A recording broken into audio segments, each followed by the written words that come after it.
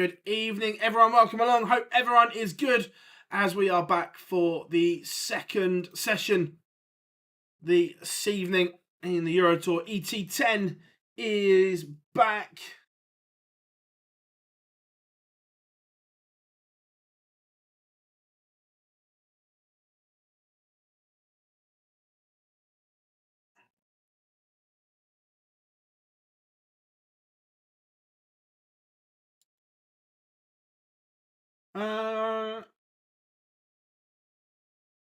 No, my PDC TV's working all good. As we get ready to rock and roll. How is everyone this evening? Quick turnaround, but we are back. Kevin Doets in action first.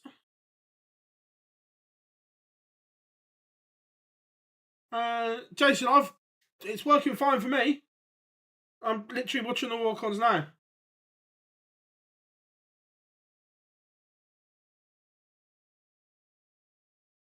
Same as for next year, same as this year for the Women's Series events.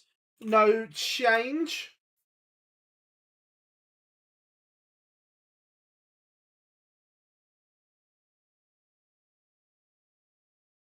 We are ready to rock and roll for the evening session in Antwerp.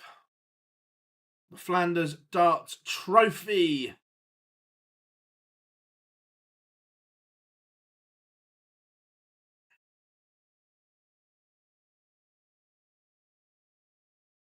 What, the first block of 2025?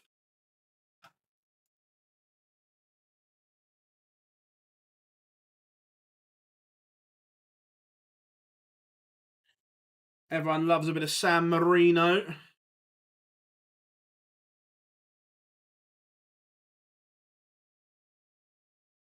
Not until Friday morning. In 2025, the first block of Women's Series events are...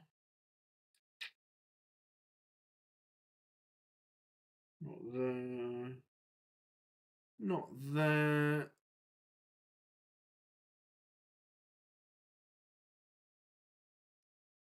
The 15th and 16th of February.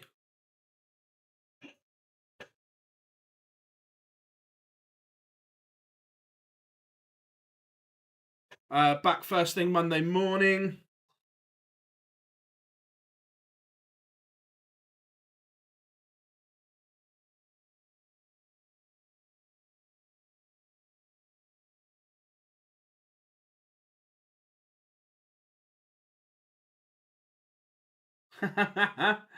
Love that.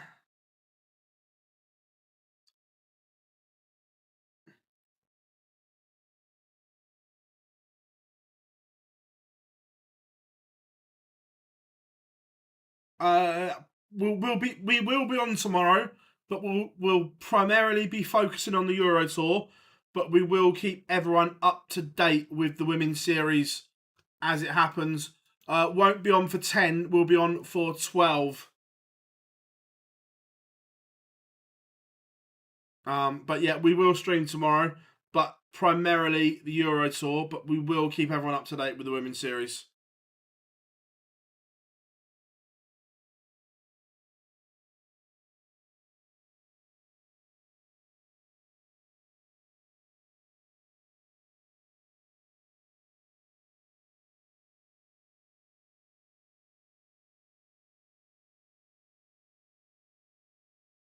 No worries. I'm getting the Eurostar.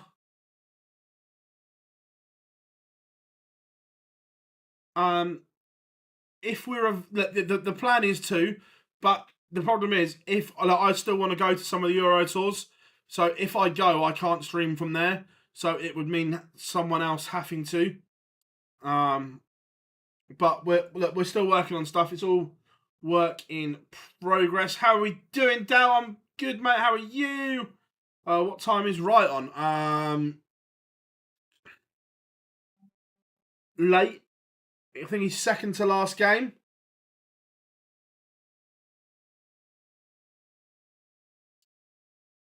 Yeah, he's second to last game, so it's not going to be Well, I'd be surprised if it was before 9 o'clock. It looks as if PDC TV has crashed.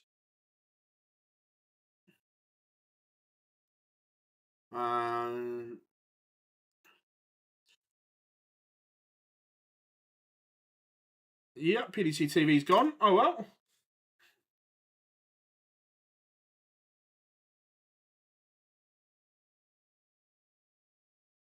It's a good question.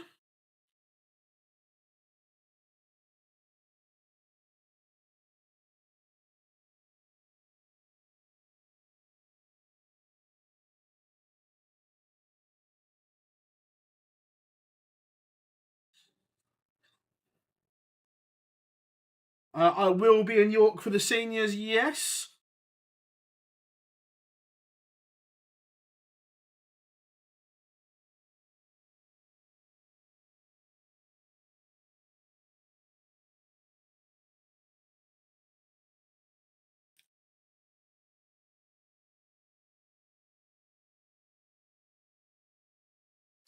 Peter Wright's more than capable of winning, yeah.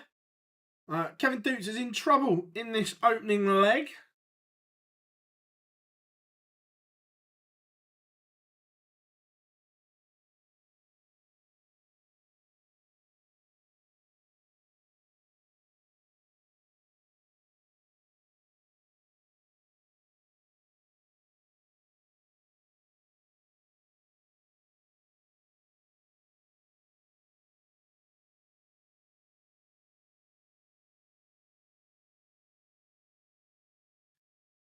Kevin Doets is one behind. Is PDC TV back? Let me refresh. Yes, it is back. We have pictures again.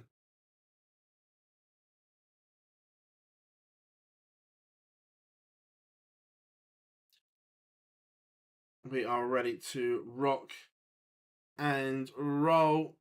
Let's have a look at. I'm not even going to try and butcher his name, but he's got interesting action by the look of it.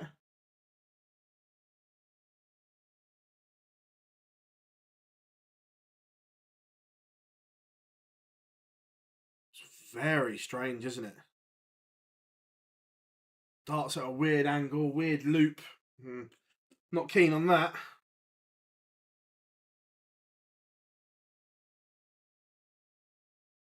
Littler doesn't play till tomorrow.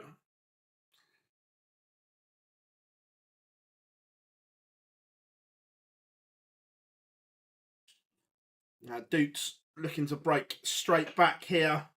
But he's going to be under some pressure. This action, when it works, it works. But he's at a 171 from absolutely nowhere.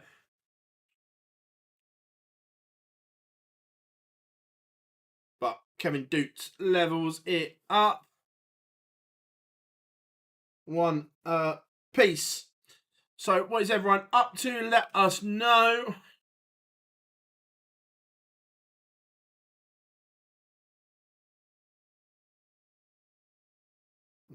Don't want that one.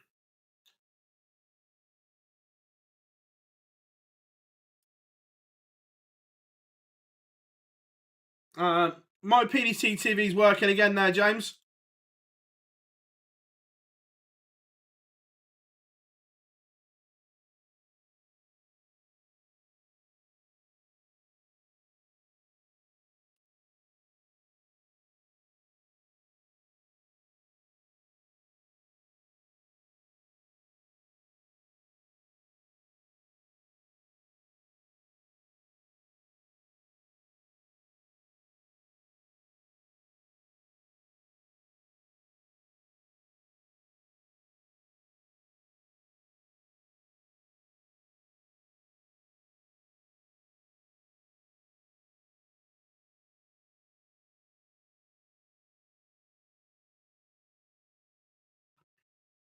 Right, where were we? Back to Kevin Doets under pressure. This guy's throw is really confusing.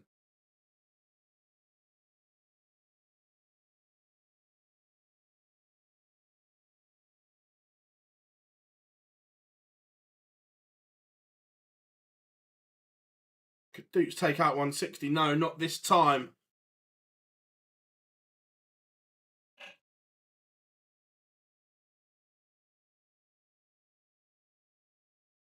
It is 2-1.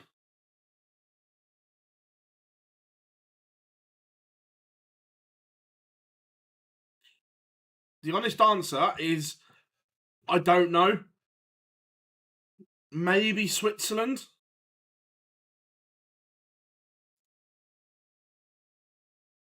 If and I say if you see him in any, it wouldn't surprise me if he didn't play in any.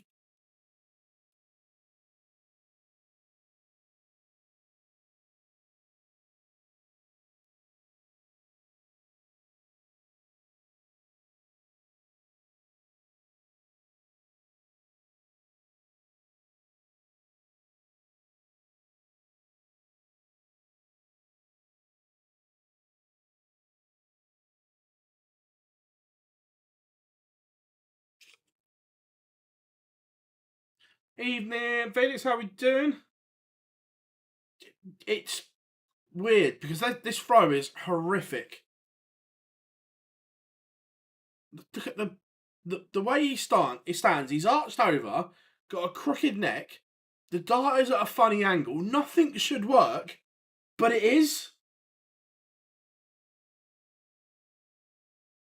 I've spoken to Gary.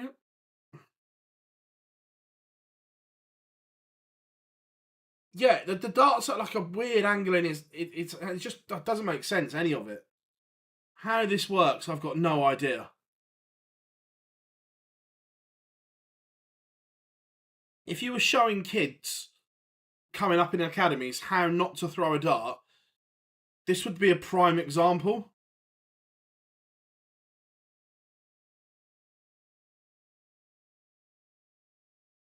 But he's going to get a chance for 3-1. Or is he? No, he's not. He's not got a dart from 80.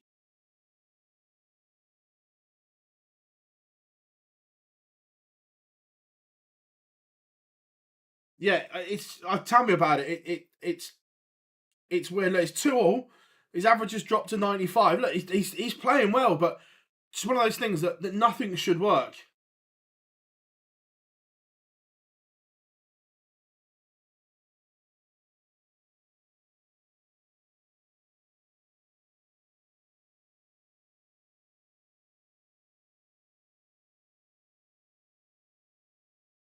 Kevin Doets doesn't look comfortable, though, to be fair, tonight.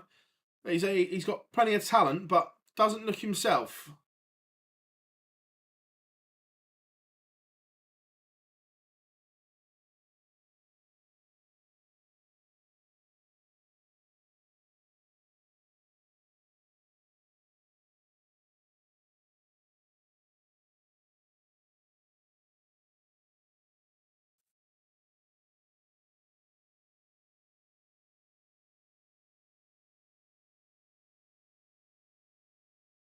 You'll see him at Dortmund.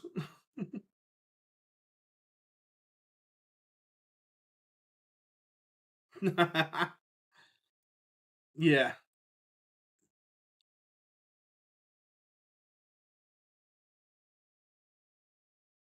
Doets, again, is slightly behind on his own throw here. Needs a treble, or it could be 5 breaks of throw in a row.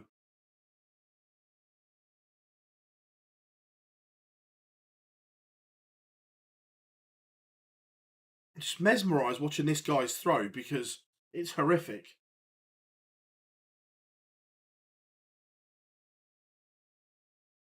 But 161.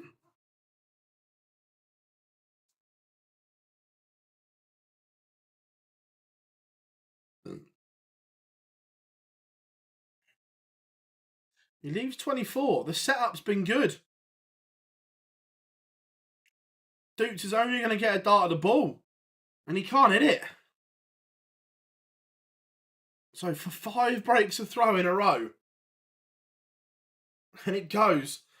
Genuinely, how this guy is averaging 94 and hitting with this technique is one of life's mysteries.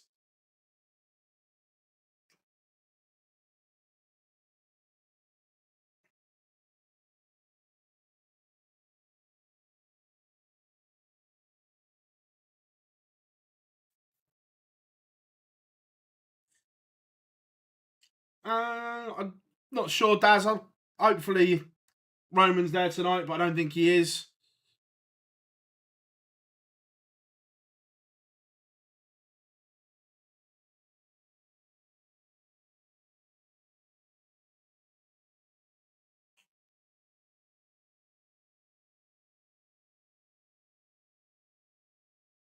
Fascinating opening match.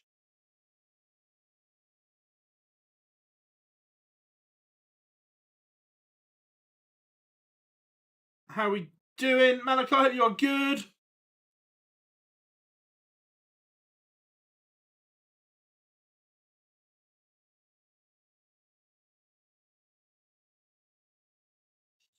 Um,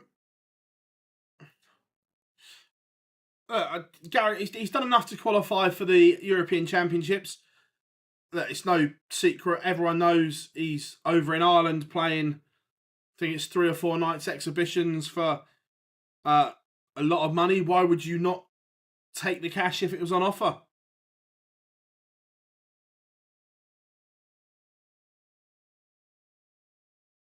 Doets is on 82 and is going to get a go for 6 breaks in a row. He's never going to play the ones that are awkward to get to. He said that from day one, which ruled a load out straight away. Tops for Doets. Can't take it. So Francis is going to get darts for 4-2. Dart tops. Can't take it.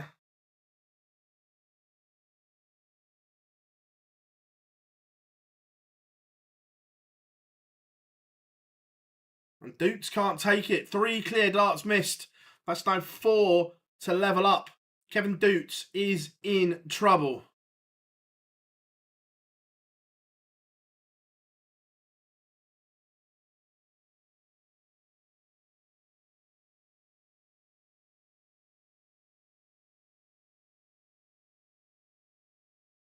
Four 2 down. This would be a big upset.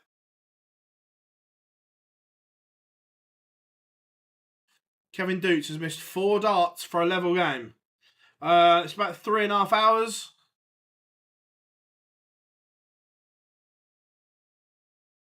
How much is someone like it's a lot of money.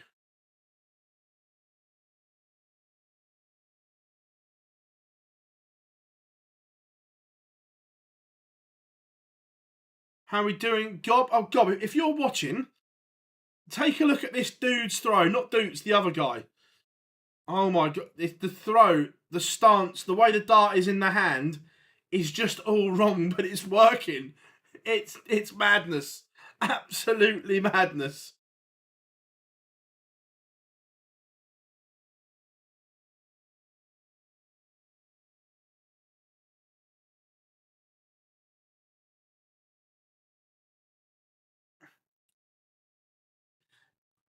Yeah, I'm never going to give you precise numbers because it's not my job to. But what Gary can earn for this exhibition tour in Ireland is probably more than what some people earn in a year.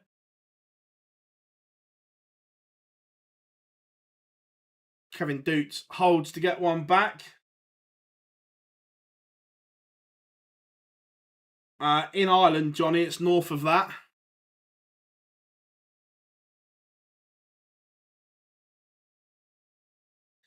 Yeah, it's the way he stands as well, Gob, because he's standing like at a real funny angle as well. Gary's doing exhibitions. Yeah, he's doing 2 weeks. I think it's the first 2 weeks of, or last week of November, first weekend in December as well. I'll be at a couple of them.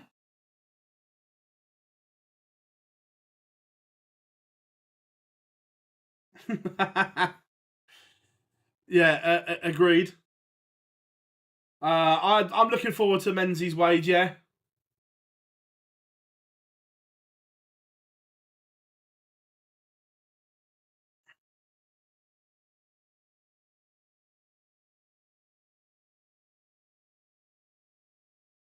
Kevin Doets down to a finish first, but 129 is tricky.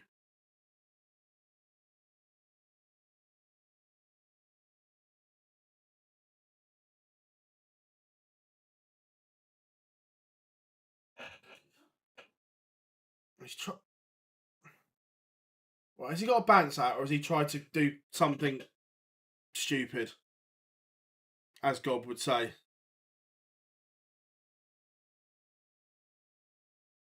Oh. So he's at the 57. He's trying to go double-double. And thrown outside. But does get away with it. Back to 4 apiece. Doets has won 4 legs on the spin.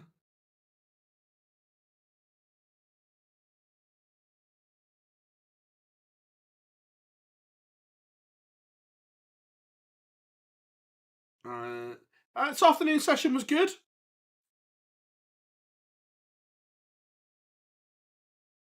Speaking of Ryan Searle, he's in Belgium, but he's got no luggage. His luggage is still in London. Good evening, Bob. Welcome along to one of our members. Good to have you in. Adam, Gob's in the chat room. He'll do some equations for you.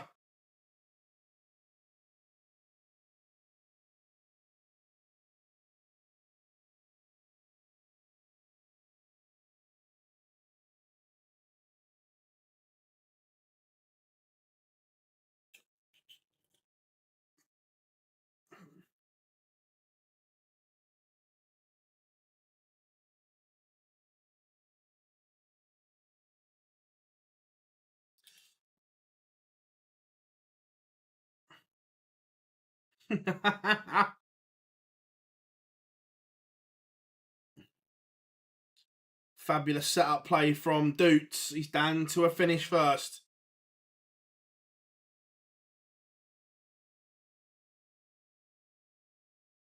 But it's under pressure.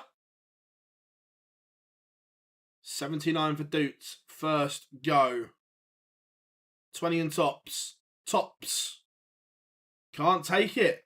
So for another breaker throw and to put him one away. It's only going to be one dart.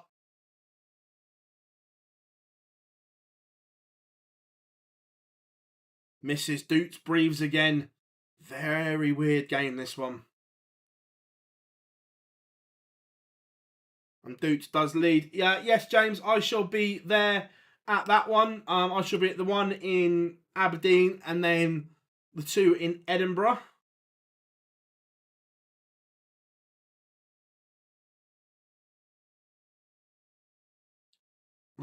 How close is he?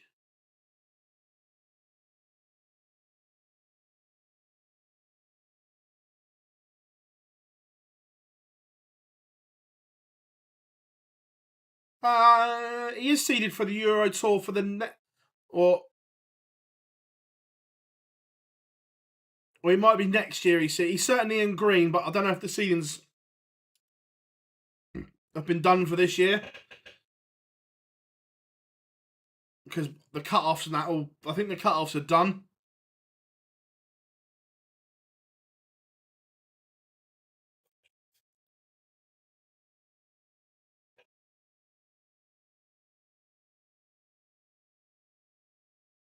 Yeah, great result for Robert Owen, Bob. He played well as well. Played very well.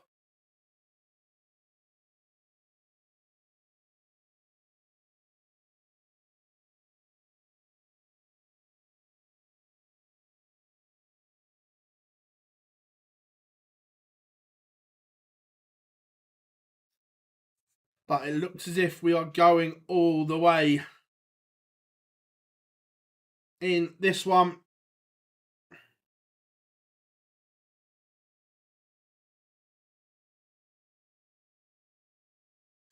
Maybe not. Doets gets a go at the 1-2-1. 11 and ball. Bullseye for Doets. Not quite there.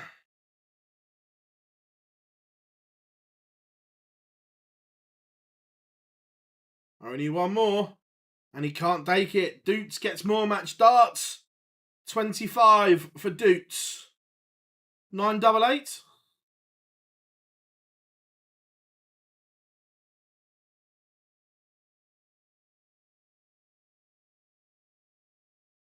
There's the 9. And there's the double 8 for Doets. There it is. A 6-4 win for Kevin Doets, but that was a lot trickier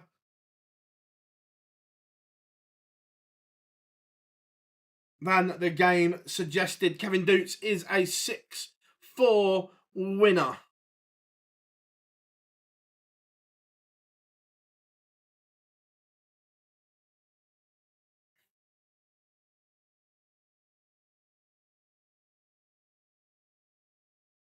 So, Doets wins. Coming up next, this should be an absolute belter of a game. It is Johnny Clayton against Dirk van Duijvenbode. Yeah, agreed, Chris. He had the better opportunities.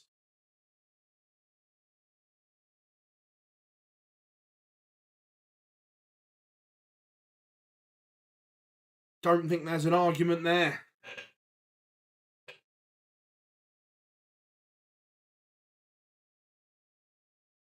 But it is Doets who gets over the line.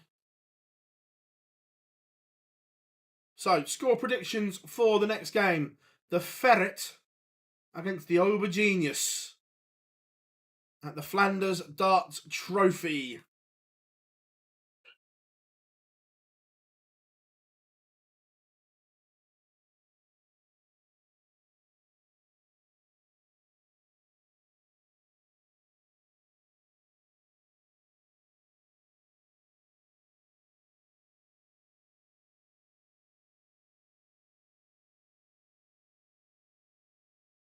Six for Dirk, nice.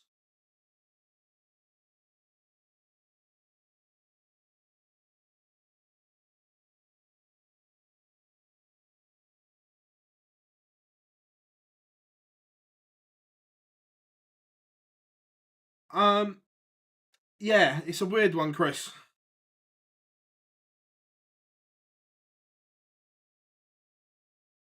No, I'm with you. I'm not a fan of the whole shifting.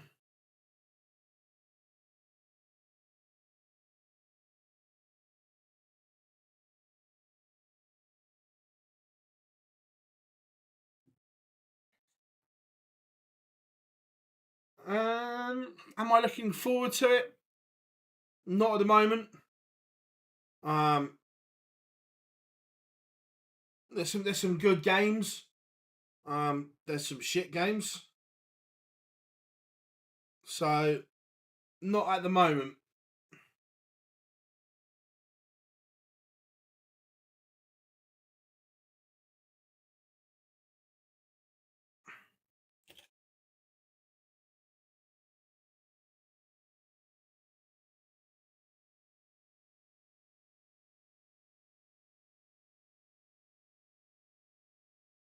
Yeah, like I said, there's a few.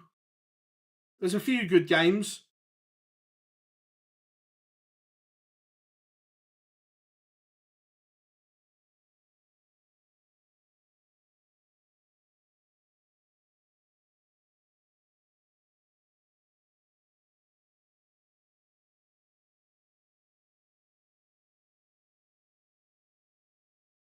That is the plan. Yes. So fingers crossed. Do something with Matt. Spoke to him, and provisionally we're all good for that.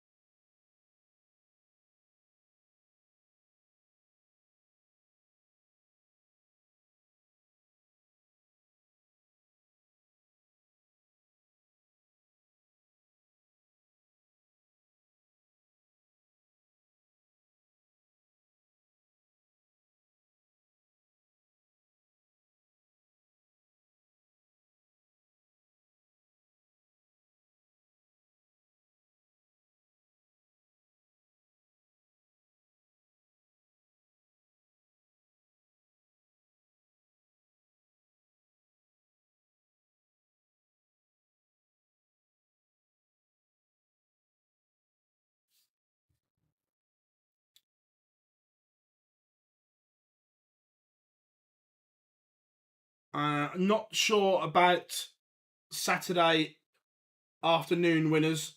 Won't know until we get there.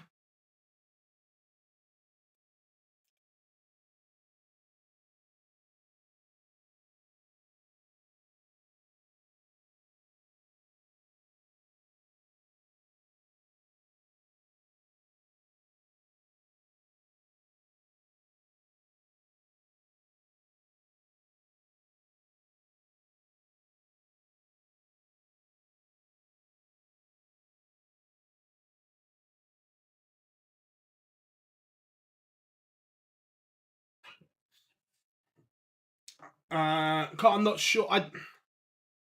This year, I'm not sure because they clash with God knows everything. Thanks, Bob. Yeah, look, Bobby's a real good character. Oh, let's change the game.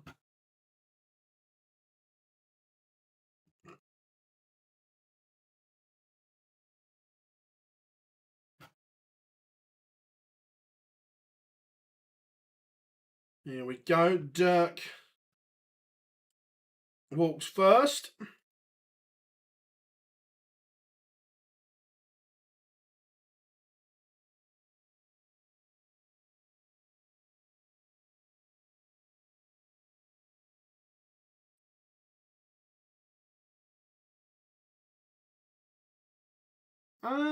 There's bits of the calendar I like. Look, most of it I do like. Yeah. I'm not sure it's all been done for the right reasons. But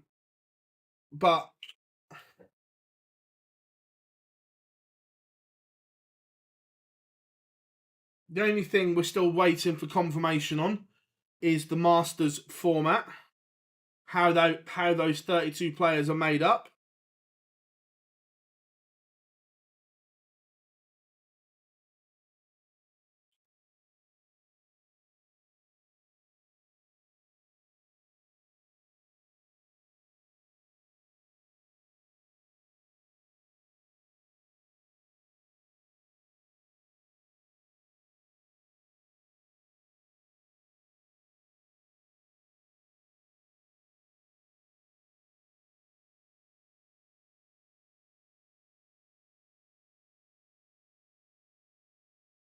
Johnny signing a shirt. Johnny's got one of the nicest autographs in darts, by the way.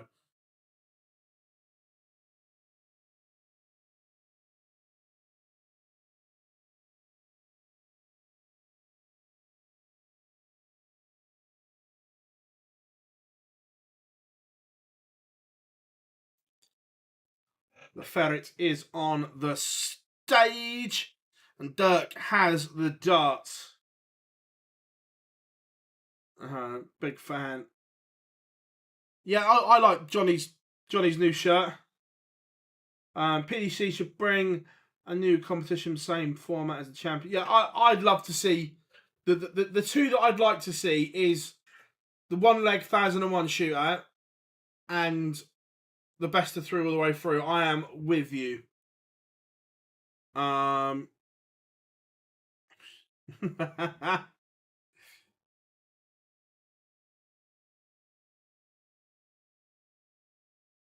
I don't mind them signing stuff on the walk on because they don't get there's no other opportunity for them to sign stuff. What would my for the Masters, because it's ranked, there has to be the opportunity for everyone to play in it. So I would go top 24 and 8 qualifiers. Otherwise, those new tour card holders that have only had their tour card a week have got no opportunity to get in.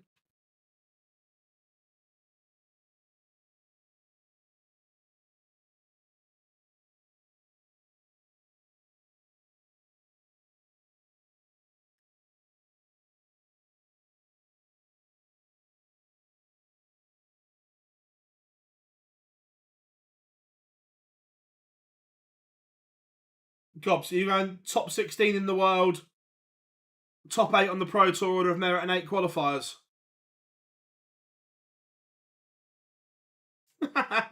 No seeding protection. I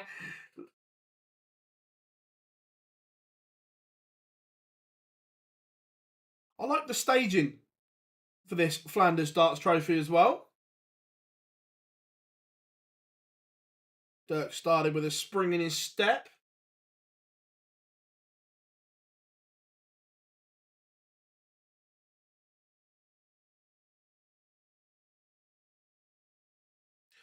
Oh, wouldn't it be great? Peter Everson winning the Masters.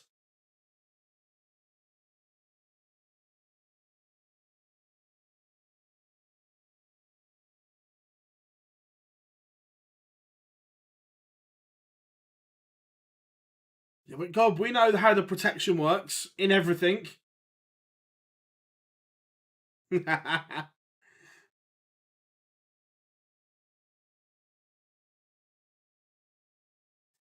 Despite the quick start from Dirk, Johnny Clayton has turned this one around, and the Ferret has a break opportunity. 85 for Clayton. 2 at tops.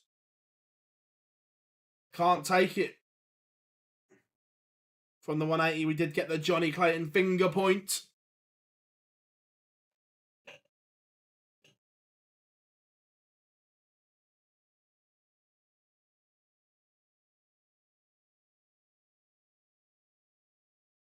God, I'm not. Look, by the way, I'm not disagreeing with you or trying to wind you up, but you know how it works. Commercial viability.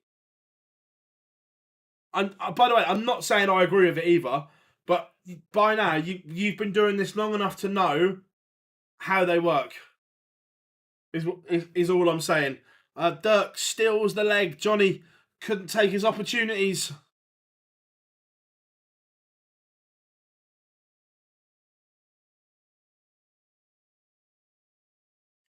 I'm not so sure about a couple of them, Dal.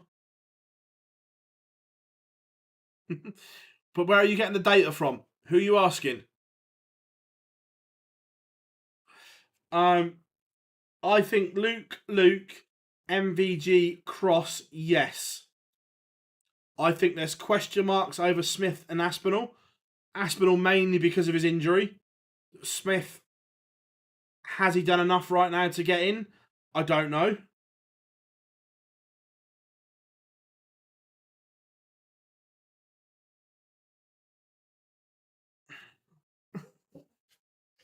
Evening, Colin from La Manga. Not a problem at all, mate. Yeah, like I said, yeah, I'm not sure on this year's Premier League that I'm still not even sure they've decided on the format yet, because the automatic, depending on the next couple of majors, the automatic picks could cause them problems. Possibly Bob. Look, he's close to the top 4 in the world. Even if he's not, would it be harsh to leave the world 5 or 6 out? Um,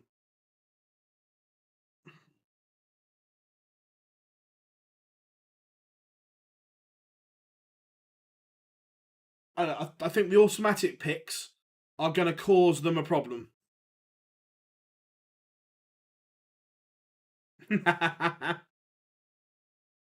Dirk survived in leg 1, and now he has a break opportunity for himself.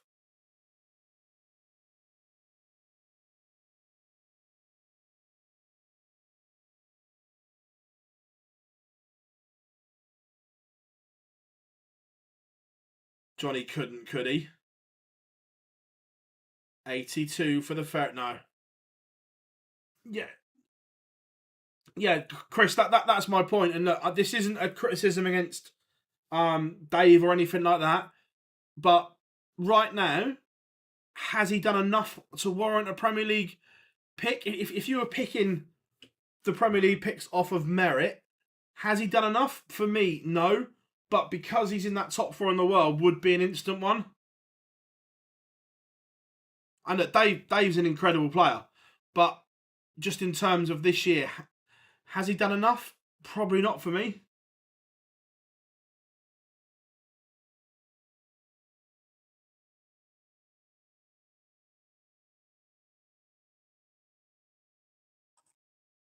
I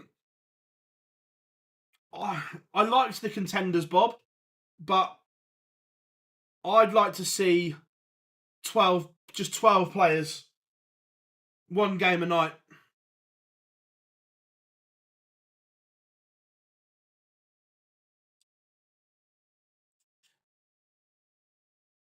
I can't see who that. Has Smith done more? You could argue that Smith has won the World Cup, so technically he's won a TV title. Cross, maybe not, but he's provisional world number 2. But again, this goes back to the reason why I don't like the 2-year ranking cycle, because something you did 18 to 23 months ago should have no bearing on what's happening in the here and now.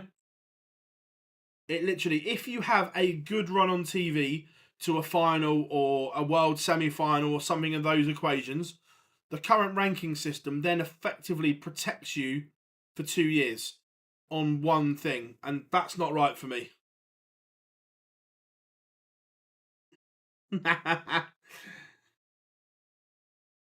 bet you'd be happy with that, Chris.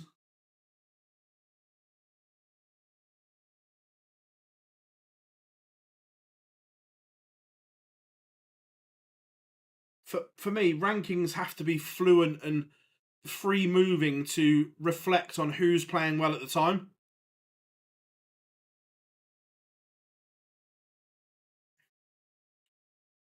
I think Bob. I think both could miss out.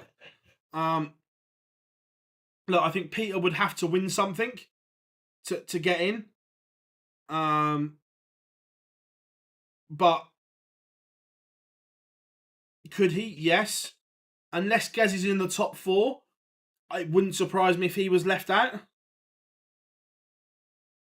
Yeah, look, Del, I agree.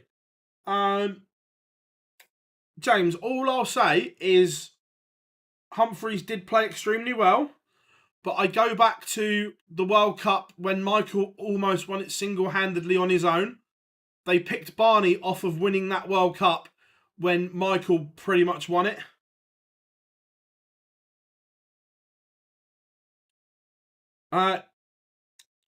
Chris, I don't know if you heard earlier, but once we get the new office set up, there will be a throw in there and we will have cameras on it. So the opportunity will be there. Isn't that right, Gob?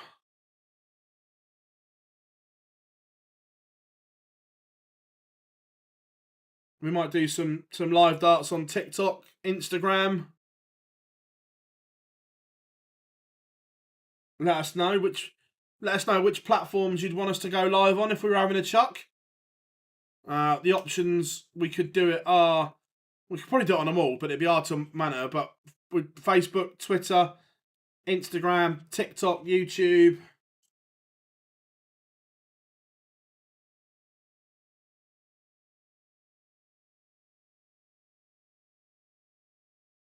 Dirk 3-1 to the good.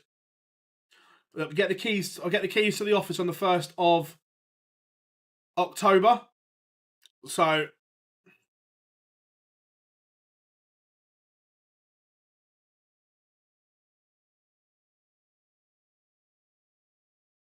Dirk Van Duijvenbode then kicks off with a max. Johnny is in a bit of bother.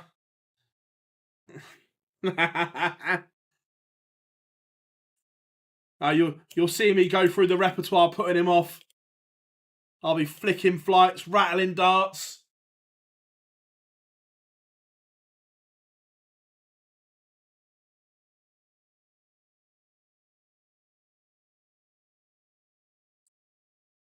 Random question. Who do Nico and Webby work for when they're playing punters at Ali Pally? Paddy Power Direct, mate.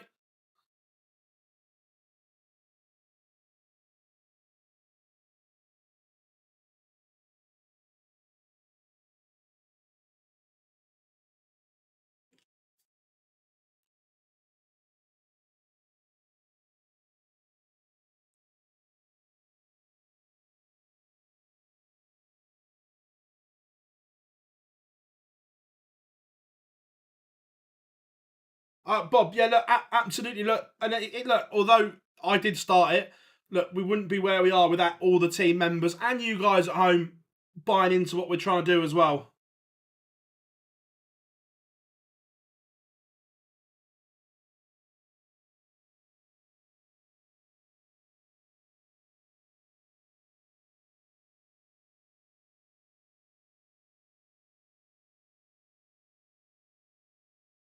Cheers, Daniel, mate. Thank you very much.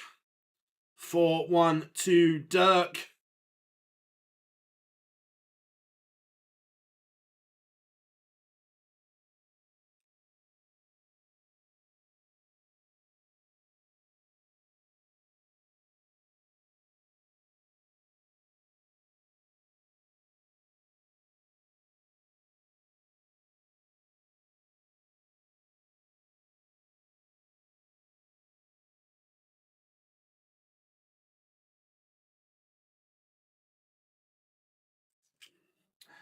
Cheers, Bob, everyone. Yeah, drop us a like.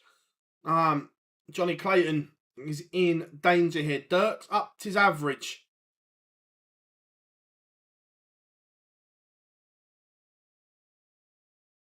Look, Bergh's not. I agree. Bergh is close to being back to his best. And let's be fair. Go back to May last year before the injury. He was in Premier League conversation.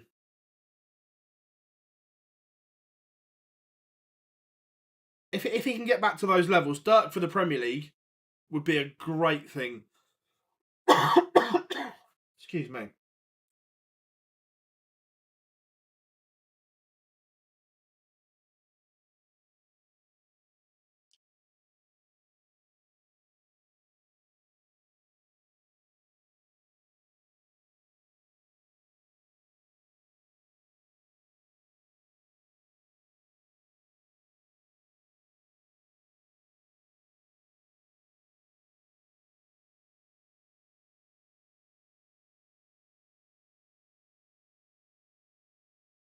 Johnny has one back.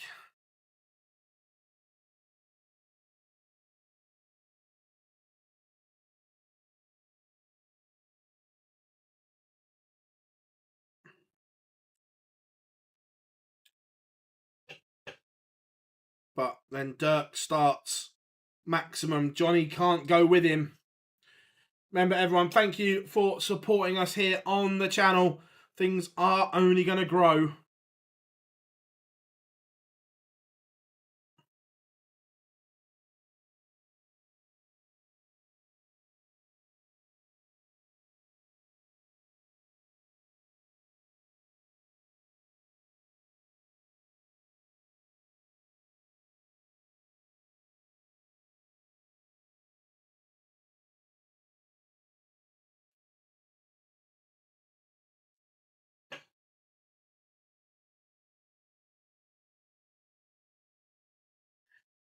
Oh, yeah, of course, there'll be a whole load of players that want to get in there.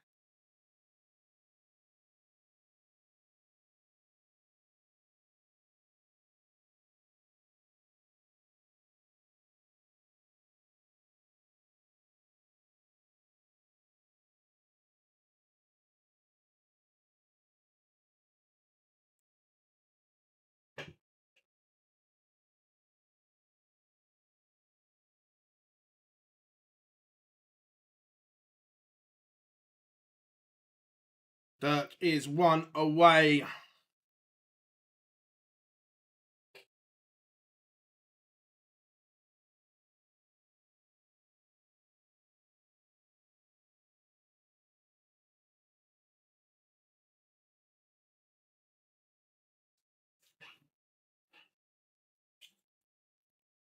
Bergh's now put his average over the ton mark.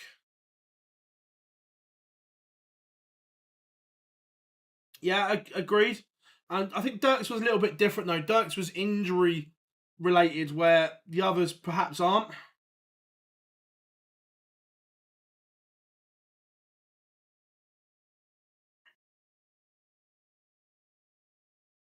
I can't make any promises, but I will try and get him in Amsterdam if he's there.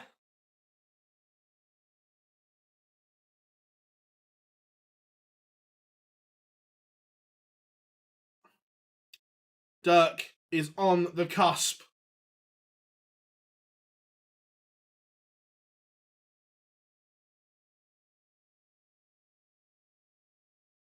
.47 for Dirk to complete victory. 15, double 16. Thank you very much. That was a little bit good from Dirk van Duijvenbode.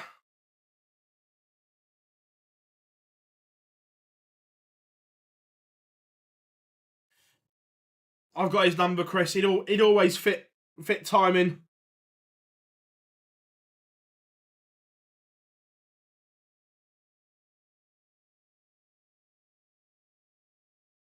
Big smile from Dirk. Bob, so I'll be on from 12 tomorrow. We will primarily be doing the Euro Tour, but I will keep everyone up to date with what is going on in the Women's Series. Is that a fair compromise?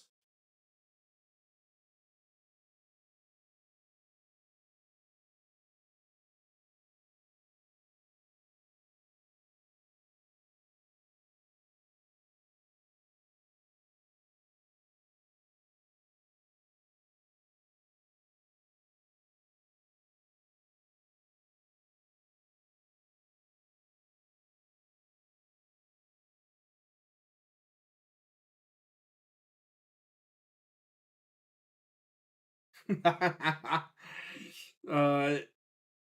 Americans or any other player try and qualify for these Euro Tours?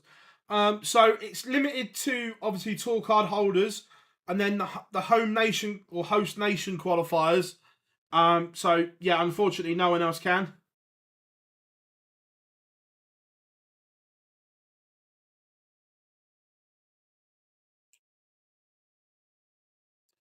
But Dirk van Duijvenbode is safely through. Coming up next, Mike De Decker, the real deal, against Flyers, Richard Veenstra. Yeah, I agree, James. That was very good from Dirk.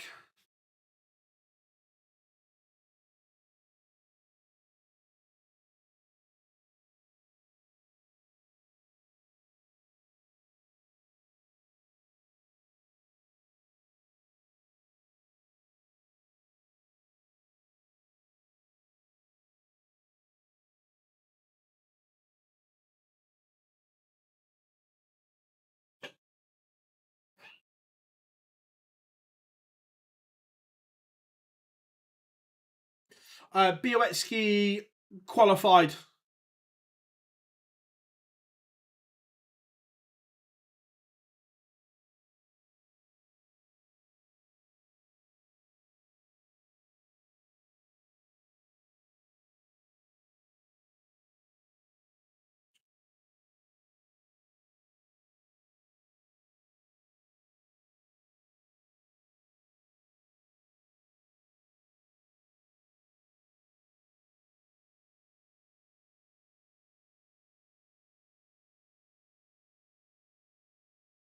Uh, nice, Bob. I'm not gonna lie. I'm not gonna stay up and watch it.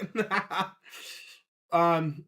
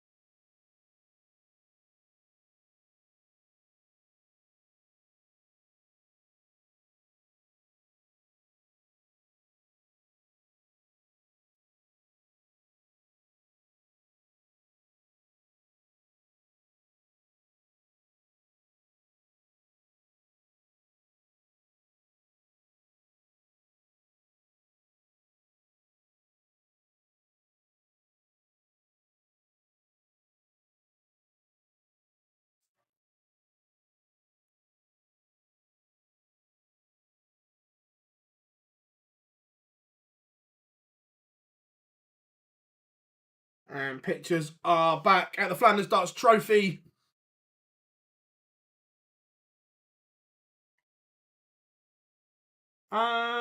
Yes and no, Daz. For me, I think it's an easy fight for Joshua. If it goes past 6, I'll be amazed.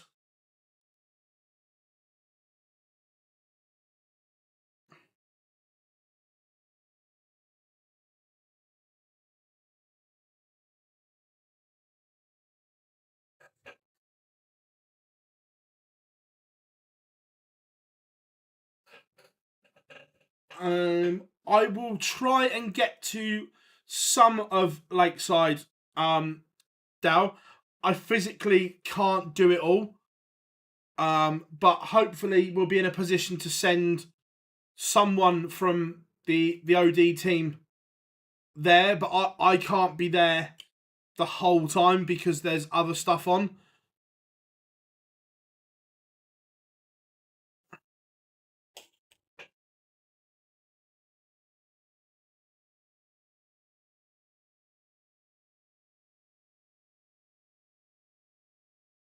And Swissville is back.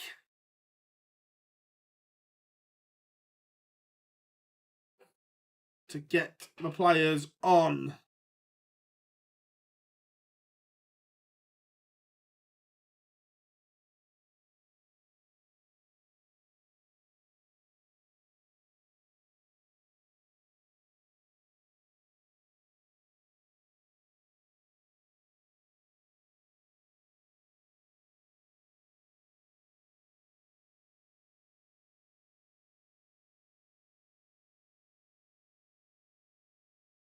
Elite tier walk on scooter. Nice lineup tonight. Euro Tour. Yeah, no, agreed. I think it is. I think it's a really good lineup this evening. I'm a fan.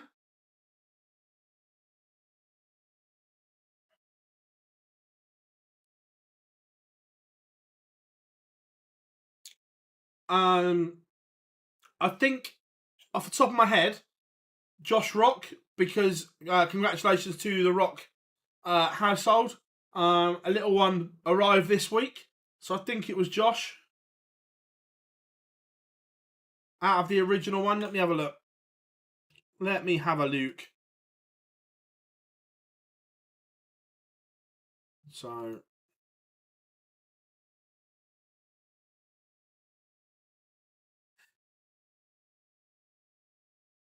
yeah, the reserve list was Mike De Decker and Scott Williams. He's here. Yeah, Josh Rock.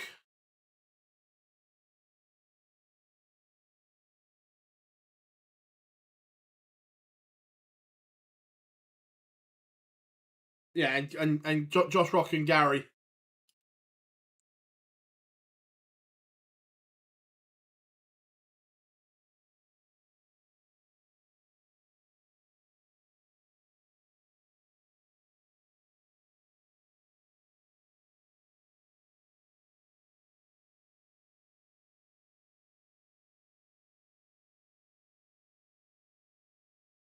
Uh, the honest answer is that he's in the draw.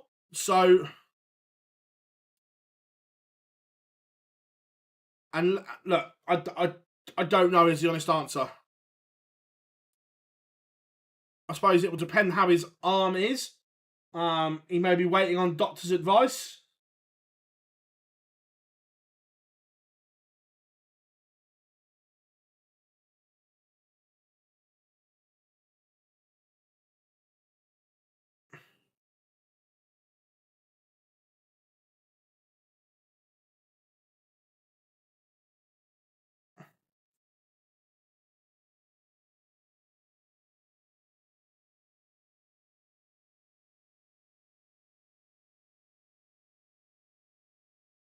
Yeah, we knew he was in Ireland, Bob.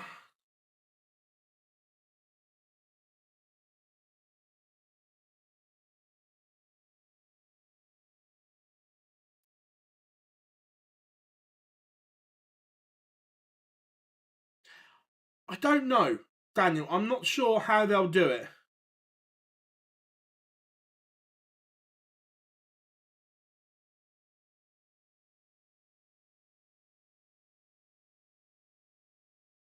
I like a bit of David Guetta. Yeah, Chris, that would probably be the logical one. They'll put in the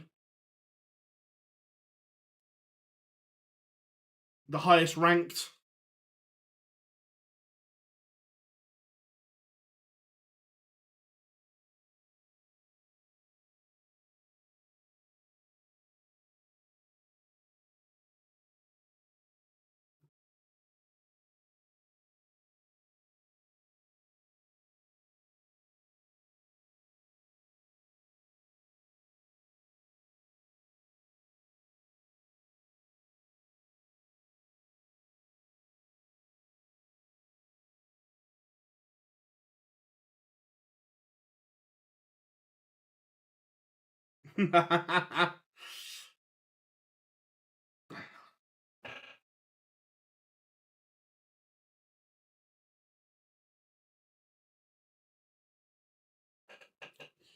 Right, Veenstra is off to a flyer. Flyers doing the business right now.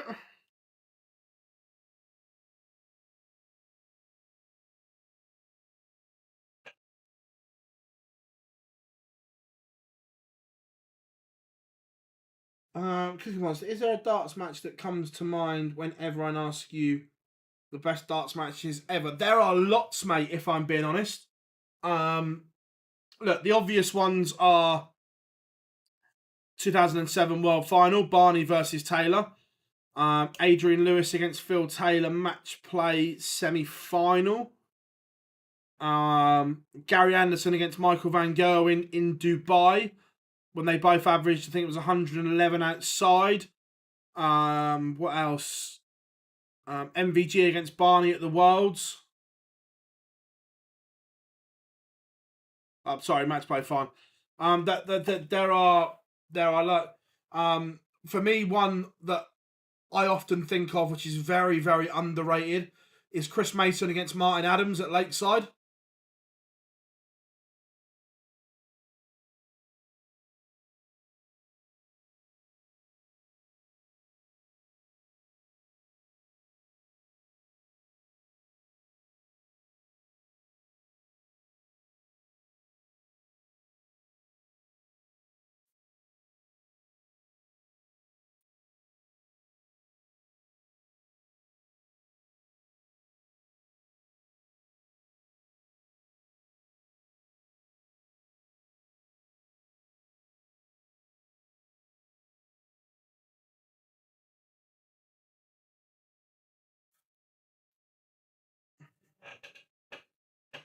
I think he's back in Australia. I think I read he wasn't very well somewhere, but I'm not 100%. Yeah, not a good day for the Belgians, Bob. Absolutely.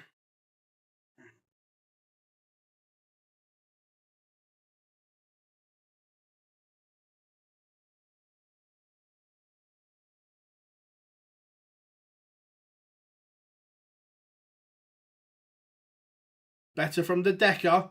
Does he do it? Is he going fishing? Oh, he's reeled in the big fish. All aboard, Mike the Decker has caught a whopper. Yeah, I'm glad I'm not. I think I thought I'd read somewhere that he was very ill. The big fish from the real deal. Oh, he stopped. He thought about it, and he popped it.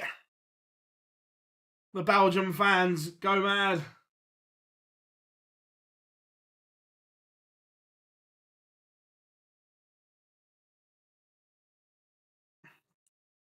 Was that Jerry Hendricks I saw at the back?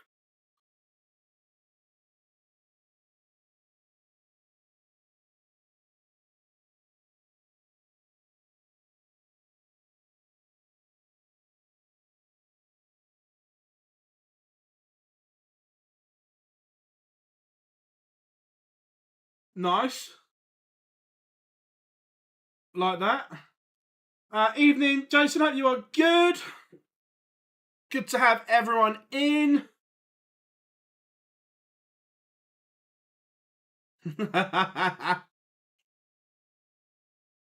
What a quote that is. Gaisca Mendieta. I'm guessing it's not the famous Valencia footballer, is it? Cullen? Because if it is, that's a great touch.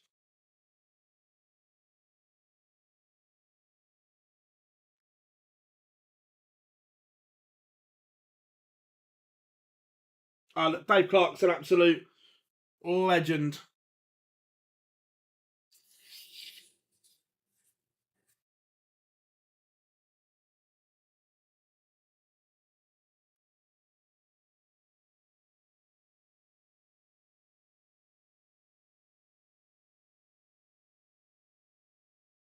But Veenstra started to go ahead again. Can't take it.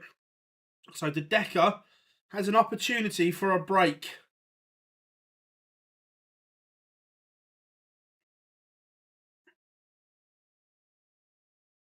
Nice. The Decker leads.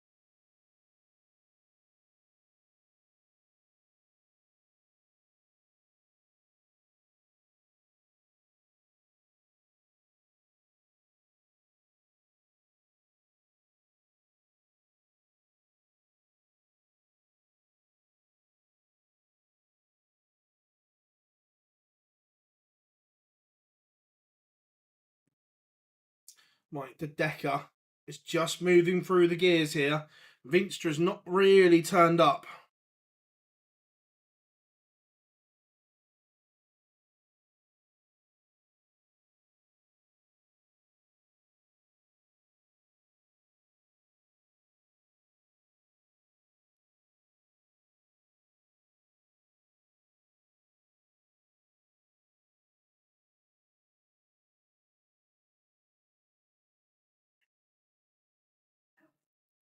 Tops for the Decker for a 3-1 lead.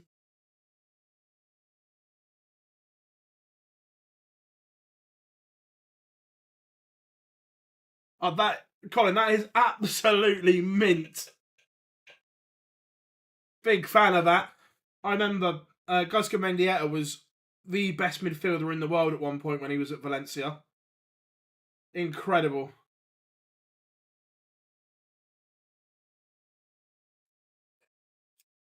Big fan of that, Colin. Big fan.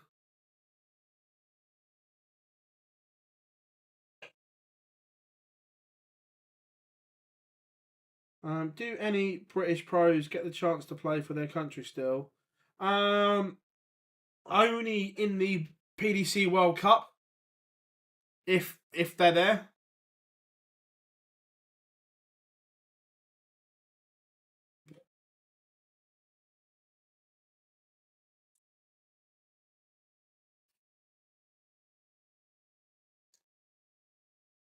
The Decker is forcing the issue here.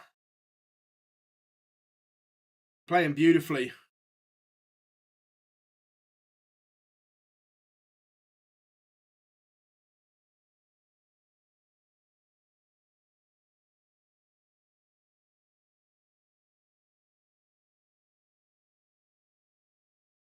$76 for a 4-1 lead the Decker's looking at. Oh, sorry, Ken. Some of them do, yeah. It depends on when they're about. Sorry, I was scam reading. How we doing? Antoine, I hope you are good. One more at 88. Can't take it, so Veenstra gets a lifeline.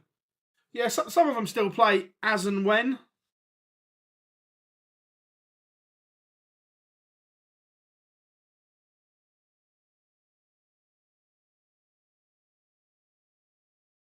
Nice, mate, nice.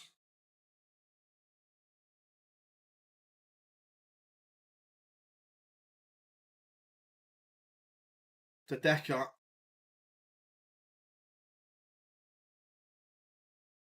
Last starting hand gets there.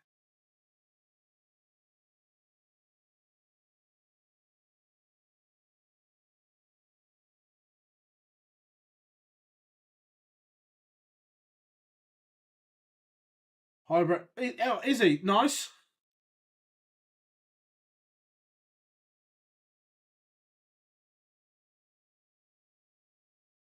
Glad you are good.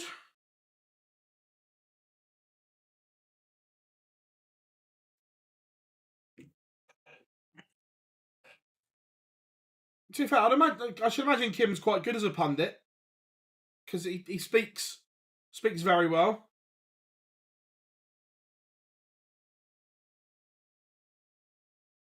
But the Decker is not hanging around here.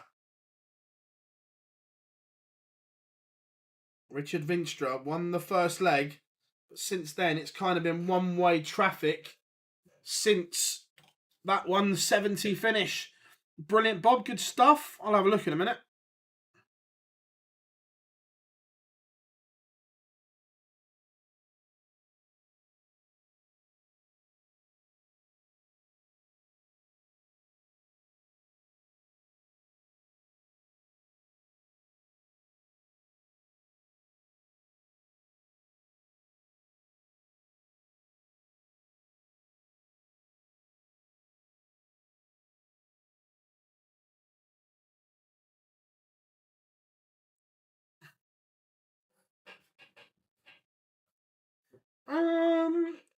I would imagine they both tried through the Euro Tour qualifier. Yes, well, definitely Kim. I don't know if Ronnie because he's skipped a lot recently.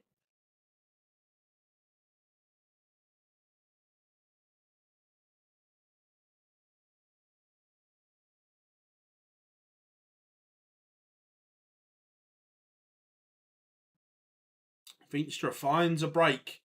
Back to 2-4.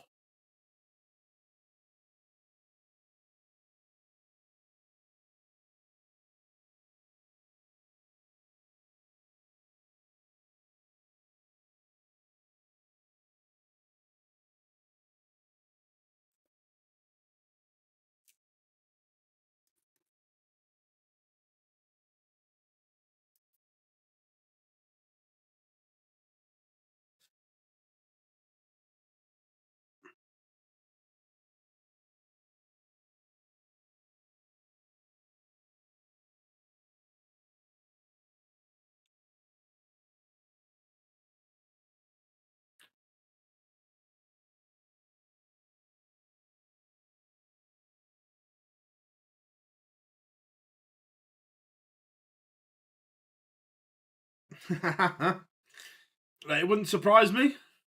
Nothing surprised me with England anymore. The Decker's left the fish again. Couldn't reel it in twice, could he?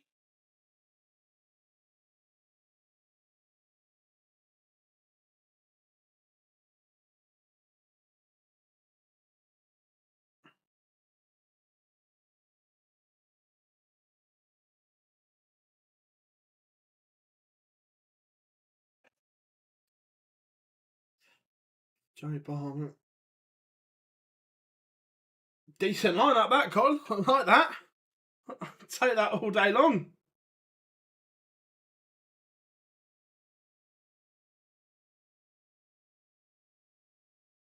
Oh, he wired the ball for it again.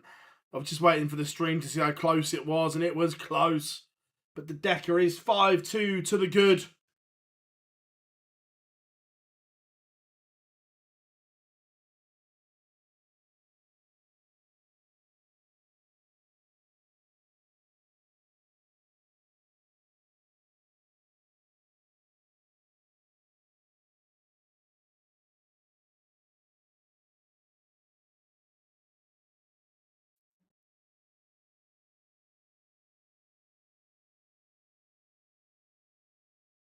Veenstra needs to conjure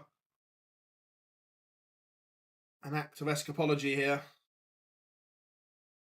He is in a world of trouble.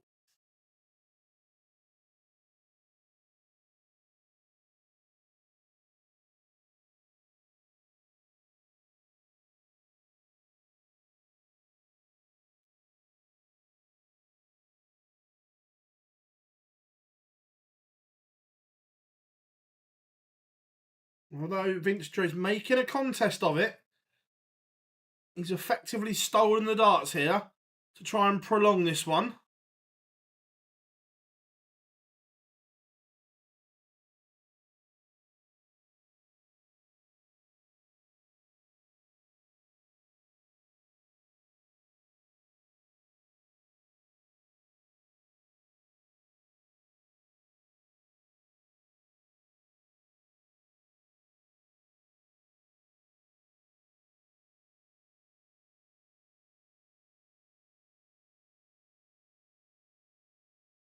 Dedeker 106. Will he get a match dart? He will. And takes it. Wasn't really in the leg, but he pops a little 106 combination. Pop, pop, pop. And Mike Dedeker beats Richard Veenstra 6-2. And the Belgian fans are loving that one. Finally, they have something to smile and laugh about.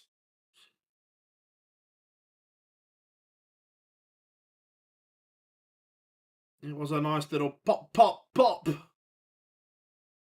As the Belgian fans go wild. The real deal, Mike Dedeker. Coming up next, it is the one, the only Raymond van Barneveld against Mike Covenhoven. Look, this is a tricky assignment. He's not going to have it all his own way.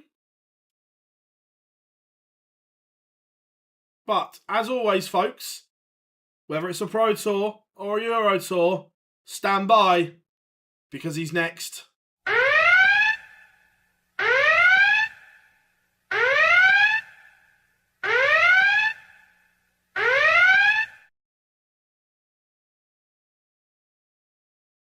The Barney alarm has sounded.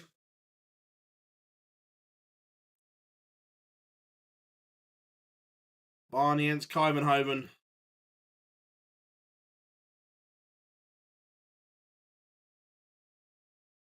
Really? In Belgium? Christ.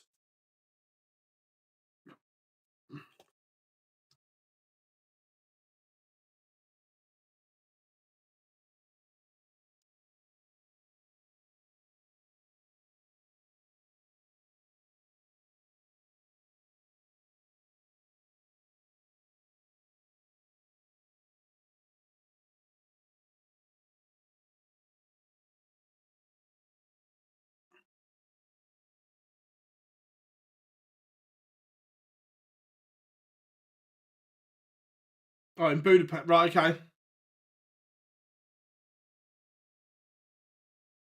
But Mike Dedeker is through.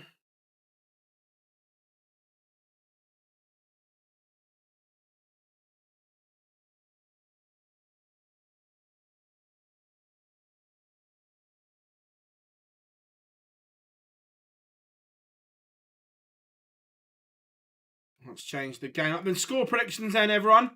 Is the great Dutchman Raymond van Barneveld going to get through? Or is Mike Covenhoven going to cause him some issues?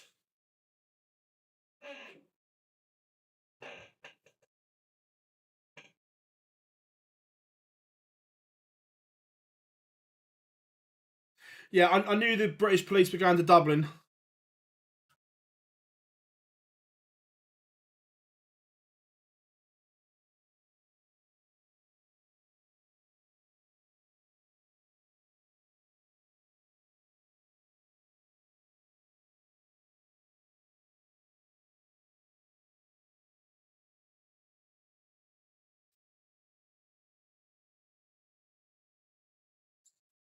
(6-1) RVB.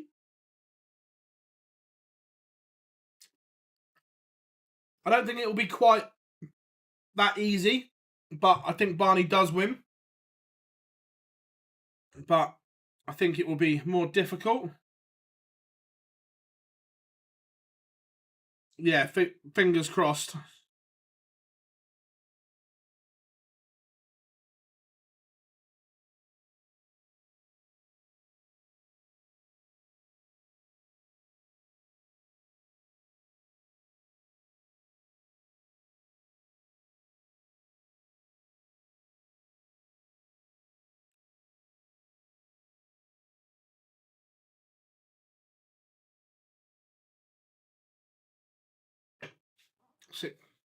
Six for Covenhoven.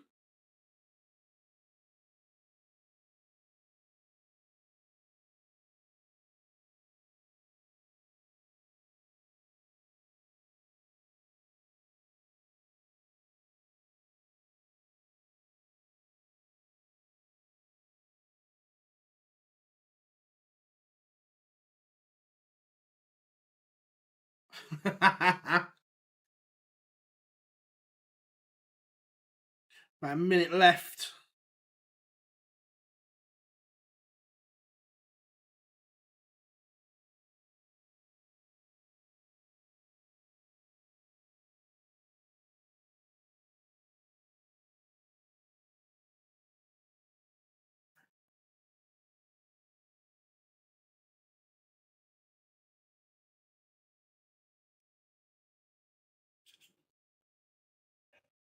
Oh, Jan Decker's coat.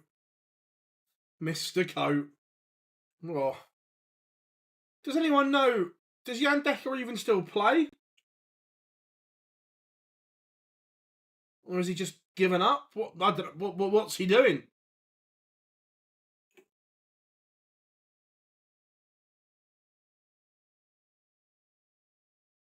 Worst nickname ever. Rob, it is right up there, I agree.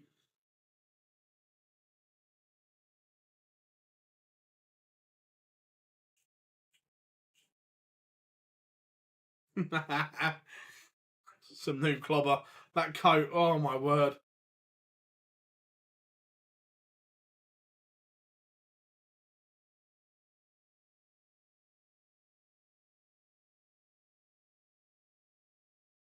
May, right, okay, cheers, Lendl.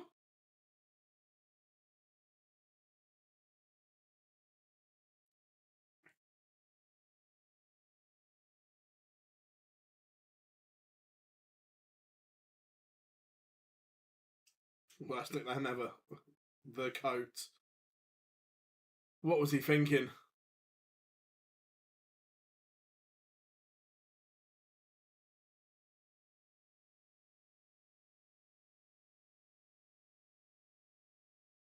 How are you doing, David? I'm good. Hope you are good, mate. So, game number 4 of the evening, Barney against Covenhoven. Then it's a real intriguing one. Menzies against James Wade. Plenty on that one. Luke Littler is not playing today because he's a seed. You will see Luke Littler tomorrow evening.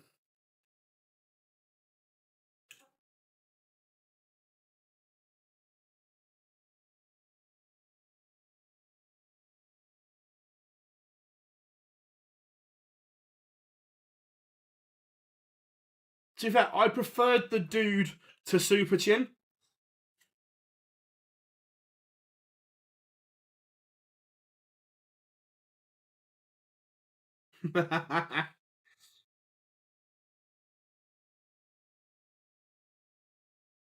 Covenhoven just walking on.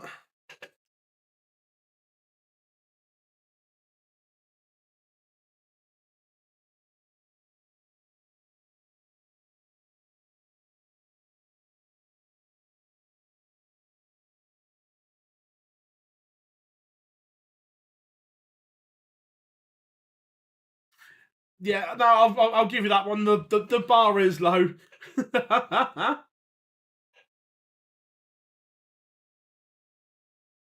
Mike Covenhoven's family in there. That's a nice little touch. RIP the Euro Tour UK Master.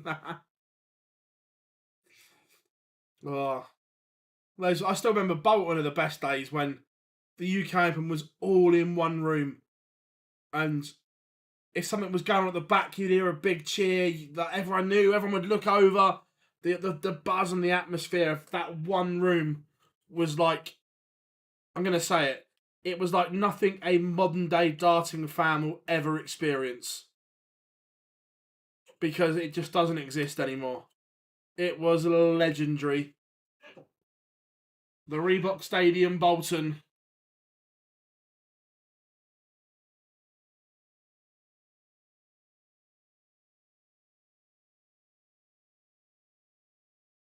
And Barney walking on.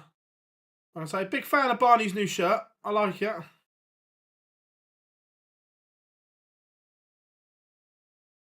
Got some friends there.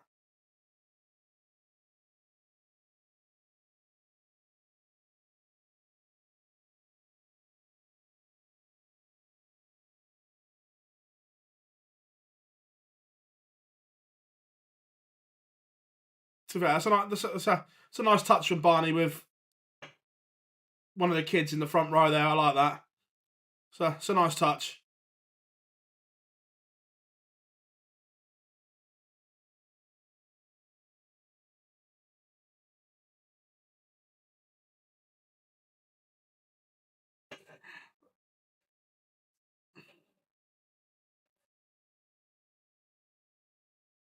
Yeah. I'm not a fan of mine yet. There, I said it.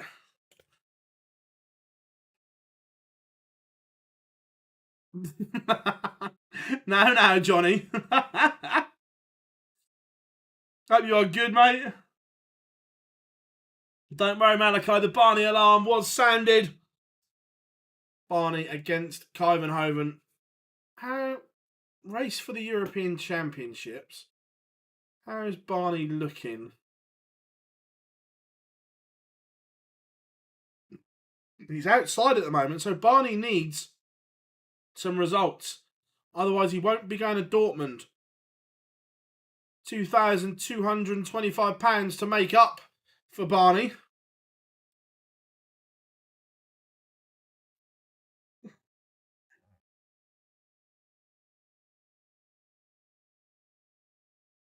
Paul Williams, that is a blast from the past, Jim, yeah? I remember him at Lakeside as well. Showing my haze as well. Oh, the Reebok were the good old days.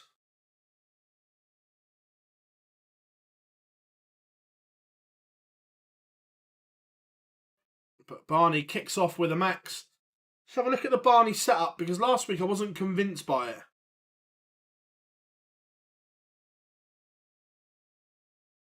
He's changed darts back. Barney fans will know straight away, but that's an old setup he's using.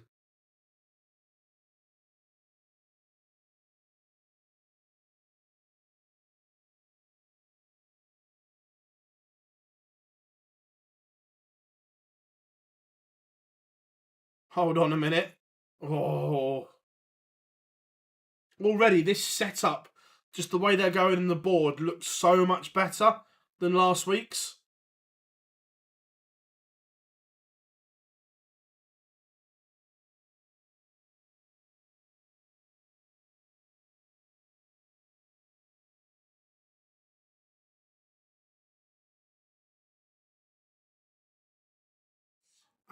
Best Reebok moment? Oh, there's loads. I remember Gary Anderson's 9-darter. For me, on a personal note, Aaron Monk beating Kevin Painter. It's like Robert Thornton. Oh, there's just so many. The UK Open was incredible. It used to start on the Thursday night as well. I'm not sure how many people remember that, but it used to start on a Thursday against David. Yeah, it was.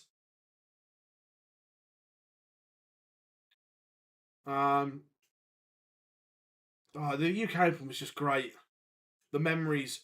But back then as well, it was not proper is the wrong word, but the way the darts game has developed and the way there is so many good players now, back then it was genuine amateur players that used to come through, where now the pool of players is so big and good those semi-professional players and even the professionals that are that next tier down take up a lot of the qualifiers.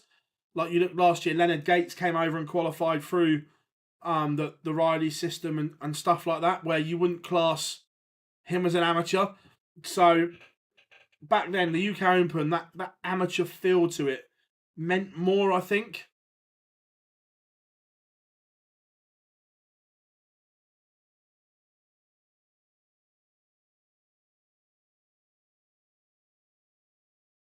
I'm liking the Barney throw today. Like I said, I wasn't a fan last week. It looked a bit loopy and lobby.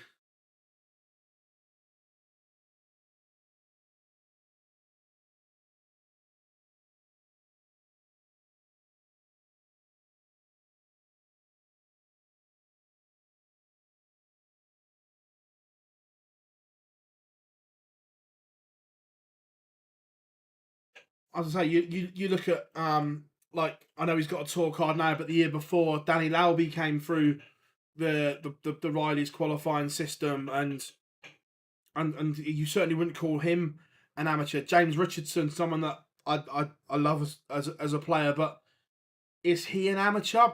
He's probably a semi-professional player. I wouldn't say fully pro, but he's not an amateur either.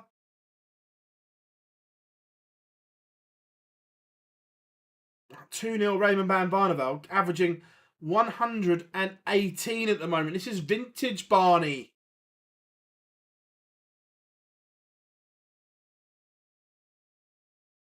Yeah, I remember the speedy hire, Rob. Absolutely.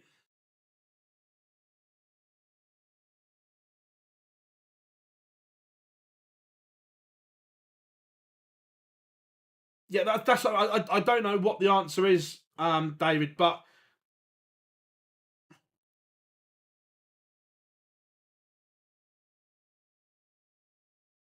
I want to see Dave from the Dog and Duck take on Bill from the Goose and Labrador.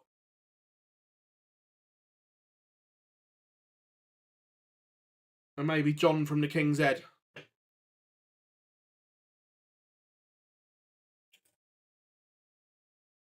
This is sensational from Barney.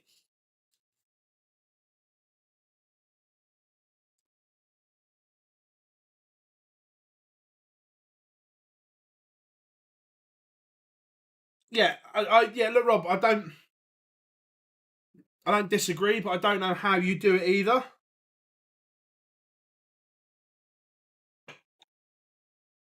3-0 Barney, averaging 112.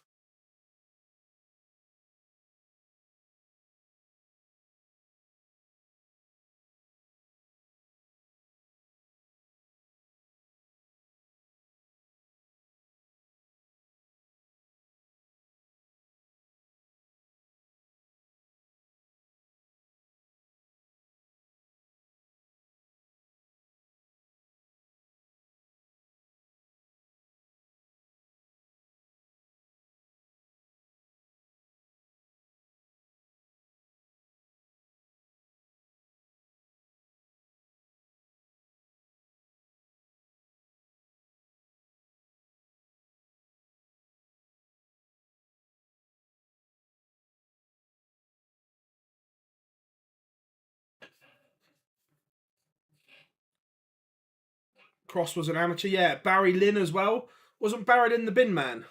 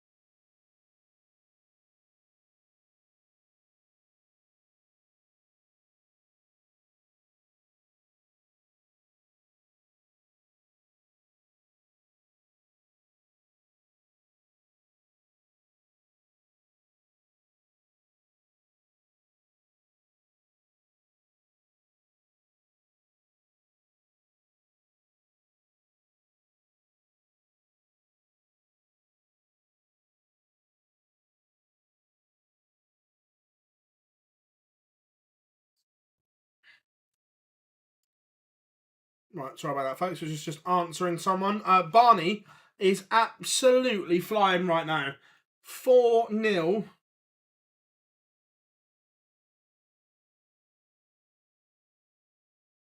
Nathan Derry. Kevin McDine. I still remember his MVG celebration. That worked well.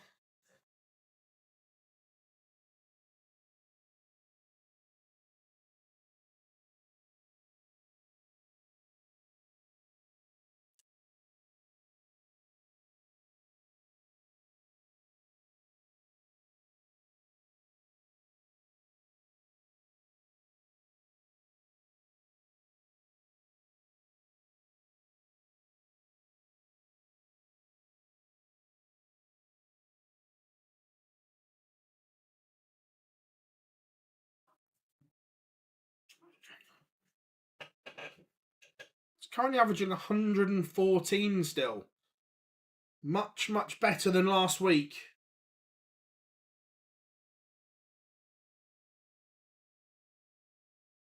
Yeah, look, that happens, and look, the problem Luke has got is not so much for this one because he's obviously seeded one, but for the other ones, like the match play and whatever, he wasn't a seed was the issue. So once he's in the right part of the draws and things like that. Oh yeah, the draw is very top heavy.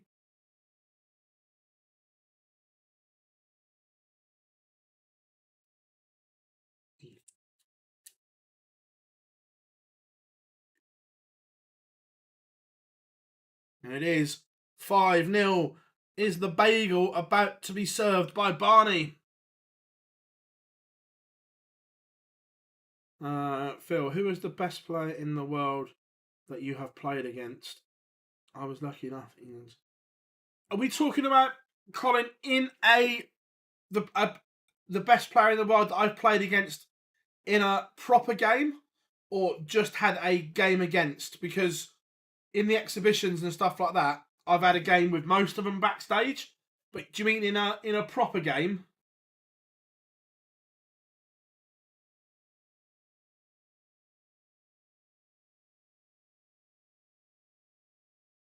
If so, interesting story. It would have been around 98 or 99. Because I was only 16-ish. Went down to Eastbourne when Eastbourne was a huge tournament back in the day. I'm not sure it's quite so big now, but the Eastbourne Open used to be huge. So we were going down to play in the youth event more than anything, and thought, oh, we'll have a go at the men's tournament. Didn't think anything of it. Like, we were there to play in the youth stuff, and I drew Shane Burgess. Currently, I think he was world number 4 at the time. I got absolutely annihilated.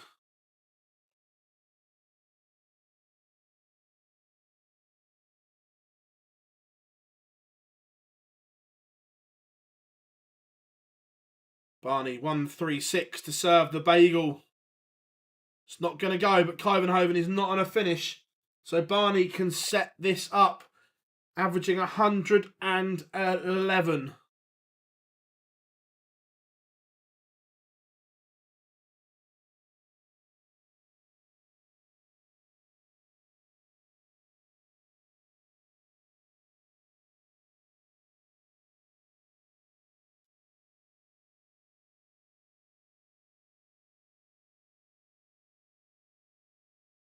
Match starts have come and gone.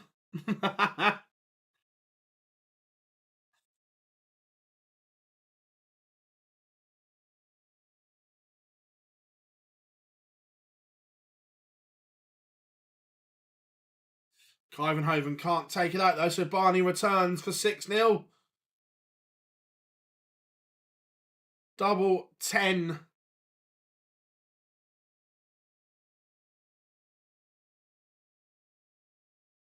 Five match starts have come and gone. Yeah, I agree that this is a very good performance from Barney. He'll be devastated that he's not won this 6-0.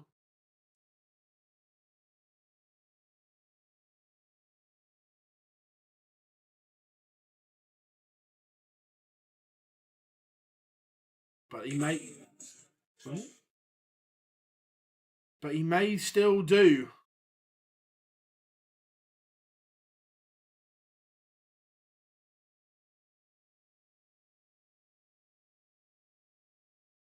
Barney's made a mess of this. He's bust it.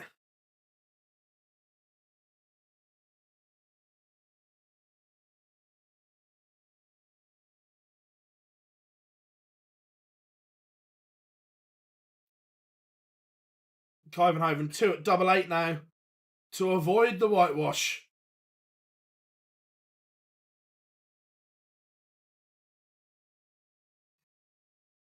But Covenhoven can't take it out either, so Barney returns. The average has come plummeting. Barney was averaging about 110 before this leg. But it is the bagel served for Barney. How are we doing, Daniel? Hope you are good. Phil, who's the best foreign dart player excluding Dutch?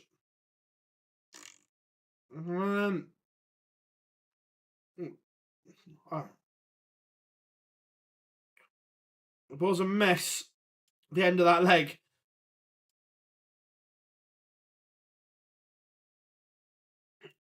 Coming up next, this is a huge game between Cameron Menzies and James Wade.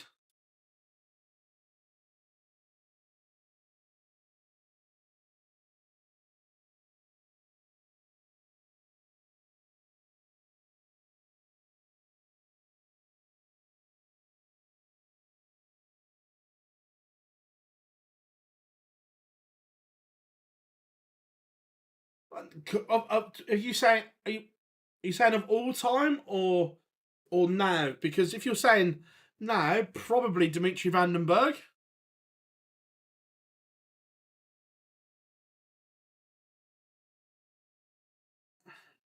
Yeah, probably Dimitri or Dirk.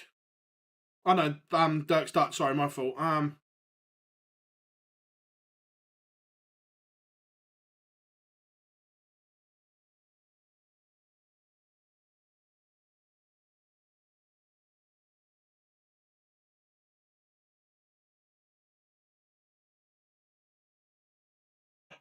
Now or ever. It could be here a while talking about this.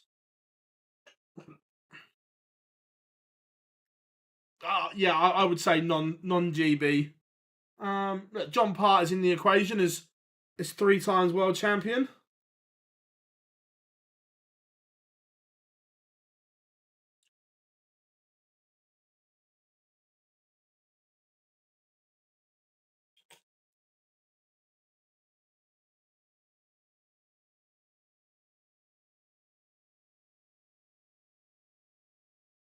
Well, look, to be fair, look, Cadby could have been. I know we laugh about it, but Whitlock up there, yeah, you'd say so.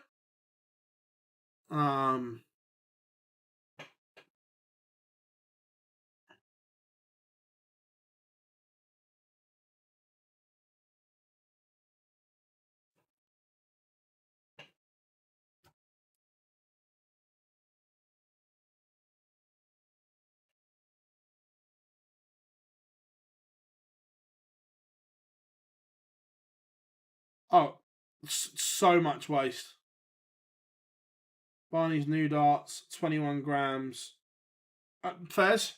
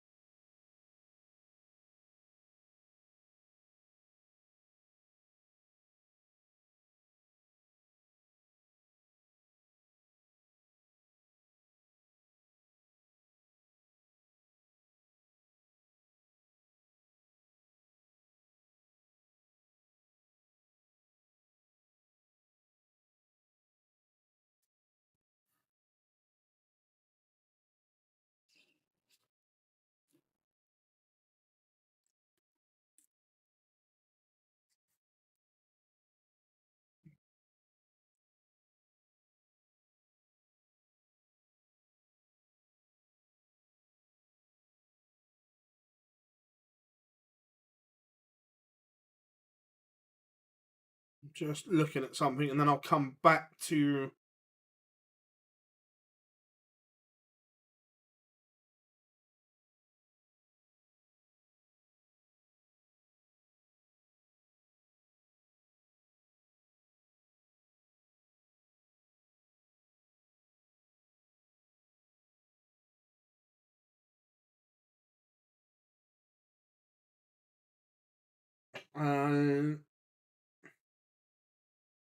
Colin, I'm just checking something. There's two that I remember. I remember going to Lakeside in 1998 when for men's semi-finals night when Barney beat Colin Monk.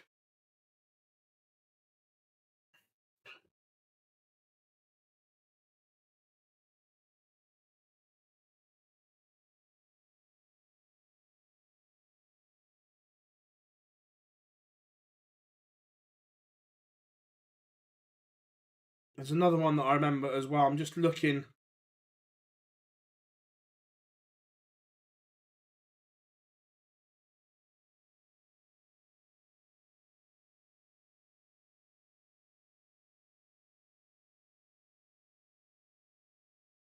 I know.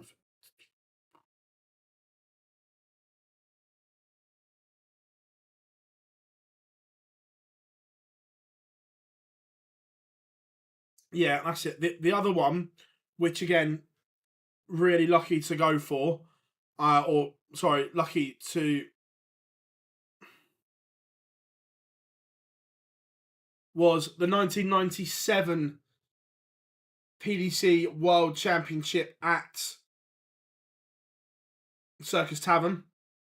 Again, went to semi-finals night, and Phil beat Eric 5-4 in the semi-finals. And the atmosphere for Bristow that night was just insane. Like, off the chart.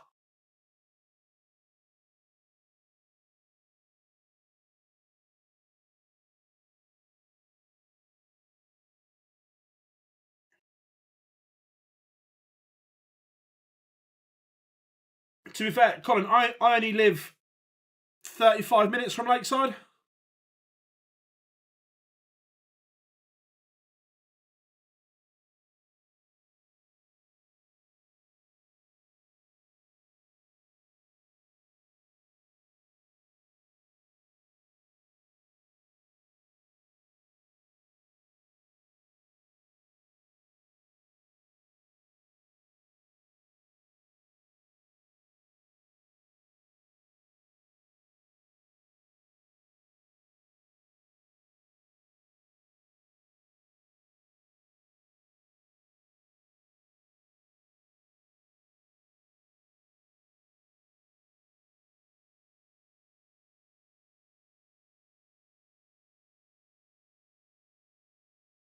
Right, here we go. Pictures coming through. Go on then, everyone. Who wins it? Menzies or Wade? Menzies has won the ball.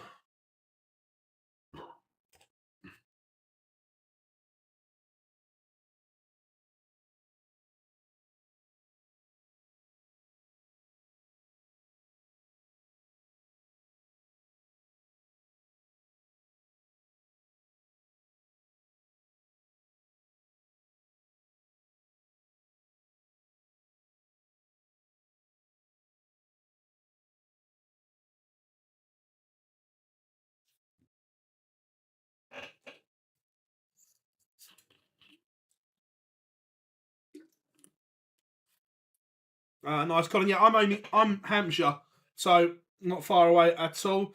Hart says Menzies, but Wade will nick it 6-4 Menzies. Look, right now Menzies is playing incredibly. What a result this would be if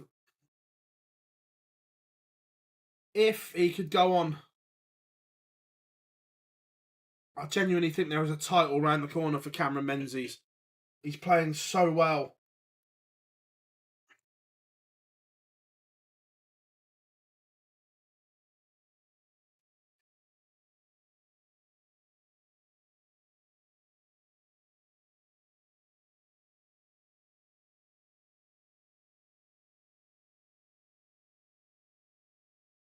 No, yeah, that's you don't know what wage you're going to get.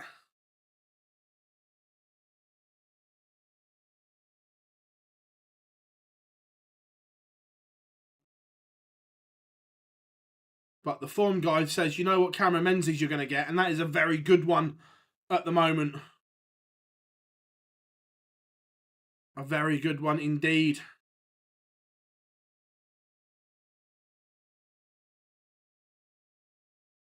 Oh, if he gets a 9, the scenes, he'd be off.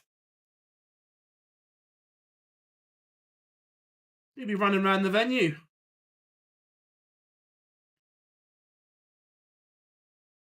Yeah, agreed. It is very important.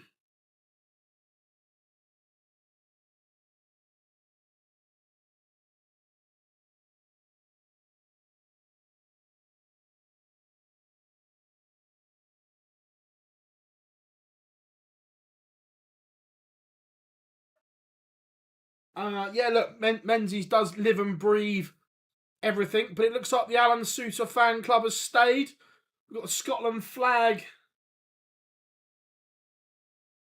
waving in the front row.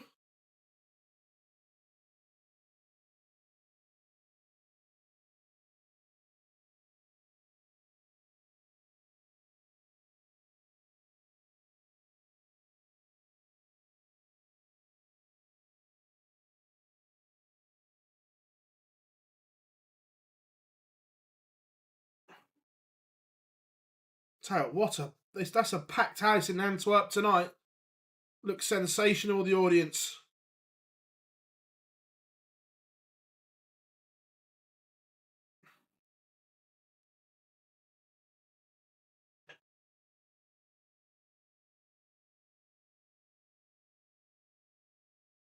Ah, cool. I shall have a look. Like I said, they look like an older set that he'd used before in terms of the style of them.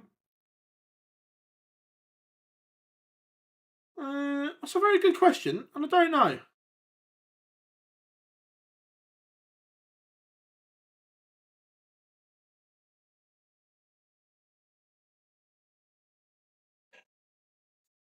Hold on. I'll ask her.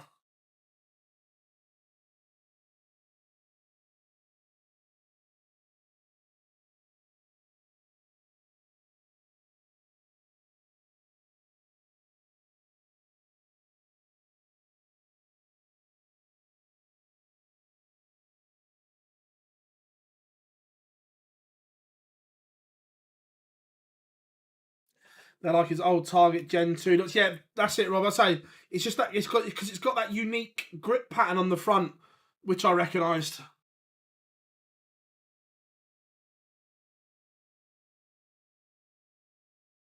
Yeah, no, I probably speak to Fallon more than Cammy, but yeah, no, I do speak to him. I just think it's belief and look, confidence. Winning is a habit, the same as losing. If you get in that losing streak, you're like, oh, here we go again. But I think winning's the same as well. That I just think he's found a maturity to his game that he's now thriving on.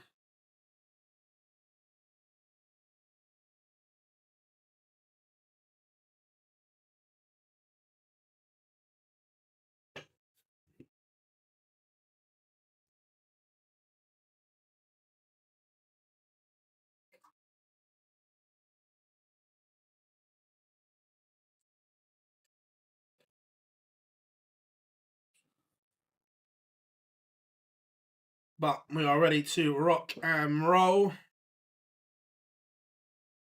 Yeah, correct.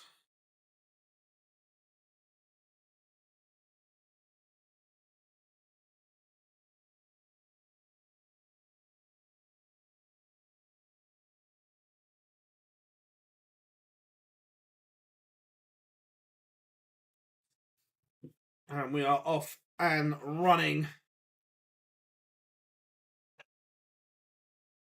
Cameron Menzies. I like the cami throw as well. It's so easy on the eye.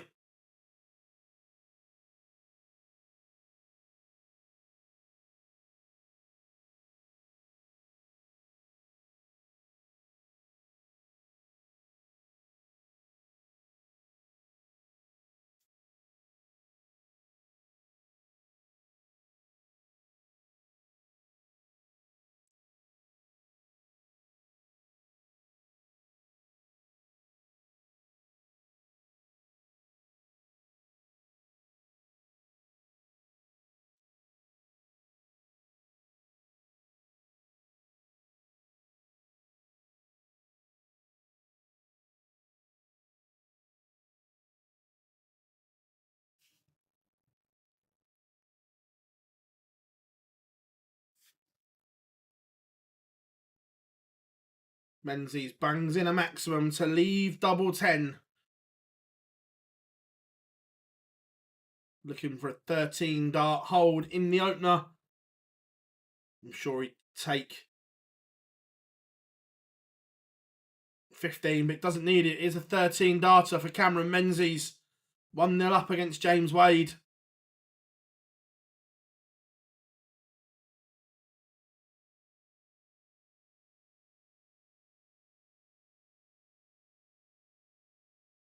So far, Wade just not in a rhythm yet.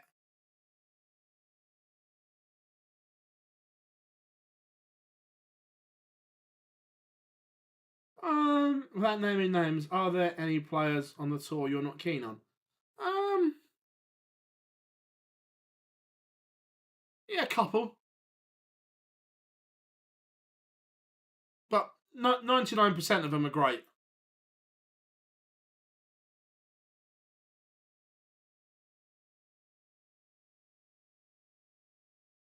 Menzies will be disappointed only to score 60 with his second visit.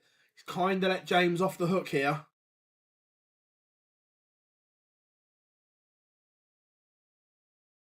But only a 28 from Wade.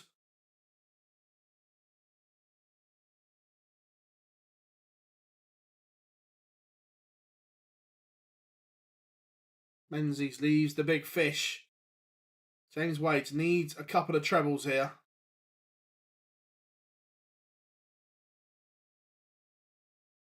Only 95 to leave 138. Here's Menzies going fishing. Bullseye.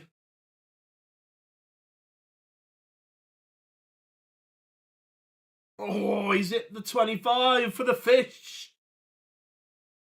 He almost treated us to something magical.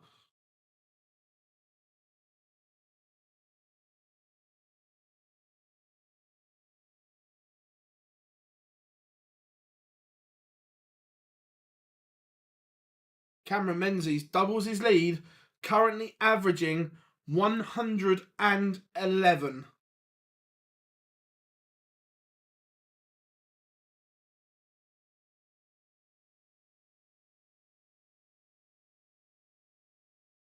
Yeah, David, look, it has, absolutely.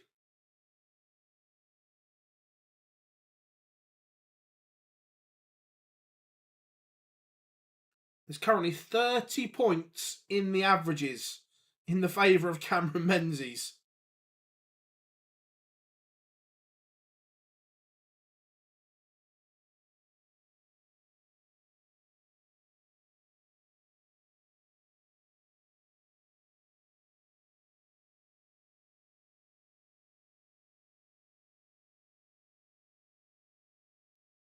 Wade just not punishing the mistakes when Menzies makes them either. Couple of troublous visits here from Cameron Menzies, and James Wade needs to stamp all over these.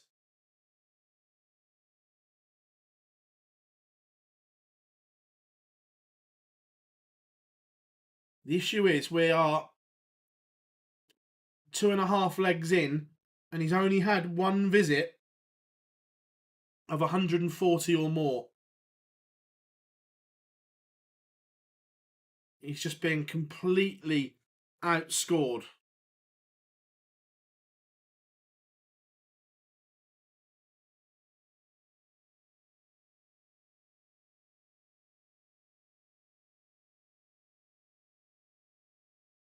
He's just missed double 12 for a 144.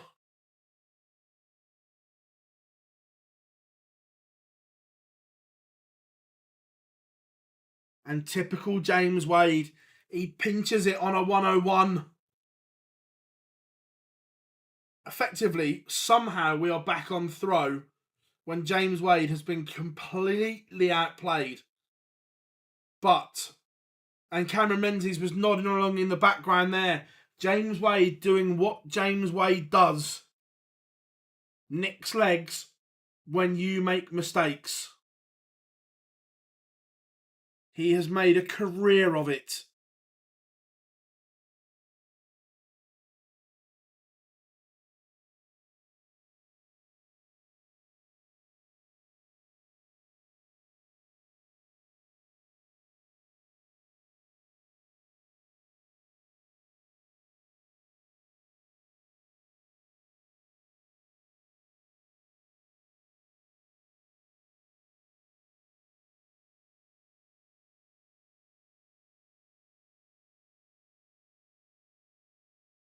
But again, Menzies going through the gears in the scoring phase here.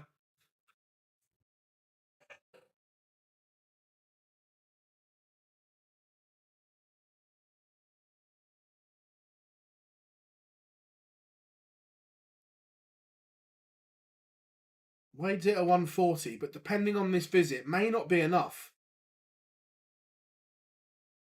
Menzies is down to a finish, but James will hope he's got 6. But he's going to need them because the setup isn't particularly good. Menzies has got the Humphreys.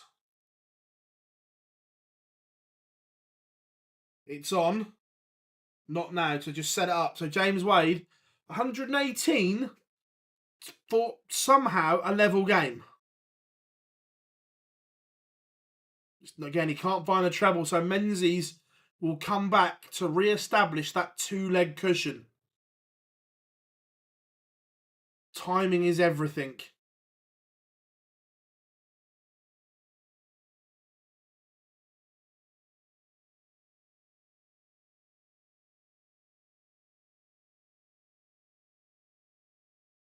Last start in hand. That's huge from Cameron Menzies. Took a while as well, so I'm going to let the pictures catch up. I would suggest that the first 2 were blockers.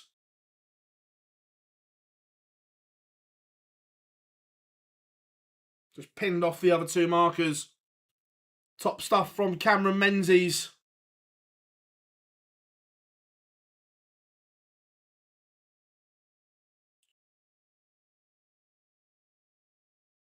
It could be 4-0. It's not. James Wade is still in this.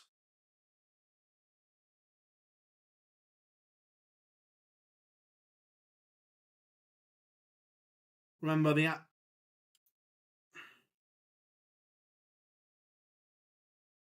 in terms of the European Championship race, this would be huge for Menzies. A win would put him into the green.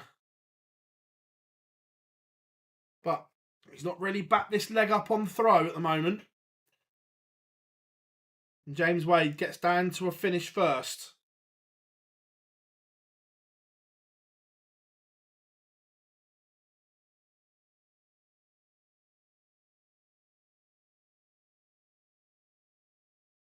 James Wade's picked his average up to nearly 93 now.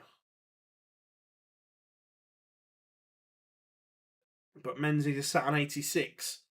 Unless Wade can produce something magical, something memorable. Treble 18 would have left the ball. But he leaves the old trusty double 13. It's double 7 for Menzies and he can't take it. So Wade splits it. Which, I'm not really sure why you left it if you're going to split it. But it's another break. And again, effectively, we're back on throw. James Wade cashing in on people's mistakes.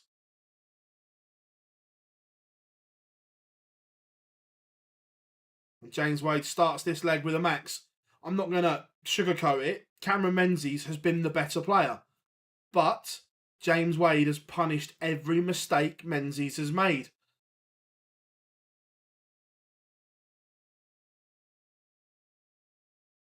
Hence why we are back on throw. A win for either player would put them into the green for the race for Dortmund.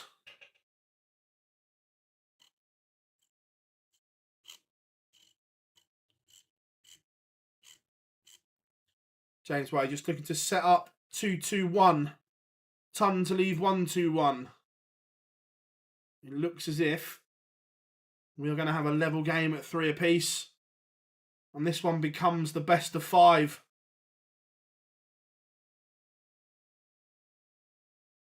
Because Menzies can't leave a finish. That slip into the treble 1.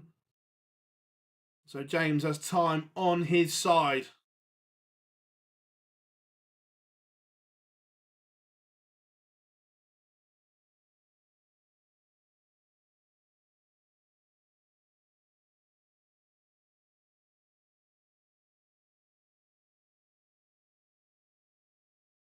So 80 for 3 apiece. 2 at double 10. Tops and 10s. Wadey's Den. And you know it's 3 apiece. James Wade doesn't miss.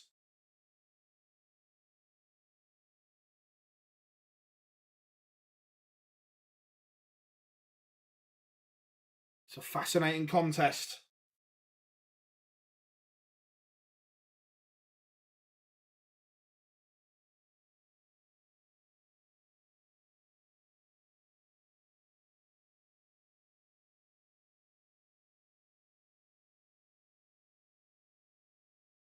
No emotion from Wade. Stone cold.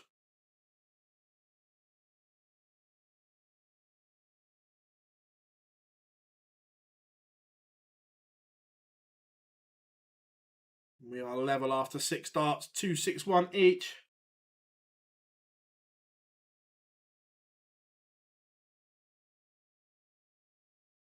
Not allowed to show the games. Copyrighted material. Not risking my channel. But a troublous visit from Menzies has opened the door for James Wade.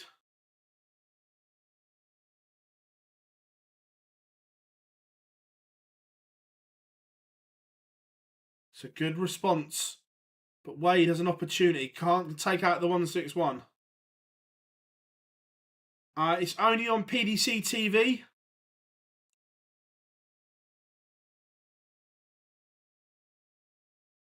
So Menzies looking at 70 to go ahead once again. It's going to be 2 at double 8 and Cameron Menzies is back in front. I'd say it every week. Completely agree. PDC TV for 50 quid a year is an incredible investment for darts fans. The action you get for that money is superb.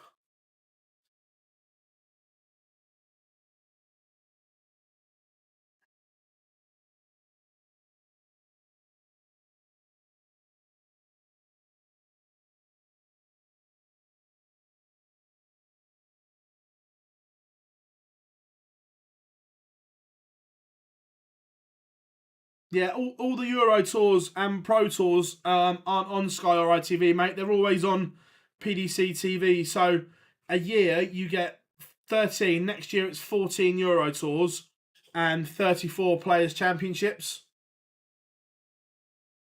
Plus all the archive content and stuff like that. It's such good value.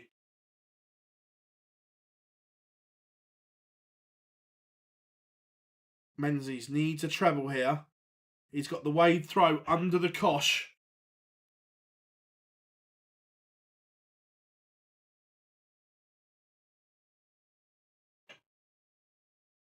But Wade is going to set this up with a max. Unless Menzies can go fishing. He's missed it once. He's missed it twice. Twice in this match. He's at the 25 going for the ball. And here's James Wade. Once again going to level us up. And he's not. It's a rare miss for Wade. Menzies 9-8 for 5-3. There's the 9. Double 4. Oh, he's got into the double 13. How costly could that be? Because we are level once again. I've got MVG this weekend. There was a lot to like about his performances last week.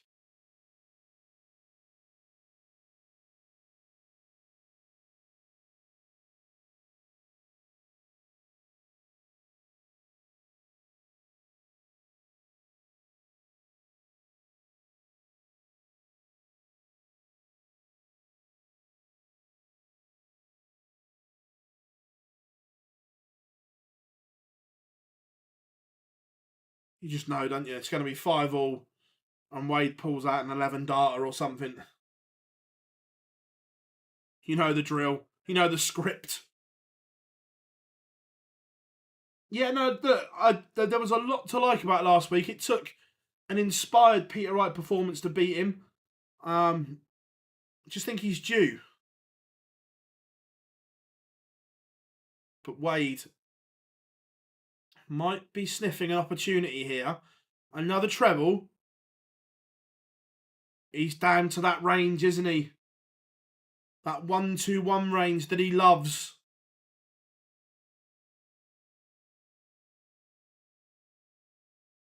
And right now, it's advantage James Wade. Somehow. He's been outplayed. He's been outscored. But he hasn't been out-doubled.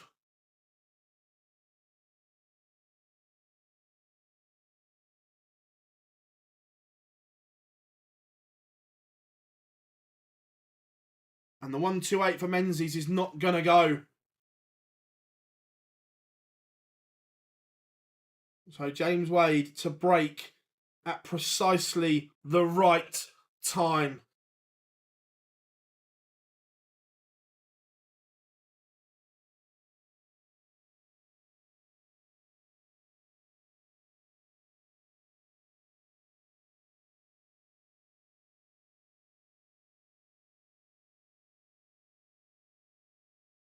Yeah, that's what. But last week there was 3 games where that drop off didn't happen, which is what I really liked.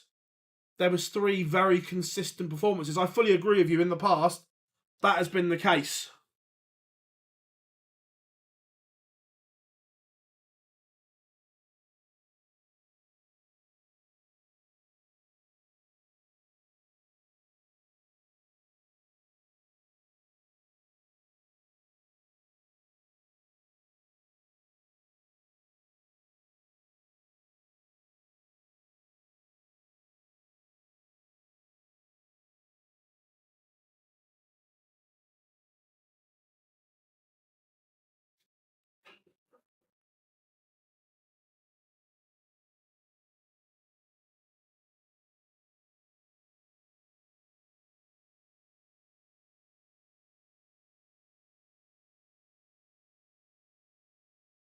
But James Wade has time on his side.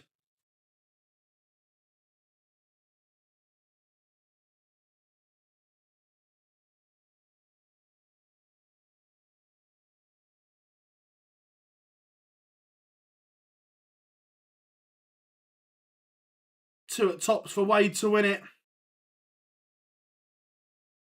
And he's missed. Does that open the door?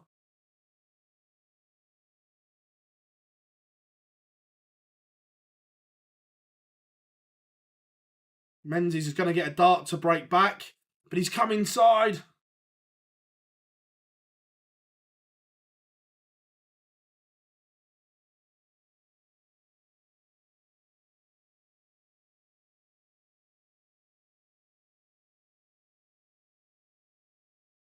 And James Wade has somehow won the game. And I say that, look, he's taken his chances, but it's almost like the sucker punch in football where the better team plays and get caught on the counter attack. It feels a bit like that.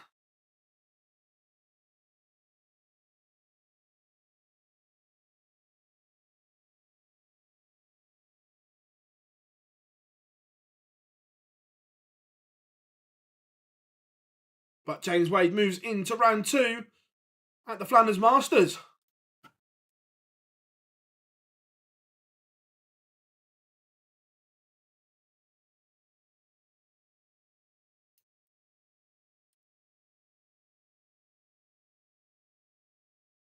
Oh, 100%. He would be incredible.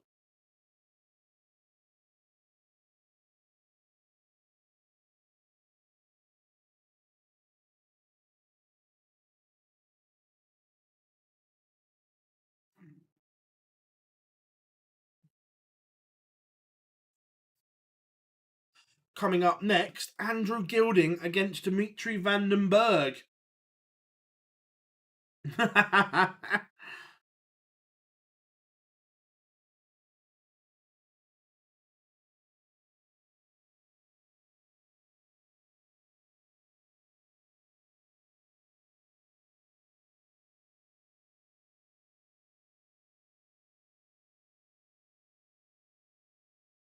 Oh, yeah, look, Wade on his doubles was 60%. Early on, every mistake Menzies made, Wade punished. 100%.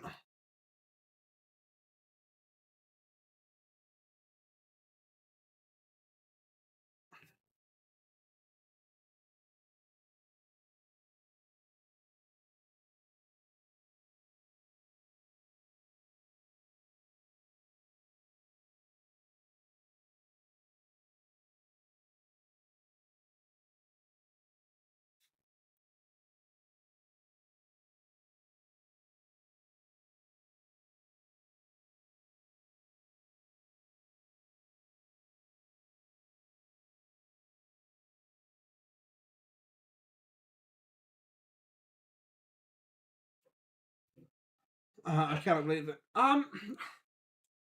The issue,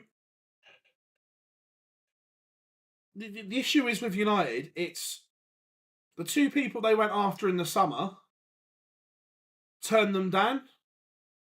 They tried to get Tuchel and McKenna, and they both said no. So I don't see. They've missed the boat on the one that I think would suit them. Is Pochettino. They've missed the boat there by the look of it. I don't see at the moment, if you sack Ten Hag, who you go and get.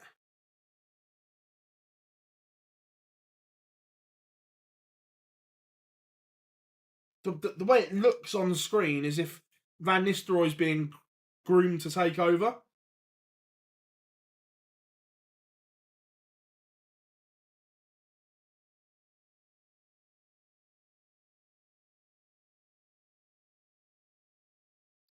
But again, don't get me wrong. I think Van Nistelrooy did a good job with PSV, but you're then taking a risk.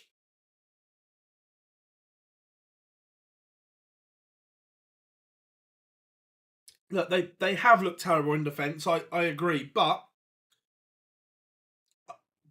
the new lad coming in, Agate, whatever he's called, if they set up properly, at the moment, I feel sorry for the back line because it's got absolutely no protection. It's just wave after a wave because Casemiro's legs have absolutely gone. I couldn't hear what he said, Dal. Was he well practiced?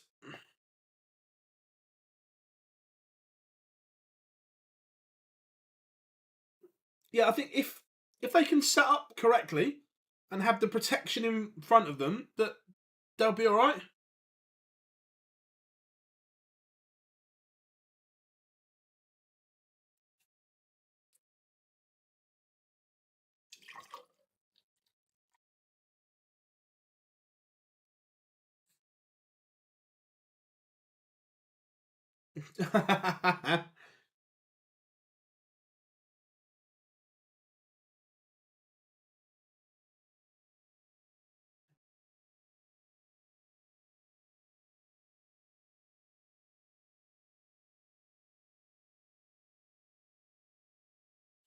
Yeah, 100%. They just need to set up properly. I agree. Unana is not good enough, but if you can keep the ball away from him, you've got half a chance.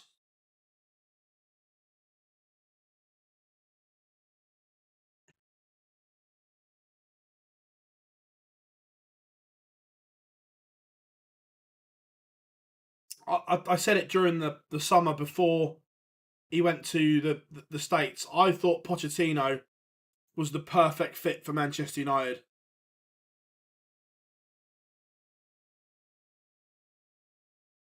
Cambridge United, nice.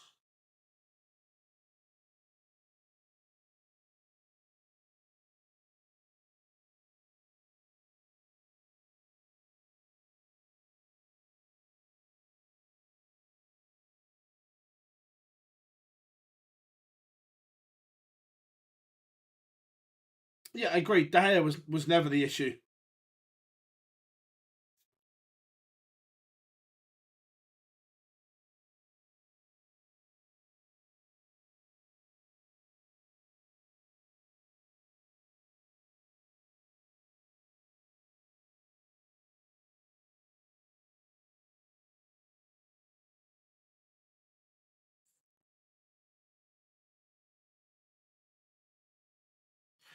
I doubt it. It was Potter's choice to go in the end because he couldn't work with Bowley. But he was paid off to go and keep quiet, basically.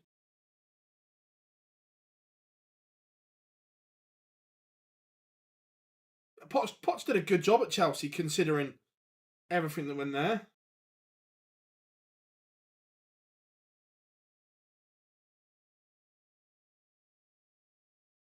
Gilding has won the ball, by the way. He will throw first against Dimitri van den Bergh.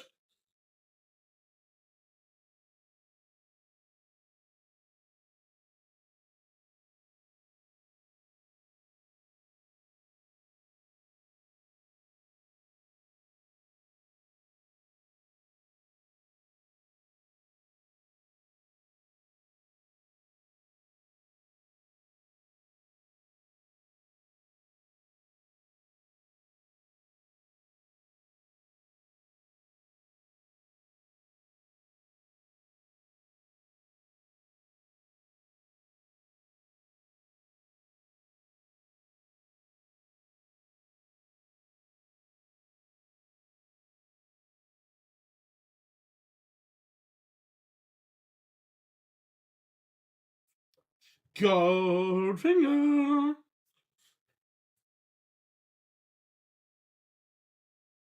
Here we go then. Let's get ready, everyone. What are you saying, chat room? Gilding or Van den Bergh? Who wins? And scoreline, everyone.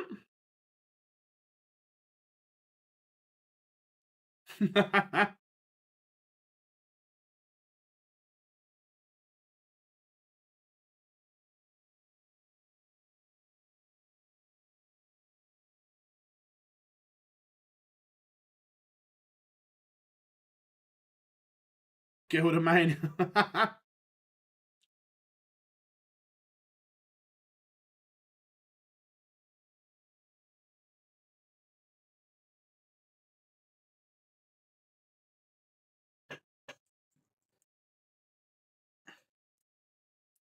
He is on TV off.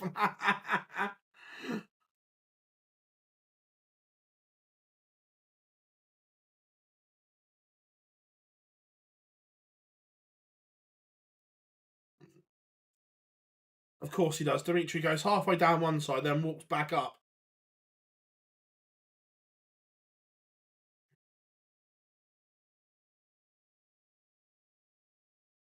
It's a bit of a serious haircut he's had as well, isn't it?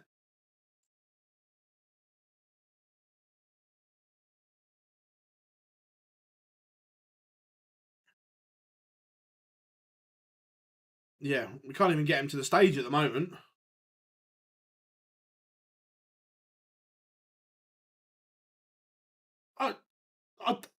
I agree. As a person, he's fine, but I just don't like his style.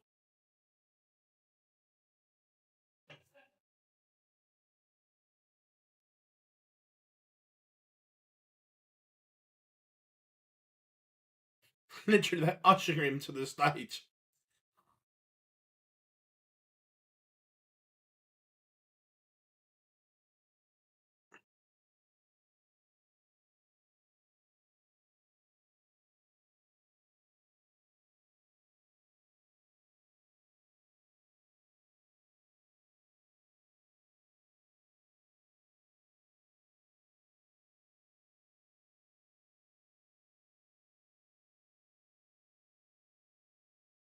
Now he's having a dance.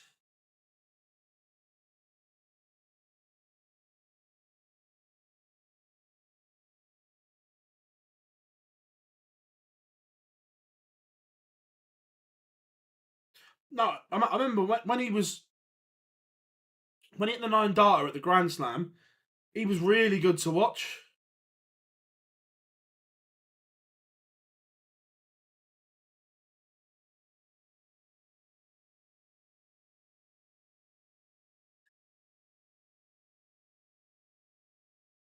And now it's time for Goldfinger.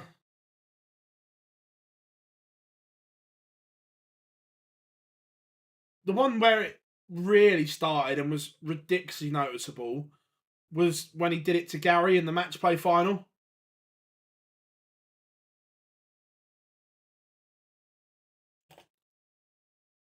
And then it all kind of went from there.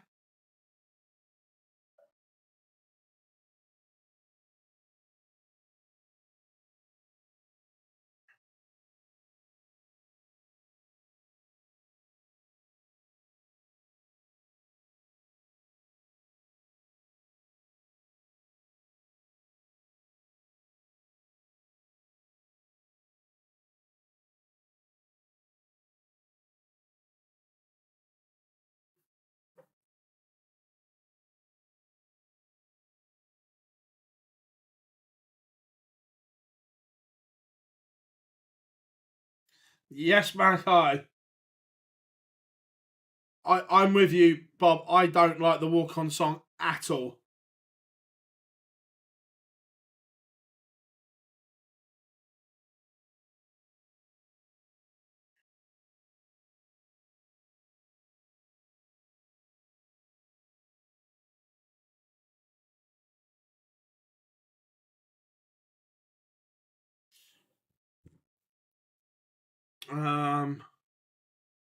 How do you get to eat when you're on the stream all day? I saw you done some green drink earlier, very Spanish.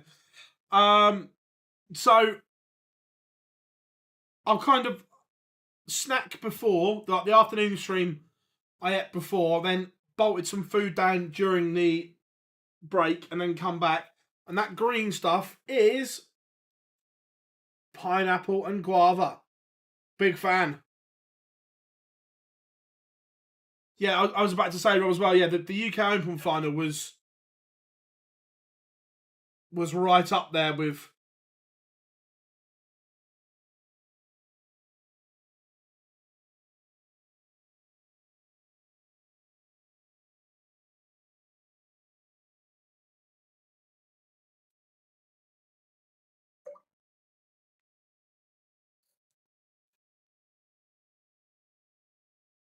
Yeah, he does split opinions. Dimitri Van den Bergh. No, kind of full time. Obviously we do the streams and that. We go to events and everything like that. Look, the channel is growing more and more, which is good. Look, and the more you guys like the stuff we do, drop us a like, thumbs up on the video, and subscribe helps us massively as well.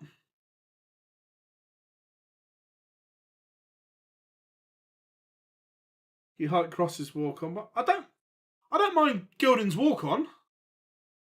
I just don't enjoy watching either of these play particularly.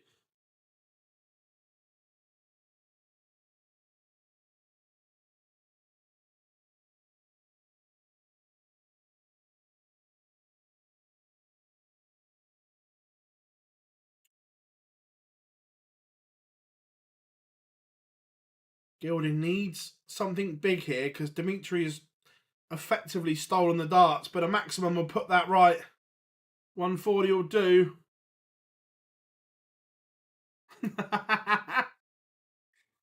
He needs a gold shirt. Yeah, I'm with you there.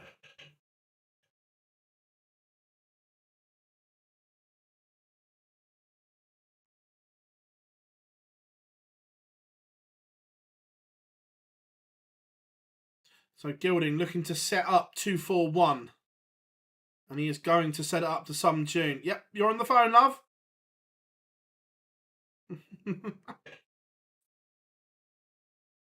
101 for Gilding.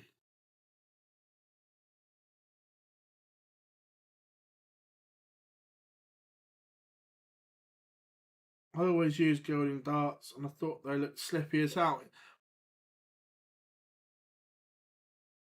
But literally, they've only got grip at the back.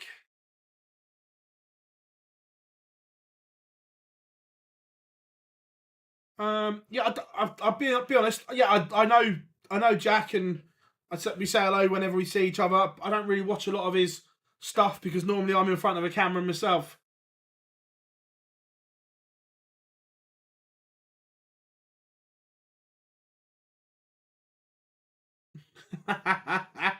Big fan of. I remember the Vauxhall Holiday Park days.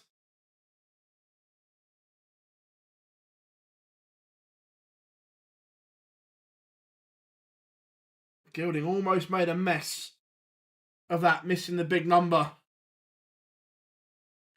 But it is 1-0 to Goldfinger.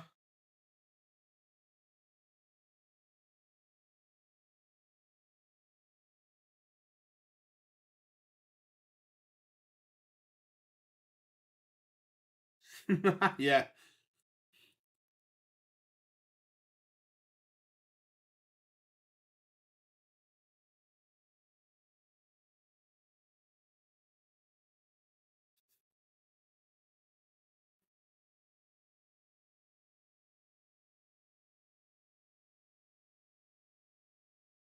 Jarno Bergh in the crowd tonight in Antwerp as well.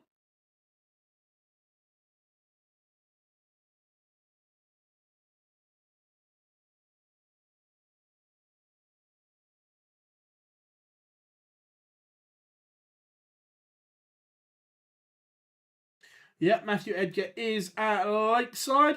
The Gilding score at the moment is 1-0 to Andrew Gilding on throw.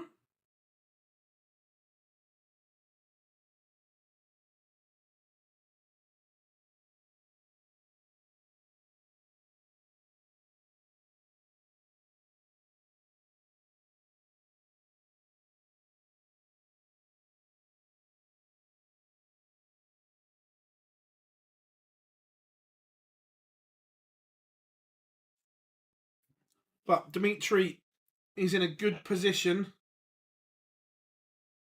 James, do you mean Andrew Gilding? If so, yes, that is his wife.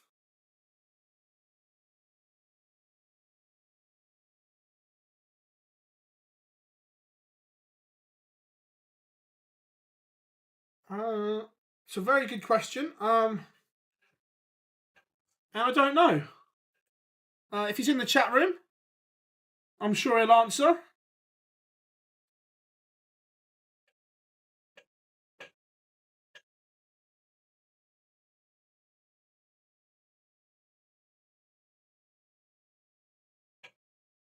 Dimitri Vandenberg looking at 80 for a level game. Cheers, Colin. Thank you very much. Everyone just drop us a like. And if you haven't yet, make sure you subscribe.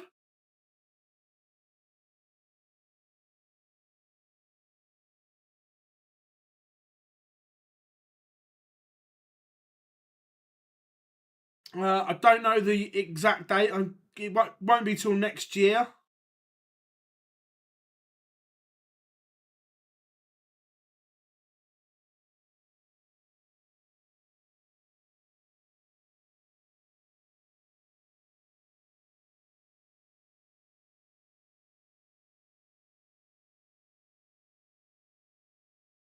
One apiece. Dimitri Vandenberg levels it up.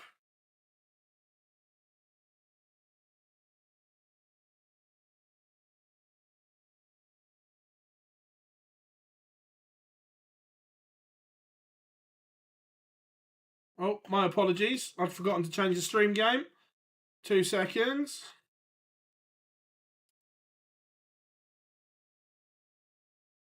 There we go, everyone. My bad.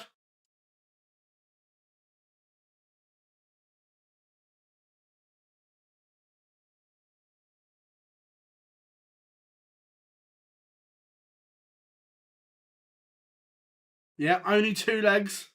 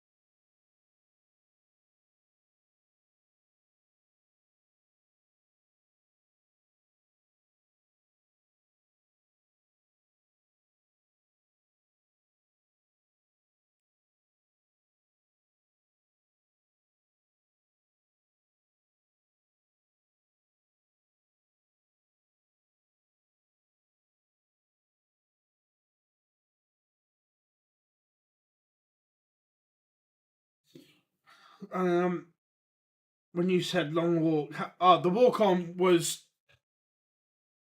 one of the longest. Which player do you most like to interview? Most of them. I always love talking to Gary. I enjoy interviewing Michael away from PDC events because you get more out of him. By the time we get him at events, he's normally done about 5 or 6. Vincent is always incredible to interview. I really enjoy interviewing Matt Porter. Barry's great. Aspinall's superb.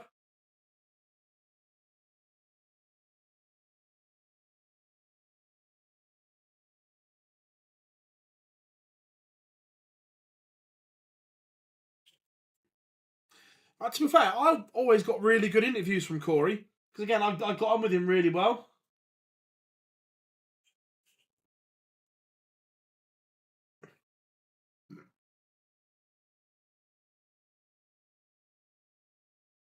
Gilding has the Vandenberg throw under some pressure here.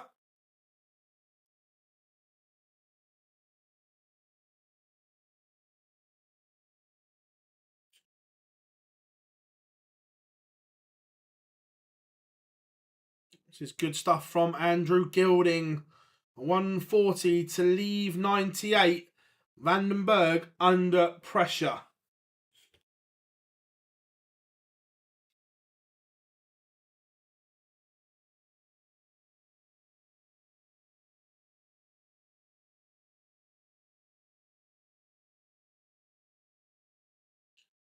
It is 3-1 clinical.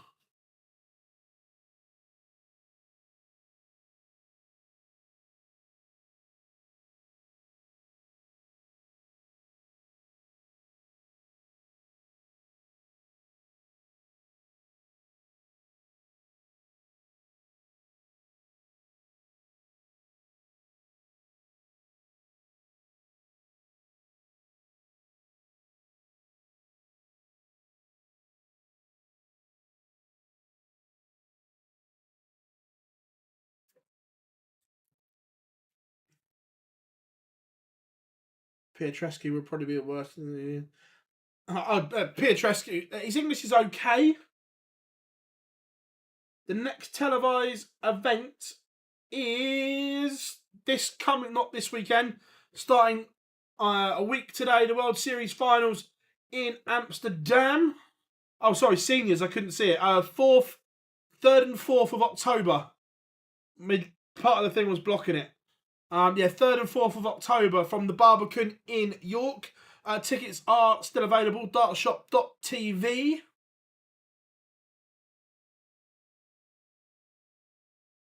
Oh, Bob, that's a great question. What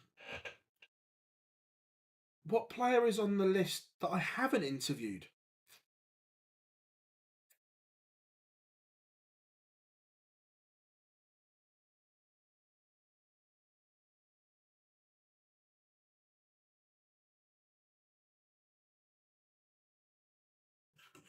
I think. Well, Dennis Smith's a good shout. I'm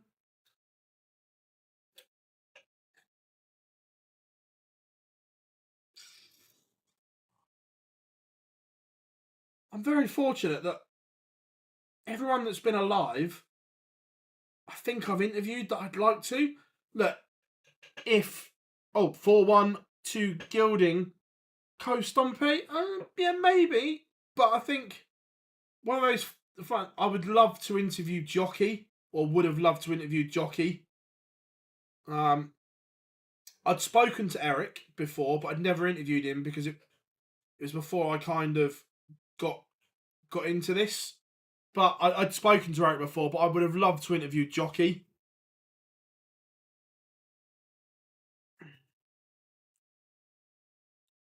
I was lucky enough to interview Andy Fordham before he departed.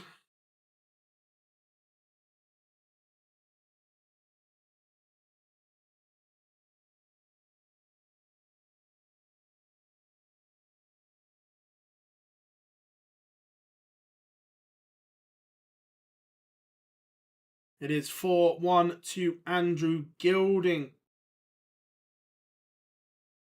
No, Big Cliff. To be fair, Cliff's one that I would like to do, Adam. To be fair, I'd like to do. I'd like to do Big Cliff Lazarenko. Yeah, I've interviewed Kevin many times. Kevin's always a great interview. Always.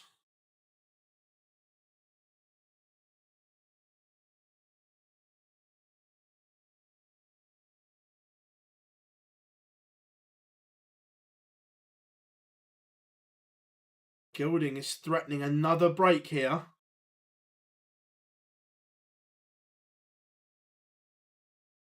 Dave Whitcomb, yeah, I'd interview Dave. He's a bit salty on social media sometimes, but I'd love to interview him.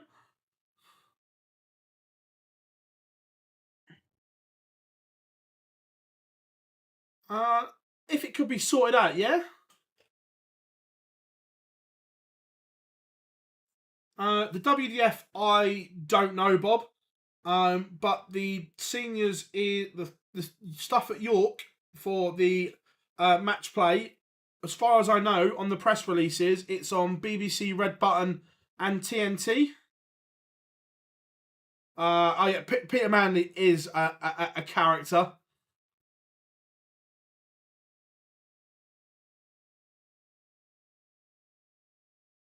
Gilding now looking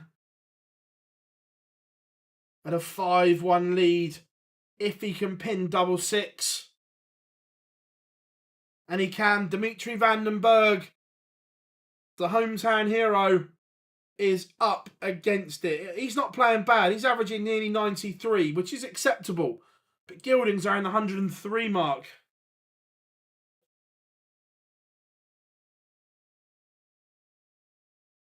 Super stuff from Gilding.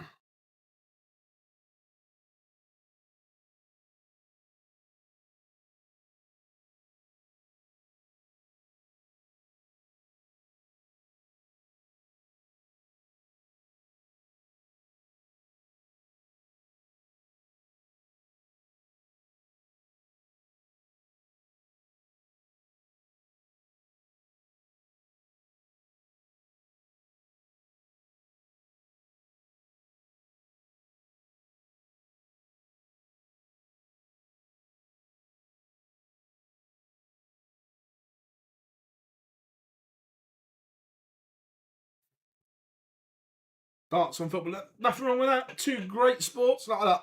Love darts, love boxing, love football. One dart Manley, yeah. I don't know, Adam, if it has or not. Gonna try and do something with Mace in Amsterdam. If not, very soon after.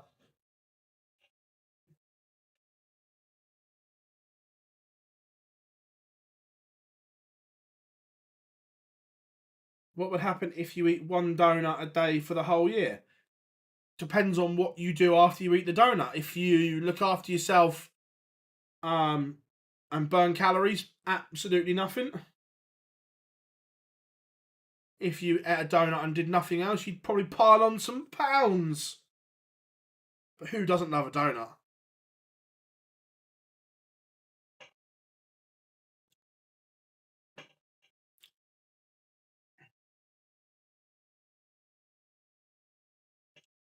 So can van den Bergh save his skin? 11 and ball. Bullseye to keep this one alive, and the 1-2-1 goes.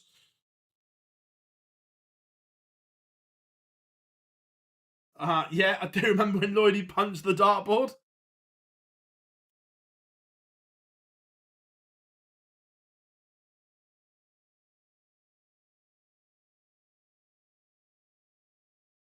So Dimitri still fighting here.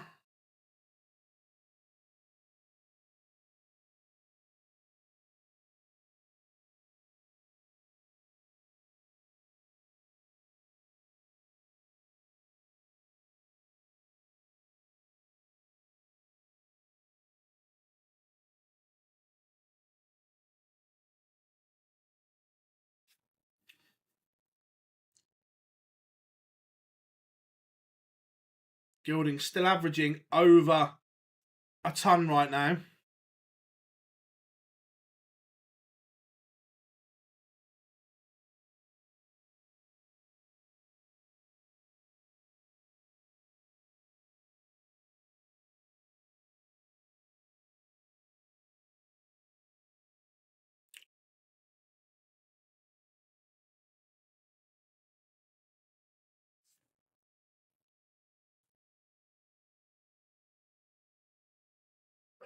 If you're eating one a day and you're exercising, nothing wrong with that at all.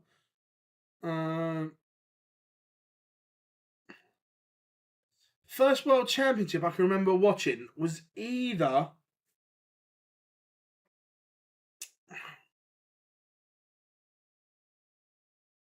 I remember watching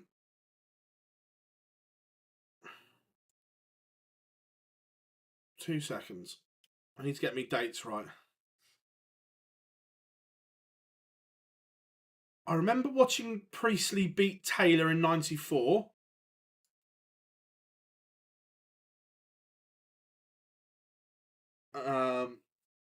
BDO wise,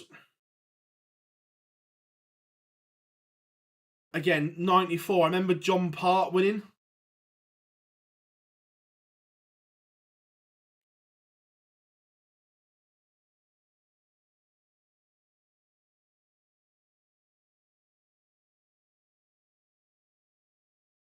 Andrew Gilding trying to get the job done this time around.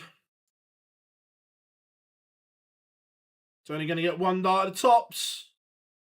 But that's all he needs. 6-2 to Goldfinger. I am old. Will Demetrio come? No, no chance.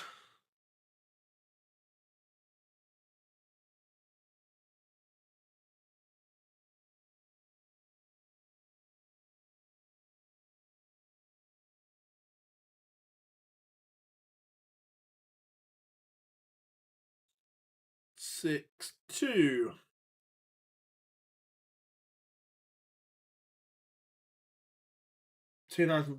Great final.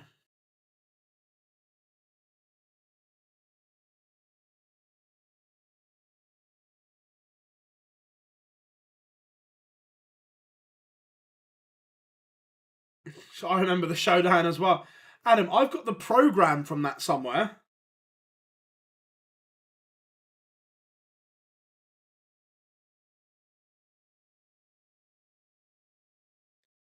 Yeah, I've seen the old stuff, but I actually prefer the crowd the way it is now. 9 times out of 10, yes, occasionally they go rogue, but I prefer the atmosphere.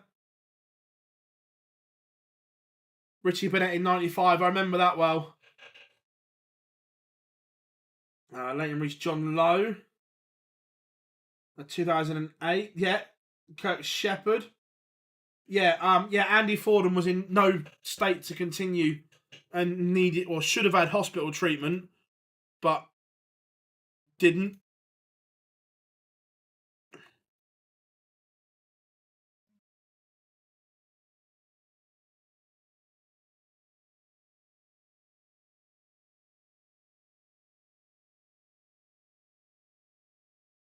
I've had too much to drink, so wishing you have a good one, mate. All good. Yeah, he was absolutely out on medical advice. Couldn't continue. I say to anyone as well that if you haven't watched it, go and watch the final from the World Series event. It was played outside between Gary Anderson and Michael Van Gerwen, and they both averaged over 100. I think it was close to 112 outside in the World Series final in Dubai. It was just incredible to watch.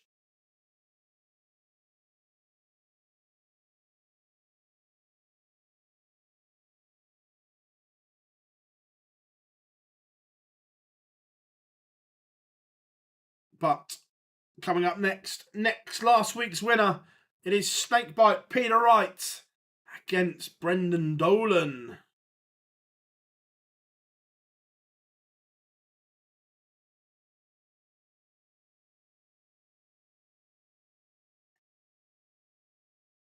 Do you remember darts? Don't remember him.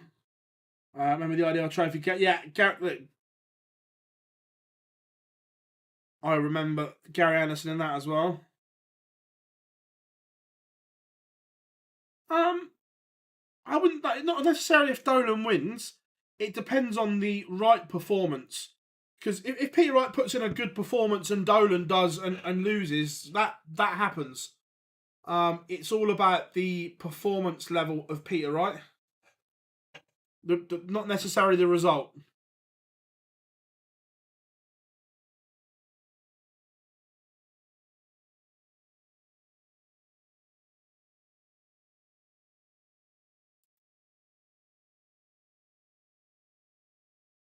$42, close.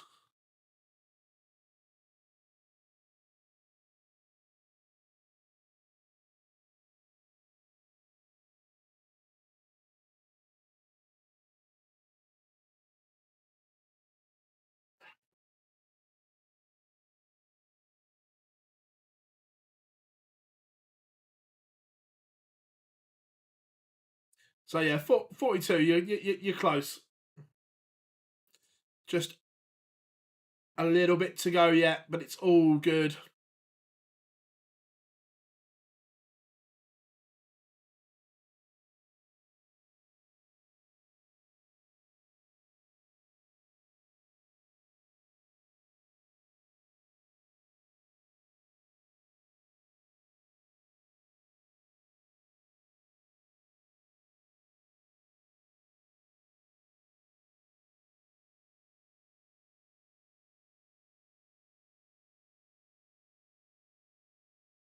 I'm not good enough to play in the seniors.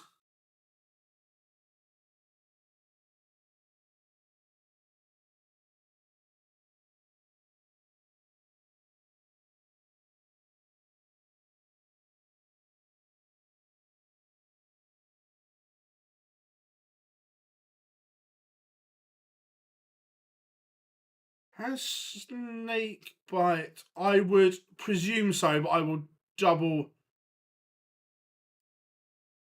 check. 30, yeah, because he won 30 last week. So yeah, he's currently seeded 9.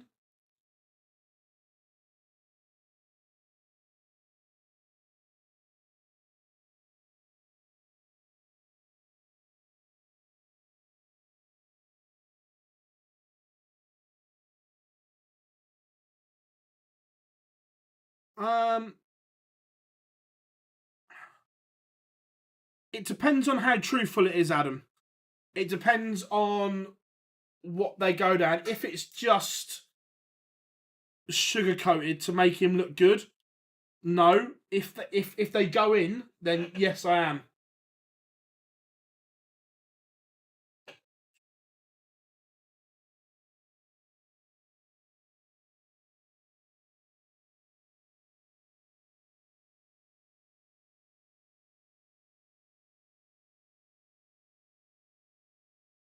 Quick check on the tennis.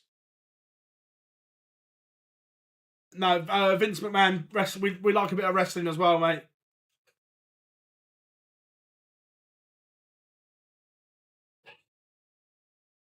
Dimitri's first 9 was off there. Gilding's first 9 of 105.71.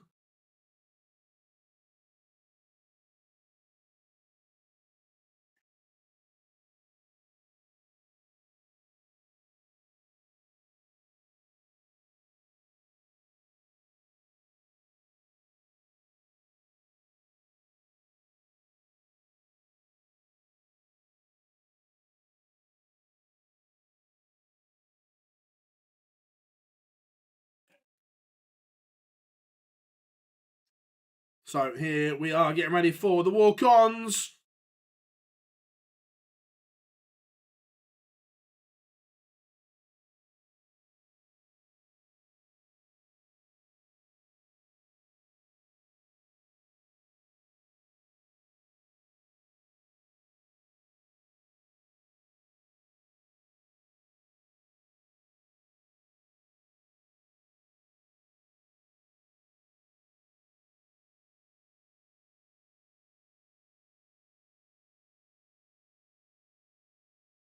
Peter Wright getting ready to march on.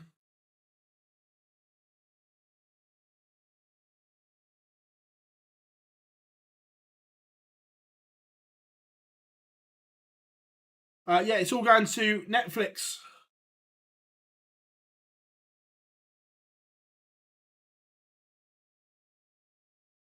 All the WWE will be on Netflix.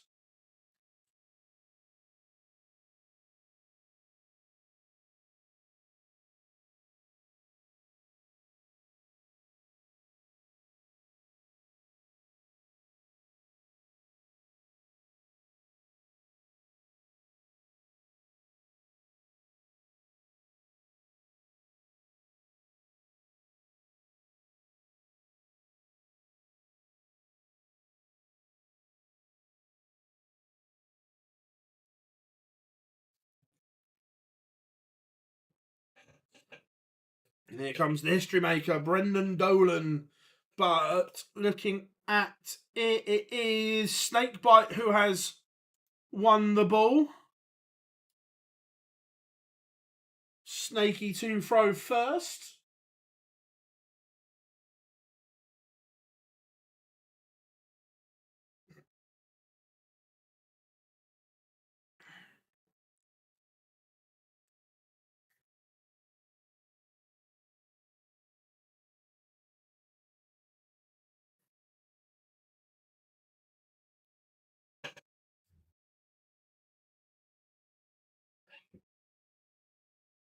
Not sure, Adam, to be fair.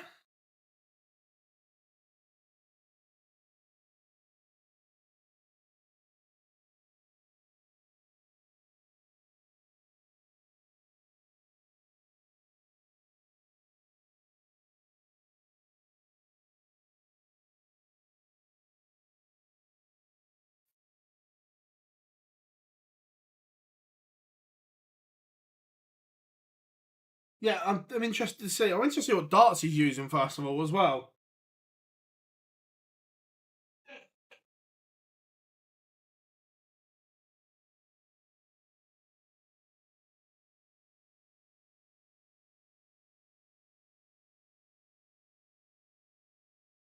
To see if he stays with the ones from last week.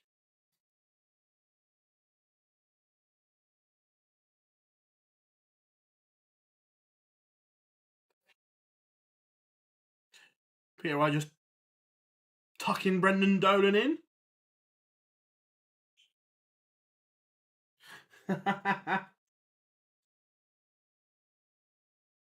Big fan of that yellow on the stage, the way it beams out from the dartboard. I like that.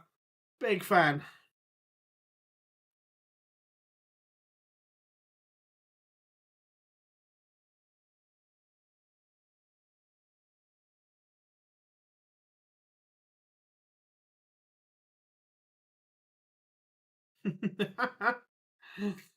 Right, let's have a look at the equipment, Peter. Come on.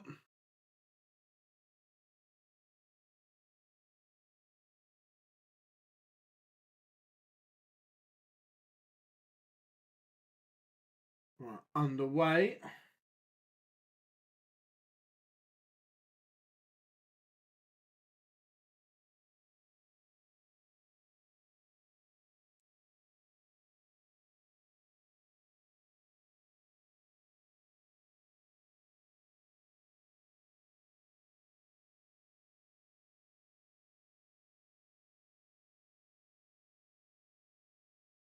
He's gone back to the gold elements this week. So yeah, he's changed darts from the torpedoes. He's gone back to the gold elements. Okay, Peter. Okay.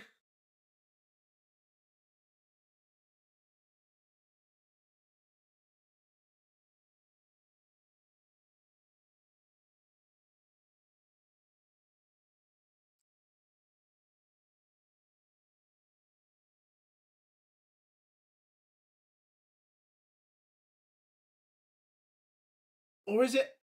Or is it like a grey, silvery dart? I can't really tell.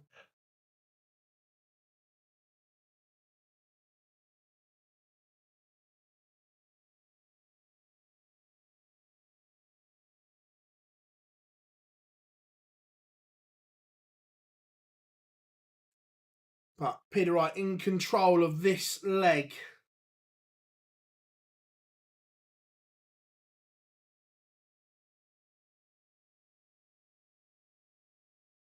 .68 for the opener.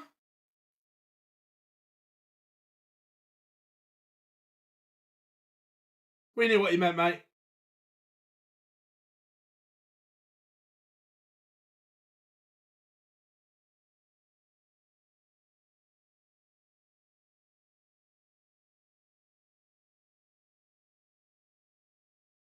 Peter Wright looking at double 16. But now there's some pressure on it.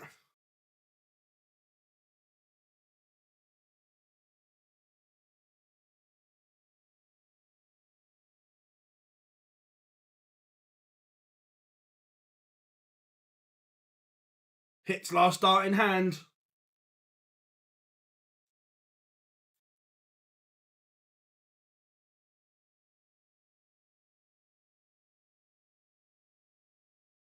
(1-0) to Snaky.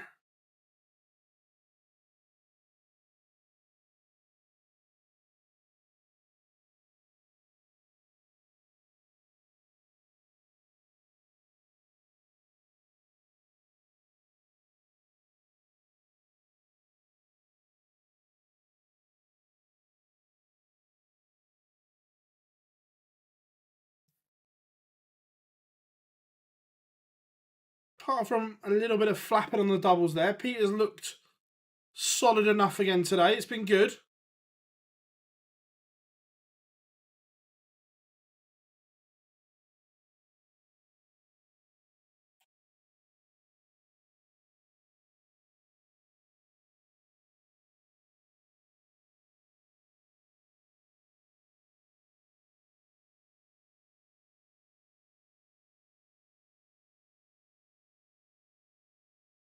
Needs a treble, can't find one.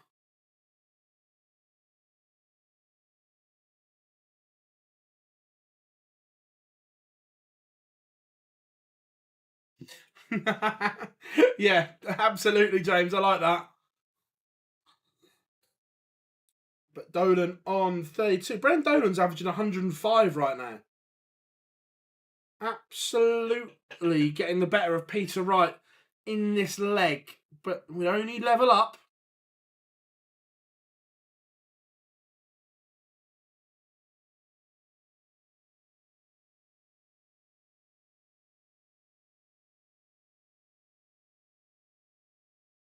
Dolan's missed and he's just given Peter Wright an opportunity here.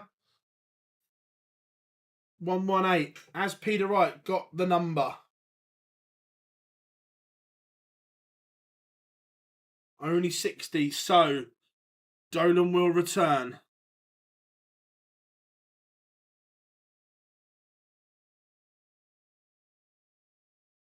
Can't keep passing up opportunities, Brendan. And he's gone into the wrong double. He's bust.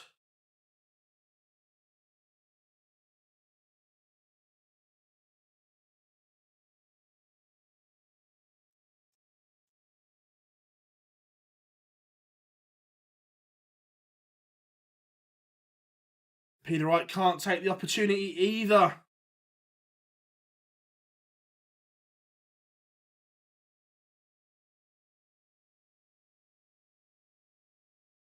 And it is 1-1.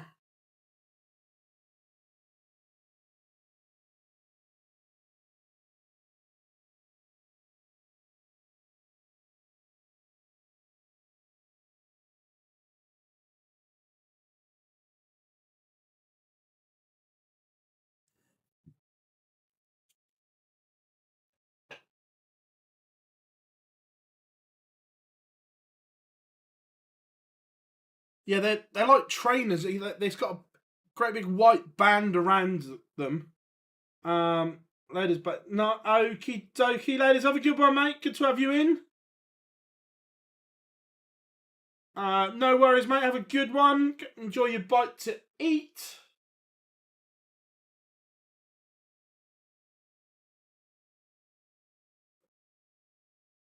See, this is what I mean about the drop off from Peter Wright. Last week we didn't have one of these. But you're only averaging 85 at the moment. This was the consistency bit I was talking about.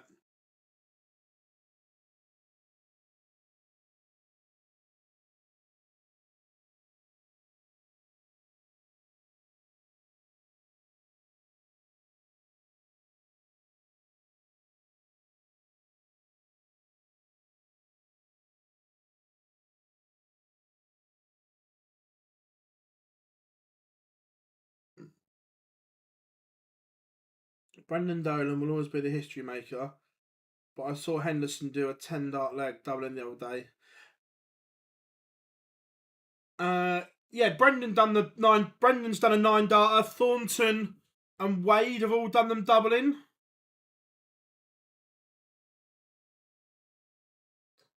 But Peter Wright back.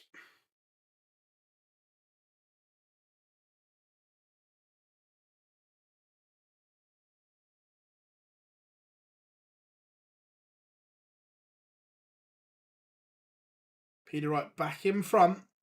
Dolan only averaging 83 at the moment.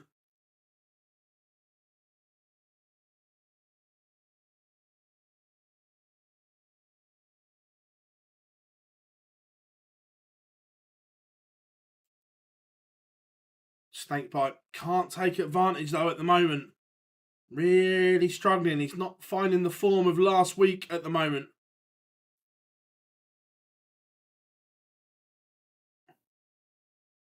Will we see an equipment change?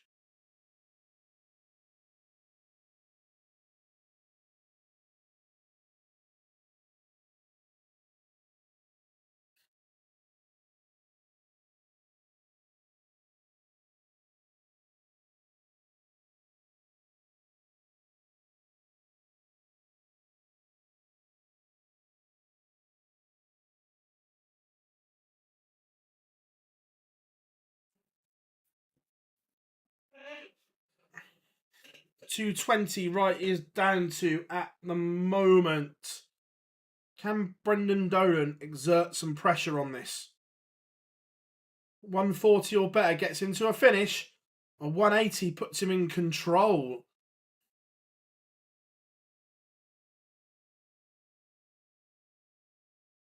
He needed that.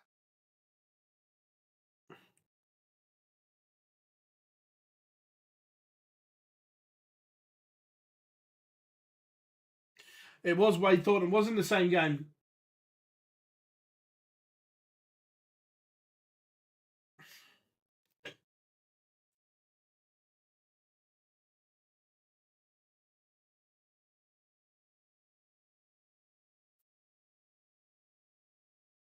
$160 for Wright. Another one. Tops. Majestic from Snakebite. 160 goes. And it is 3-1. Littler's not until tomorrow because he's seeded. Comes in round 2. Absolute brilliant from Peter Wright.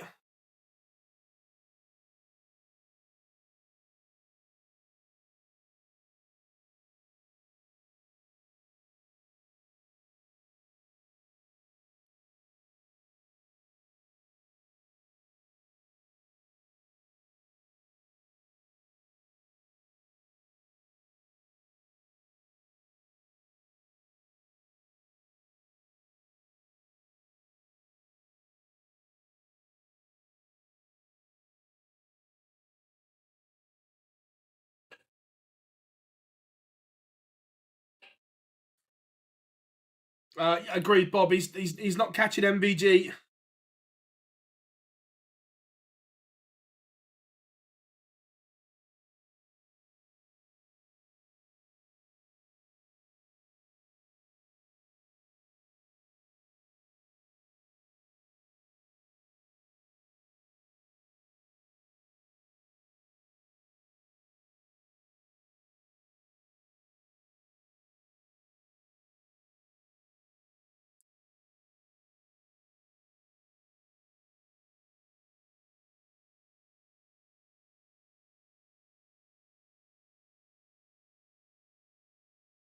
Peter Wright looking to go 4-1 up here.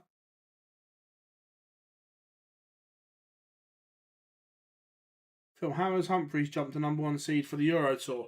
I guess people had money coming off from 2 years ago and he didn't.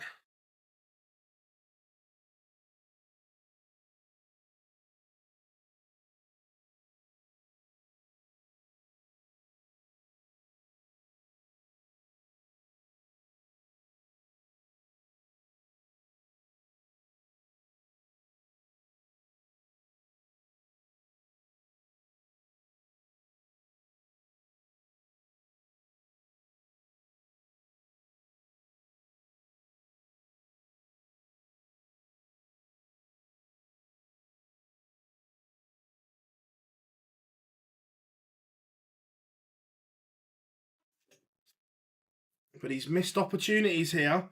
And Dolan can step in.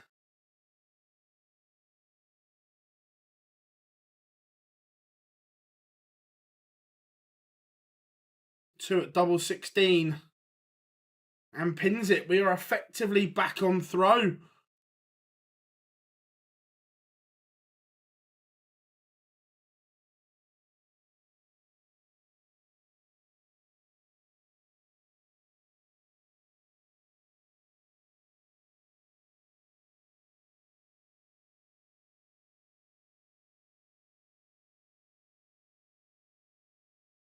Peter Wright had a massive opportunity there. Could not take it.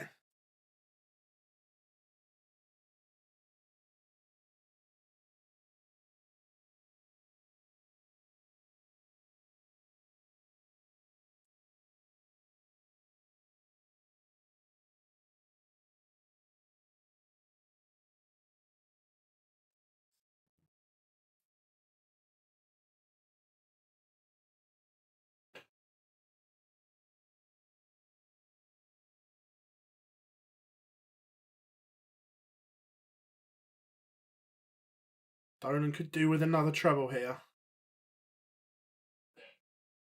Effectively, Peter Wright has stolen the darts.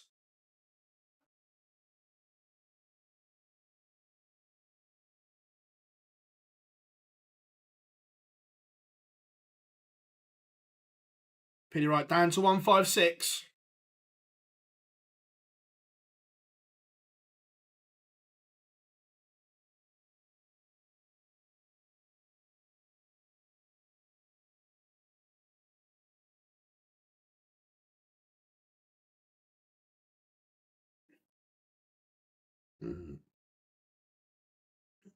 Can't add another ton topper to the 160.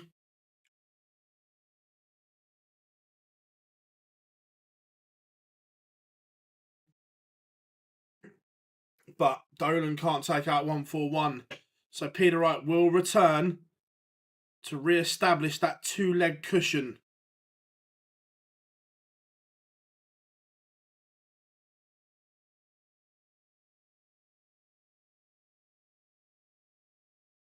It is 4-2 to Snakebite.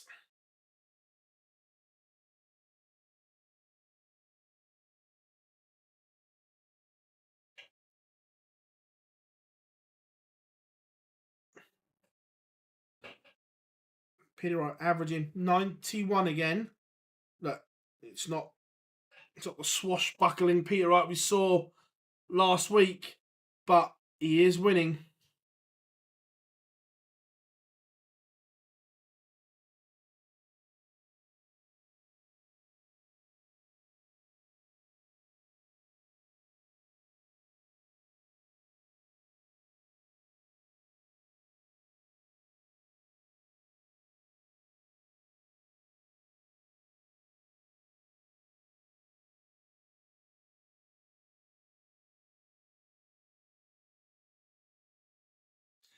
But Brendan Dolan is threatening again here. Neither player looks comfortable on their own throw, because Dolan's effectively stolen the darts again.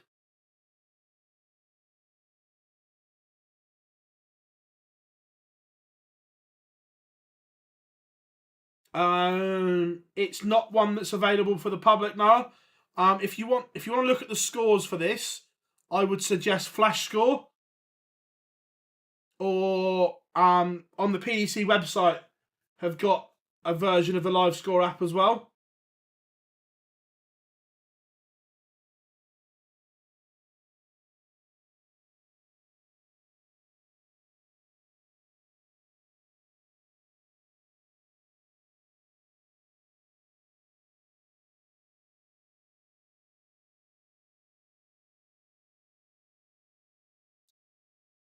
Dolan leaves 66.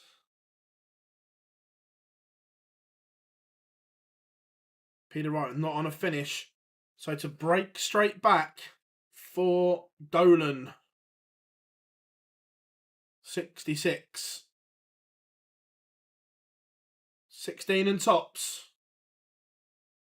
And it is back to 3-4, but Dolan has the darts again. Evening, Daniel. Again, every time Peter Wright gets that 2-leg cushion and throws for a 3-leg cushion, he can't find what he needs.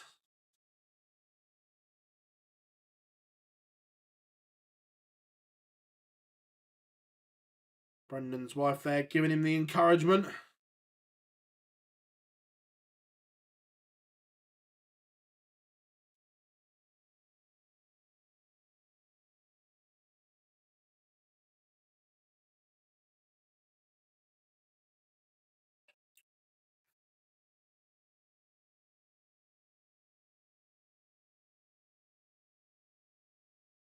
Peter Wright will be disappointed there. Dolan opened the door for him, but he couldn't find a treble.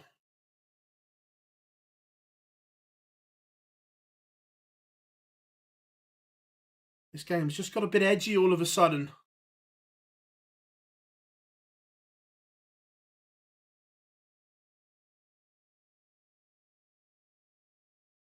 Peter Wright looks frustrated with himself as well. Yeah, but just no one looks comfortable at the moment.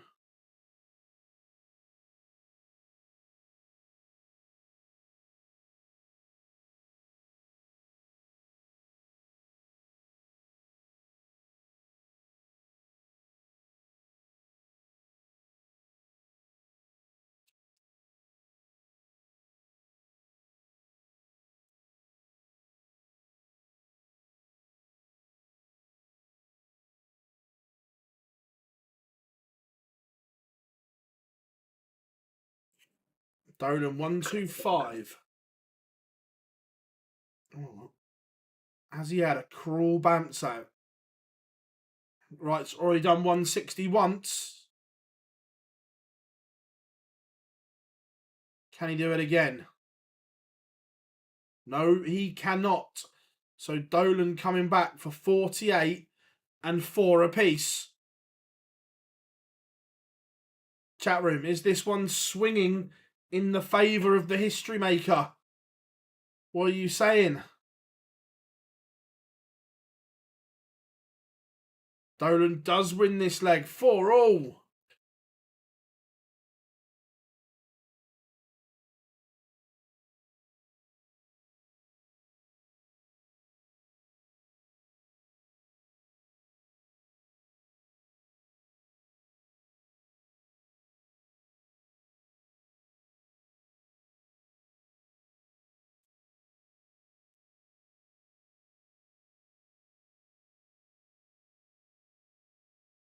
So 4-all, we are in a best of 3 for a place in round 2. Last week's winner, Snakebite Peter Wright.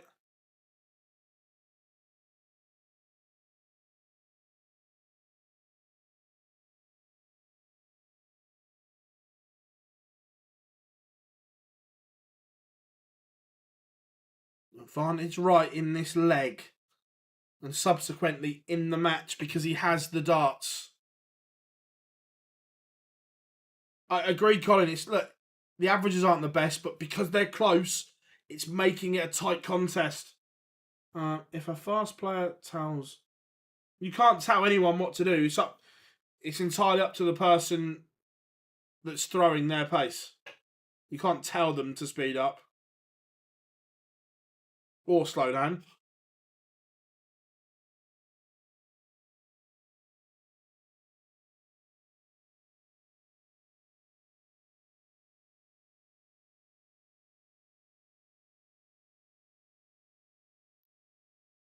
One, two, three. Will it be as easy as ABC for Peter Wright?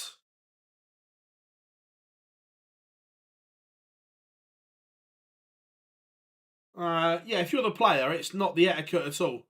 Completely wrong. You can't tell someone.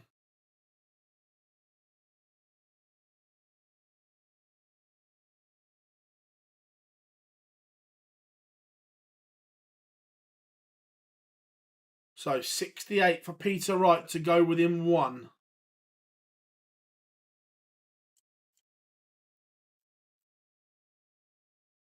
It's not been vintage, but a win is the important thing.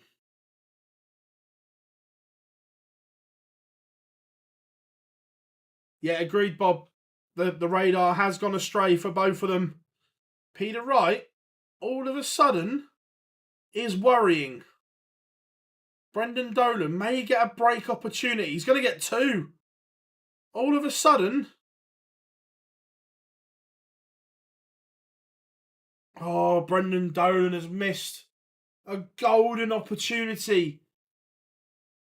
He's missed two darts to break Peter Wright.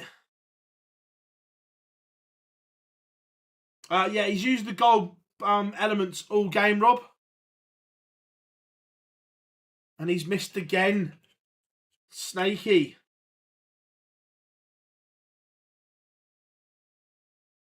Double two for Dolan.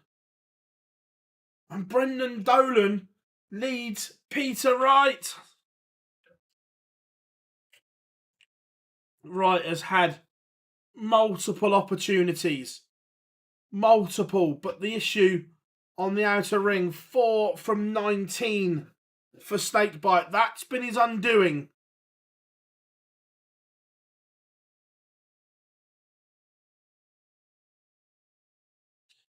Can he now rescue the situation?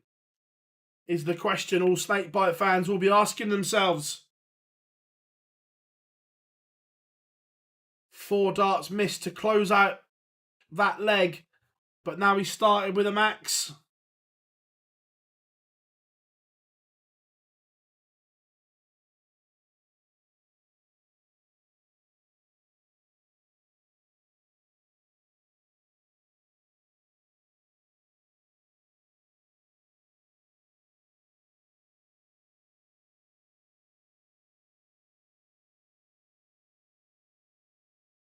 Is there another swing in this contest?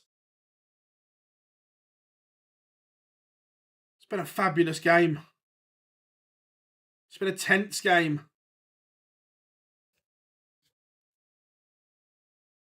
But Peter Wright needs a treble, has found one. So he will get first go to break straight back and send us to a decider. 140 leaves 124. Dolan will be kicking himself.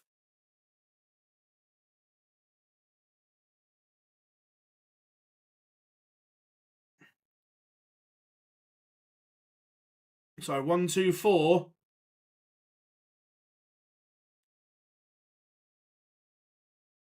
Is not going to go. So, can Brendan Dolan win it with a big fish? Really, Bob, not great. Not a great look. Obviously, I haven't got the sound on because I'm talking to you guys. But Brendan Dolan has left double 16. Says to Peter Wright, can you take out 74 to send us all the way?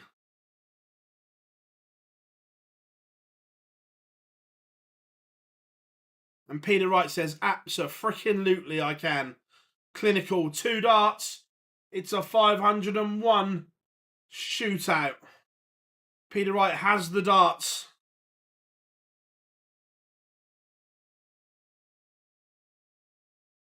The 11th and final leg. It's Peter to throw first.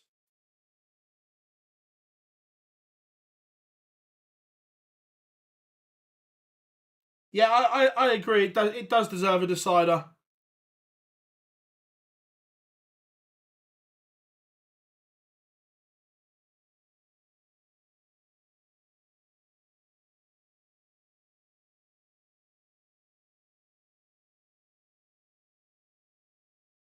Peter has found something when he needs it.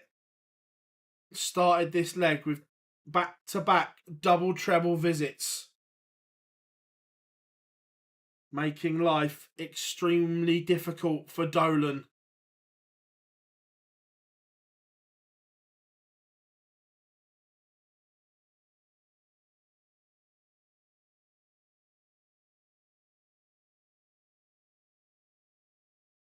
.98 after 9.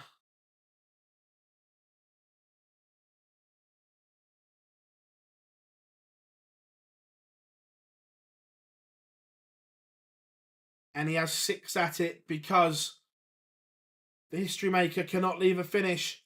98 for Peter Wright.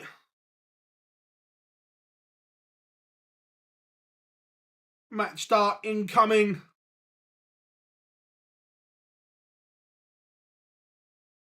Peter Wright pins it. Snakebite stepped it up when it really mattered. That he wasn't at his brilliant best, but he's found a way to win. That's the important thing as well. Under pressure, he delivered.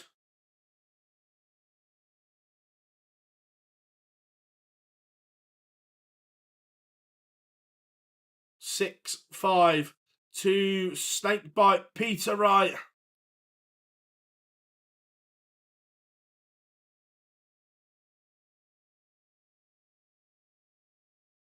We have 1 game to go. That will be the rock star Joe Cullen against the Riot Callan Rydz.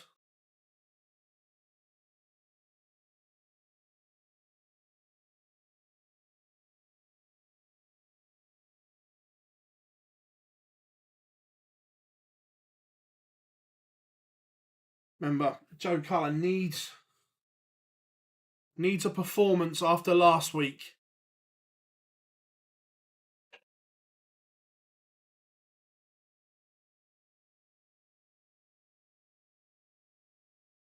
Yeah, absolutely. I think he lost the first set.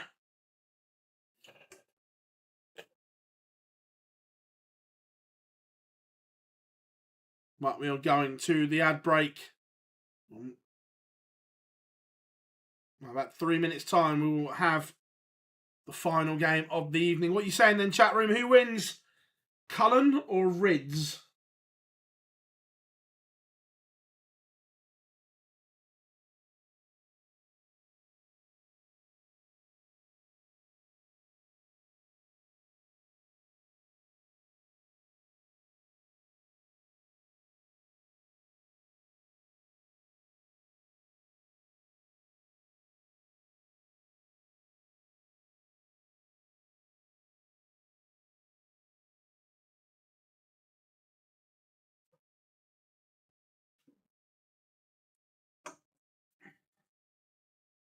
Yeah, agreed, Rob. Look, I thought Joe would turn the corner on the Pro Tour, but then last week.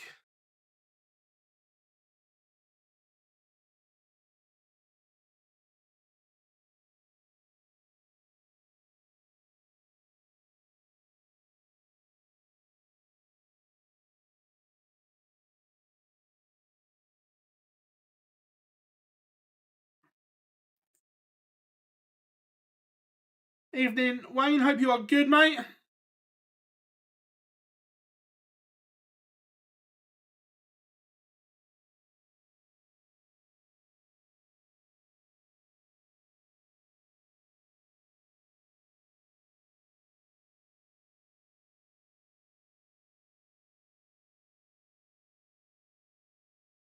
So, about 1 minute 20.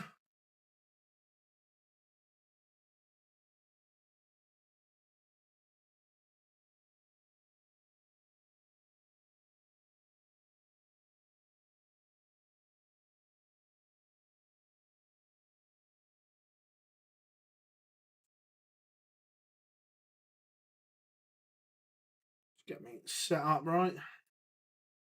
Last game. There we go. Just under a minute, folks. Daniel, I don't need it for these, mate. It's all good.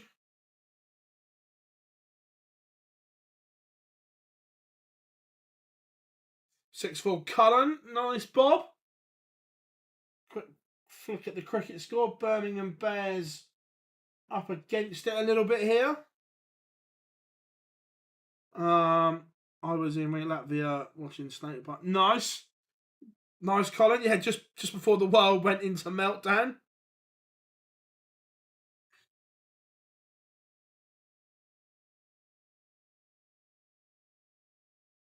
It's funny. I actually got COVID. That January. So I remember it. Obviously, MVG lost in the World Final to Snakey. He then signed for Winmore the day after.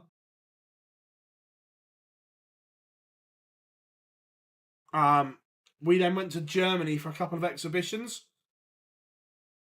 Came back from Germany, and I was in bed for a couple of days. And I just thought I had flu. And then obviously COVID hit. During lockdown, they were asking people for to do an antibody test.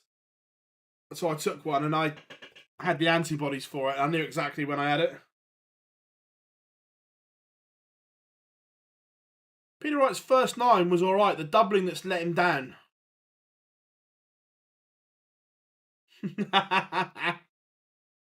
To be fair though, Gob's point about the information is right. If you know you're surveying people that have already signed a petition against something, the data is going to be screwed.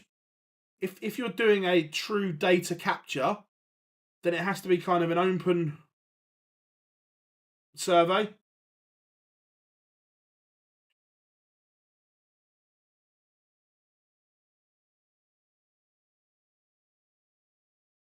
It's like going asking 100 Sunderland fans if they think Newcastle are a good team.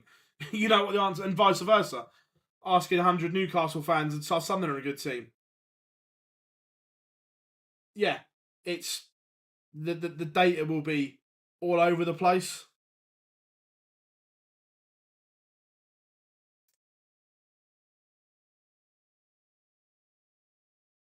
I'm stopped testing myself.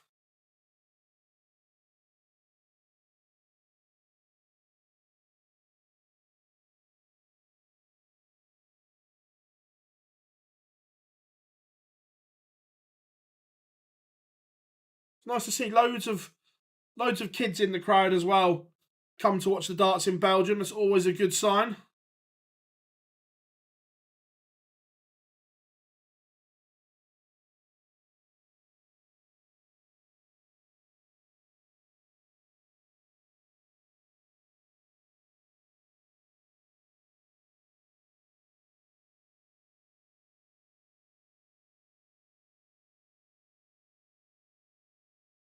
Cullen is on the stage. So now it's time to enter the Rockstar.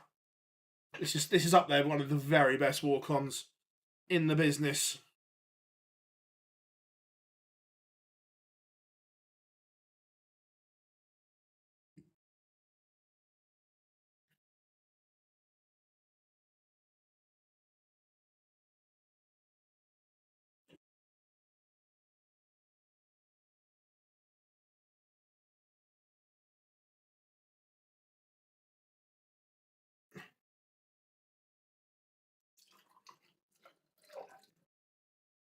No, we're talking about from back in 2020 when it all happened, mate.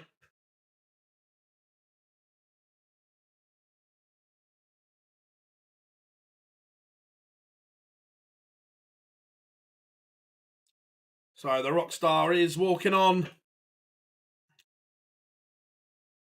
Malachi, absolutely. This is an absolute banger of a song. Again, Joe doing a great job with the fans on the walk-on. Not sure if he's still watching, but Gob will be spitting feathers right now, signing everything, selfies. Go on, the rock star.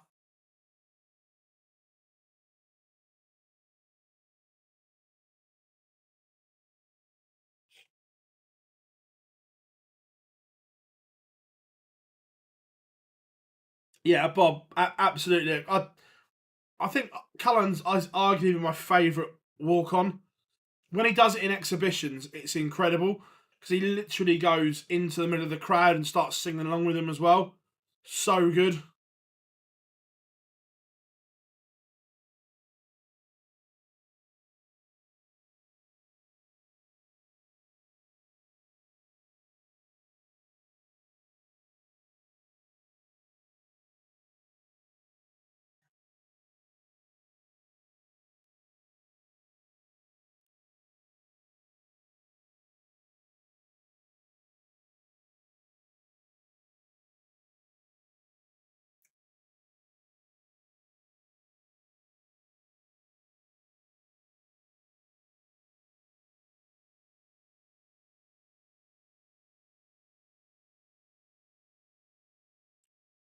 Right, Joe has the darts as well.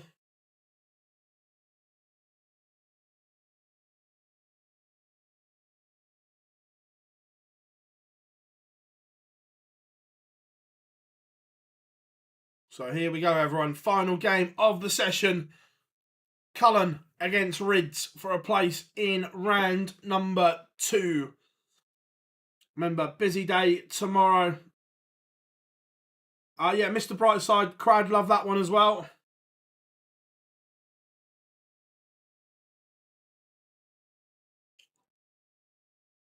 Joe gets us underway. No equipment change for him. I always have a look. First time we see players at the weekend, if there's any equipment changes.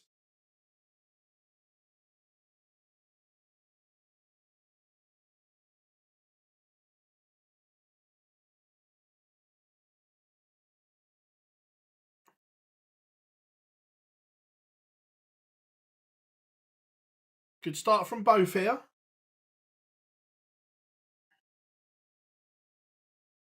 Much better from the Rockstar already. He's down to 120.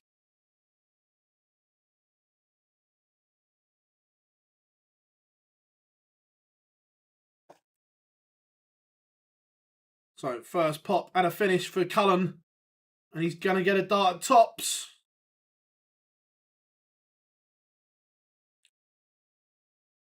Gone the wrong side of the wire.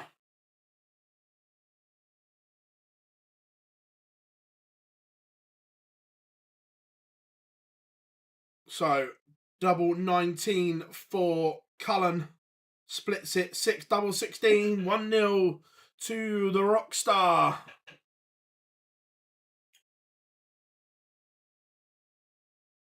Has Cullen qualified for the Grand Prix? I don't think he has. And he'll be defending as well.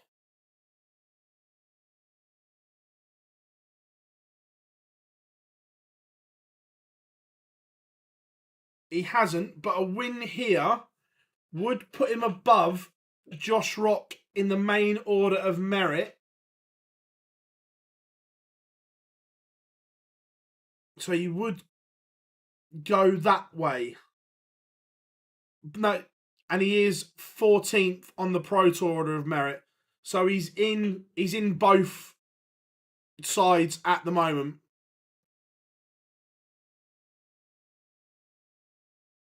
I don't know if they're cousins, but they certainly live in the or from the same town, Bedlington.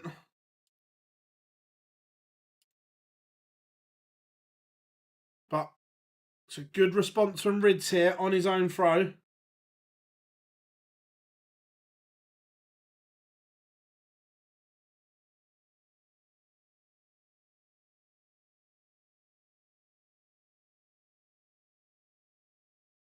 Callum Rydz can't take out tops, but Cullen not on a finish. And from leg 1 to here, this is a bit of a dip from Cullen.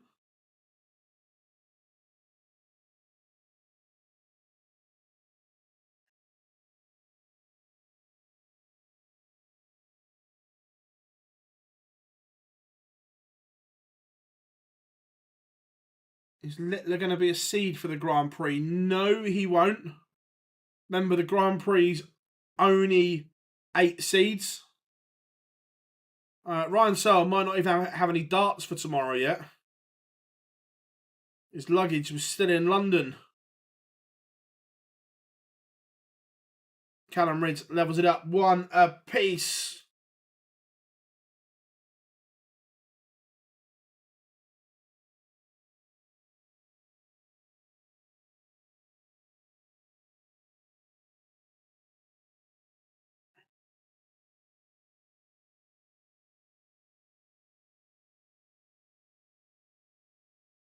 First max of the match for Joe Cullen.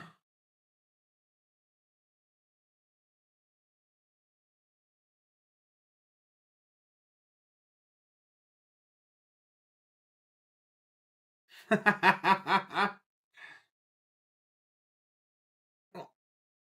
the moment, the 8 seeds for the World Grand Prix will be Humphrey, Smith, MVG, Cross, Aspinall, Price, Clayton and Heta.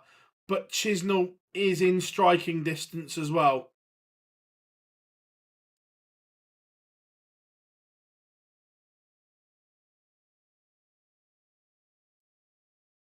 Yeah, so got to Brussels, but his case didn't.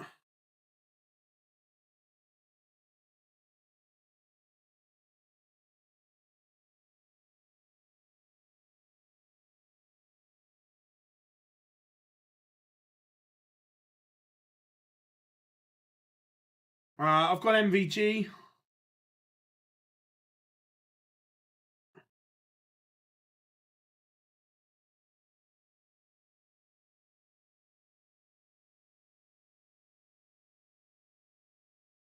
And Joe Cullen leads 2-1 once again.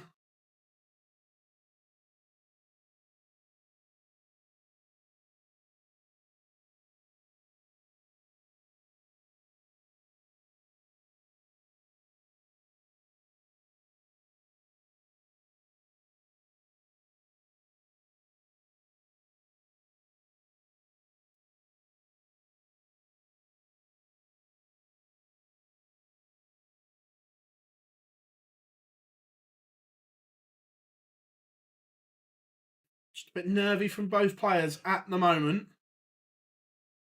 Can I whistle? Not very well.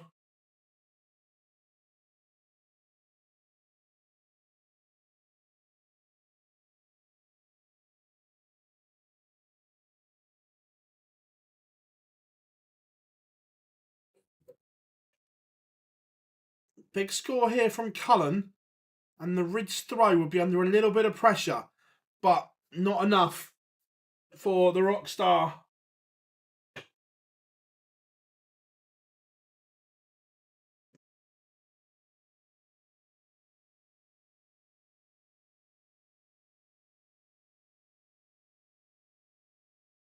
There was a glimmer of opportunity for a break, but they're both on 167, but Rydz has first go.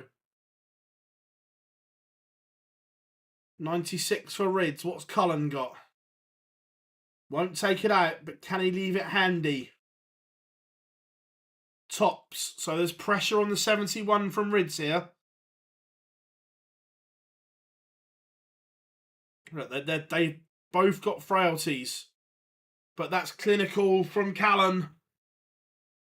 2 apiece.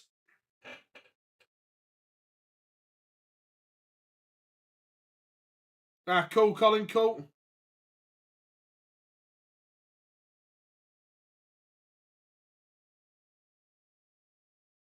Both of these players will feel this game is here for the taking.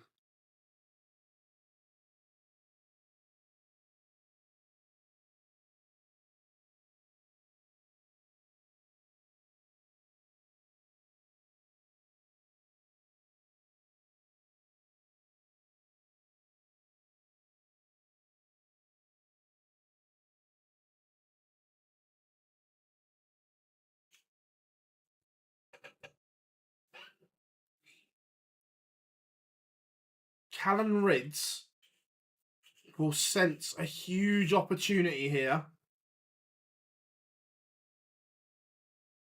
I love with the women's series. It all depends on the draw.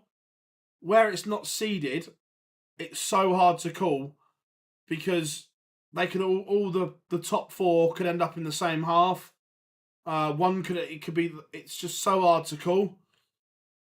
Cullen Rydz has got a huge chance here. He's left tops on the Cullen throw.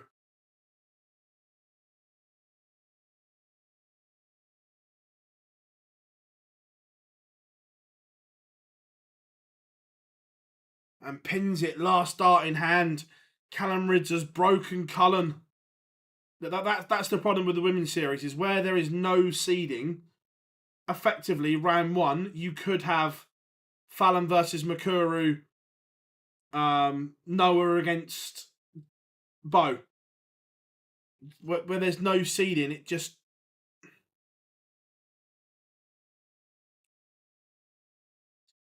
Cullen Rydz is playing better than Joe Cullen at the moment.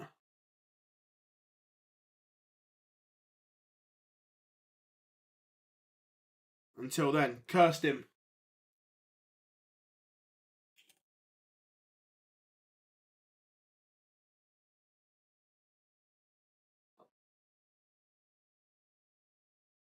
But Cullen doesn't capitalise.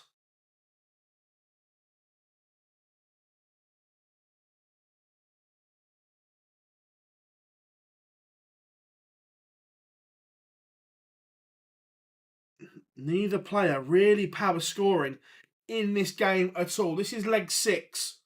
Cullen has only had one visit of 140 plus and one maximum. Rydz has owned, and then he bangs in another one as I speak there. But up until then, Cullen Rydz has only had 2 140 pluses and one maximum. They're just not stringing it together at the moment. But the maximum has given Cullen an opportunity. But he's not going to get a go at a double from the 98. Leaves tops, but he's relying on Rydz missing. 68 for Rydz. 1 at tops. And he can't take it. So Cullen has got the opportunity to break straight back and takes it. The 180 from absolutely nowhere turned this game on its head.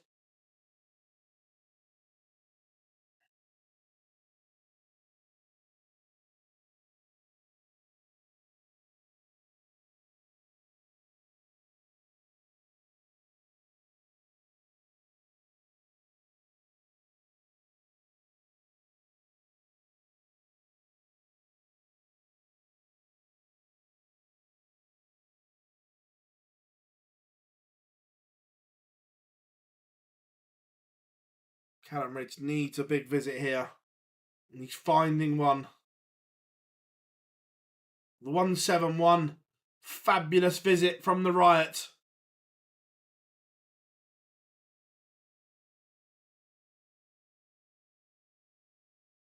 But Joe Cullen responds with a max of his own. I think we're already starting to see it to a degree. Like, we're not 100% there yet, but you've got young players like Paige Pauling coming through and things like that. So I think we are starting to see them. But look, you look at when the Dev Tour started to when the PDC first started seeing the fruits of it, you're looking at between 10 to 12 years for it truly to work. Cullen, 25 to lead again. 9 for double 8. Stick it in the ledger. Leg 7 goes the way of the Rockstar. 4-3 to the Bradford man.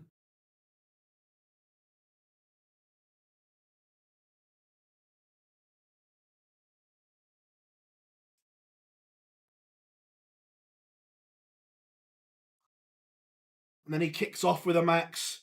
Joe Cullen has turned the screw.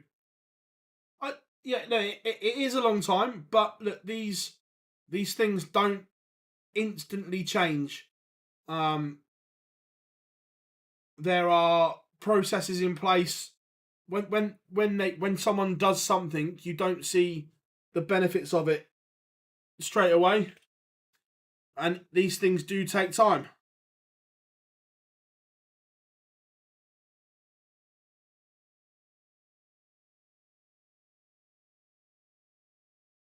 I don't know, Bob. I know some players used to give a spare set to the crew from PDC Europe and stuff like that. So there may be a spare set there for him. I don't know. I just know from his socials that his case was still in London. What a leg from Joe Cullen, by the way.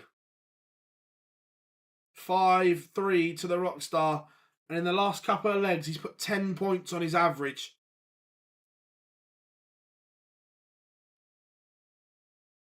Oh, you're back, are you? If you carry on, you'll get the same treatment as last week.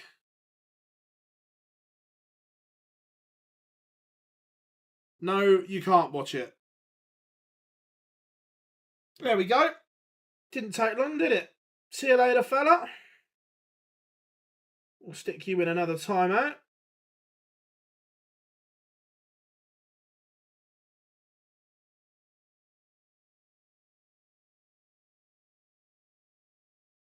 We will, because I can't be doing with you spamming our chat room with stupid questions when you know you can't watch it here.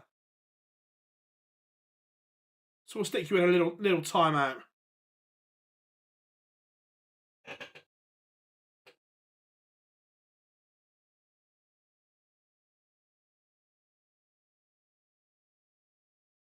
I don't mind proper questions in the chat room, but when people know the answers and they just can I watch 400 times, won't be able to comment.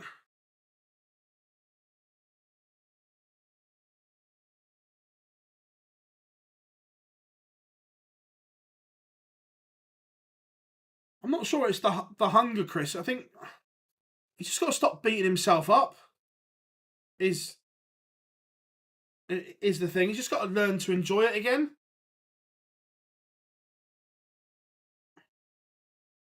But is this match start incoming for the Rockstar?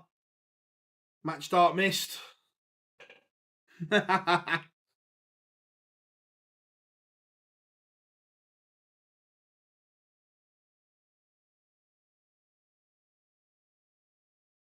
Callum Rydz keeps this one alive.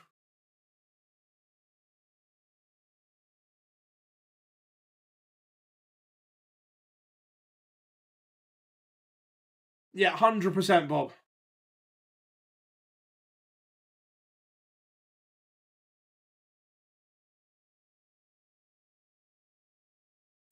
Yeah, it's just that negative, oh, I'm gonna lose type thing. It's like just go and enjoy it. Don't put pressure on.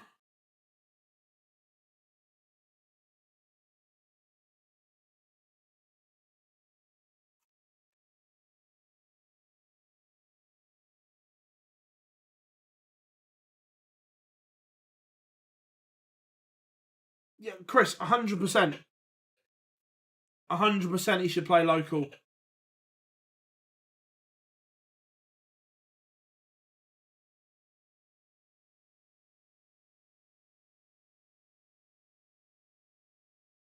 I love the darts, I get that, but when he's spamming the chat room with can I watch, when he knows he can't, I don't give a fuck about interaction levels. I'd rather have a nice active chat room with people that want to be here chatting darts, not someone asking a ridiculous question when the first time someone comes in and they say, oh, can we watch the darts? I don't mind that, but when he's been told over 2 weeks, not on my watch. Joe Cullen has beaten Callum Rydz 6-4 for the Rockstar.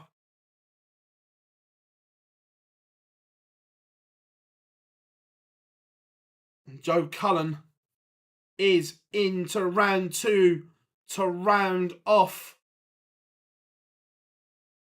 the Friday action.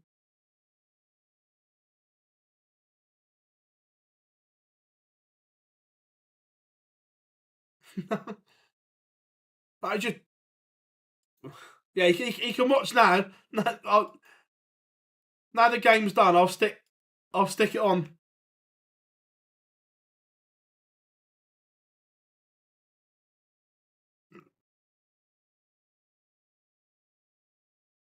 Will you be streaming tomorrow? Absolutely. We will be live from 12. We will concentrate on the Euro Tour, but we will keep everyone up to speed with the Women's Series as well. So, double whammy tomorrow to keep an eye on. Everyone, what an evening it's been, what a day it's been, and thank you very much for joining us here at Online Darts. We've loved having you all along for the ride as always. If you haven't yet, drop us a follow. All social media platforms, Facebook, Twitter, Instagram, TikTok, and here on YouTube. Make sure you give us a like and subscribe as well. But thank you very much for your continued support as always. I've been Phil Bars. Had a great day with you all, and we'll see you all 12 o'clock tomorrow.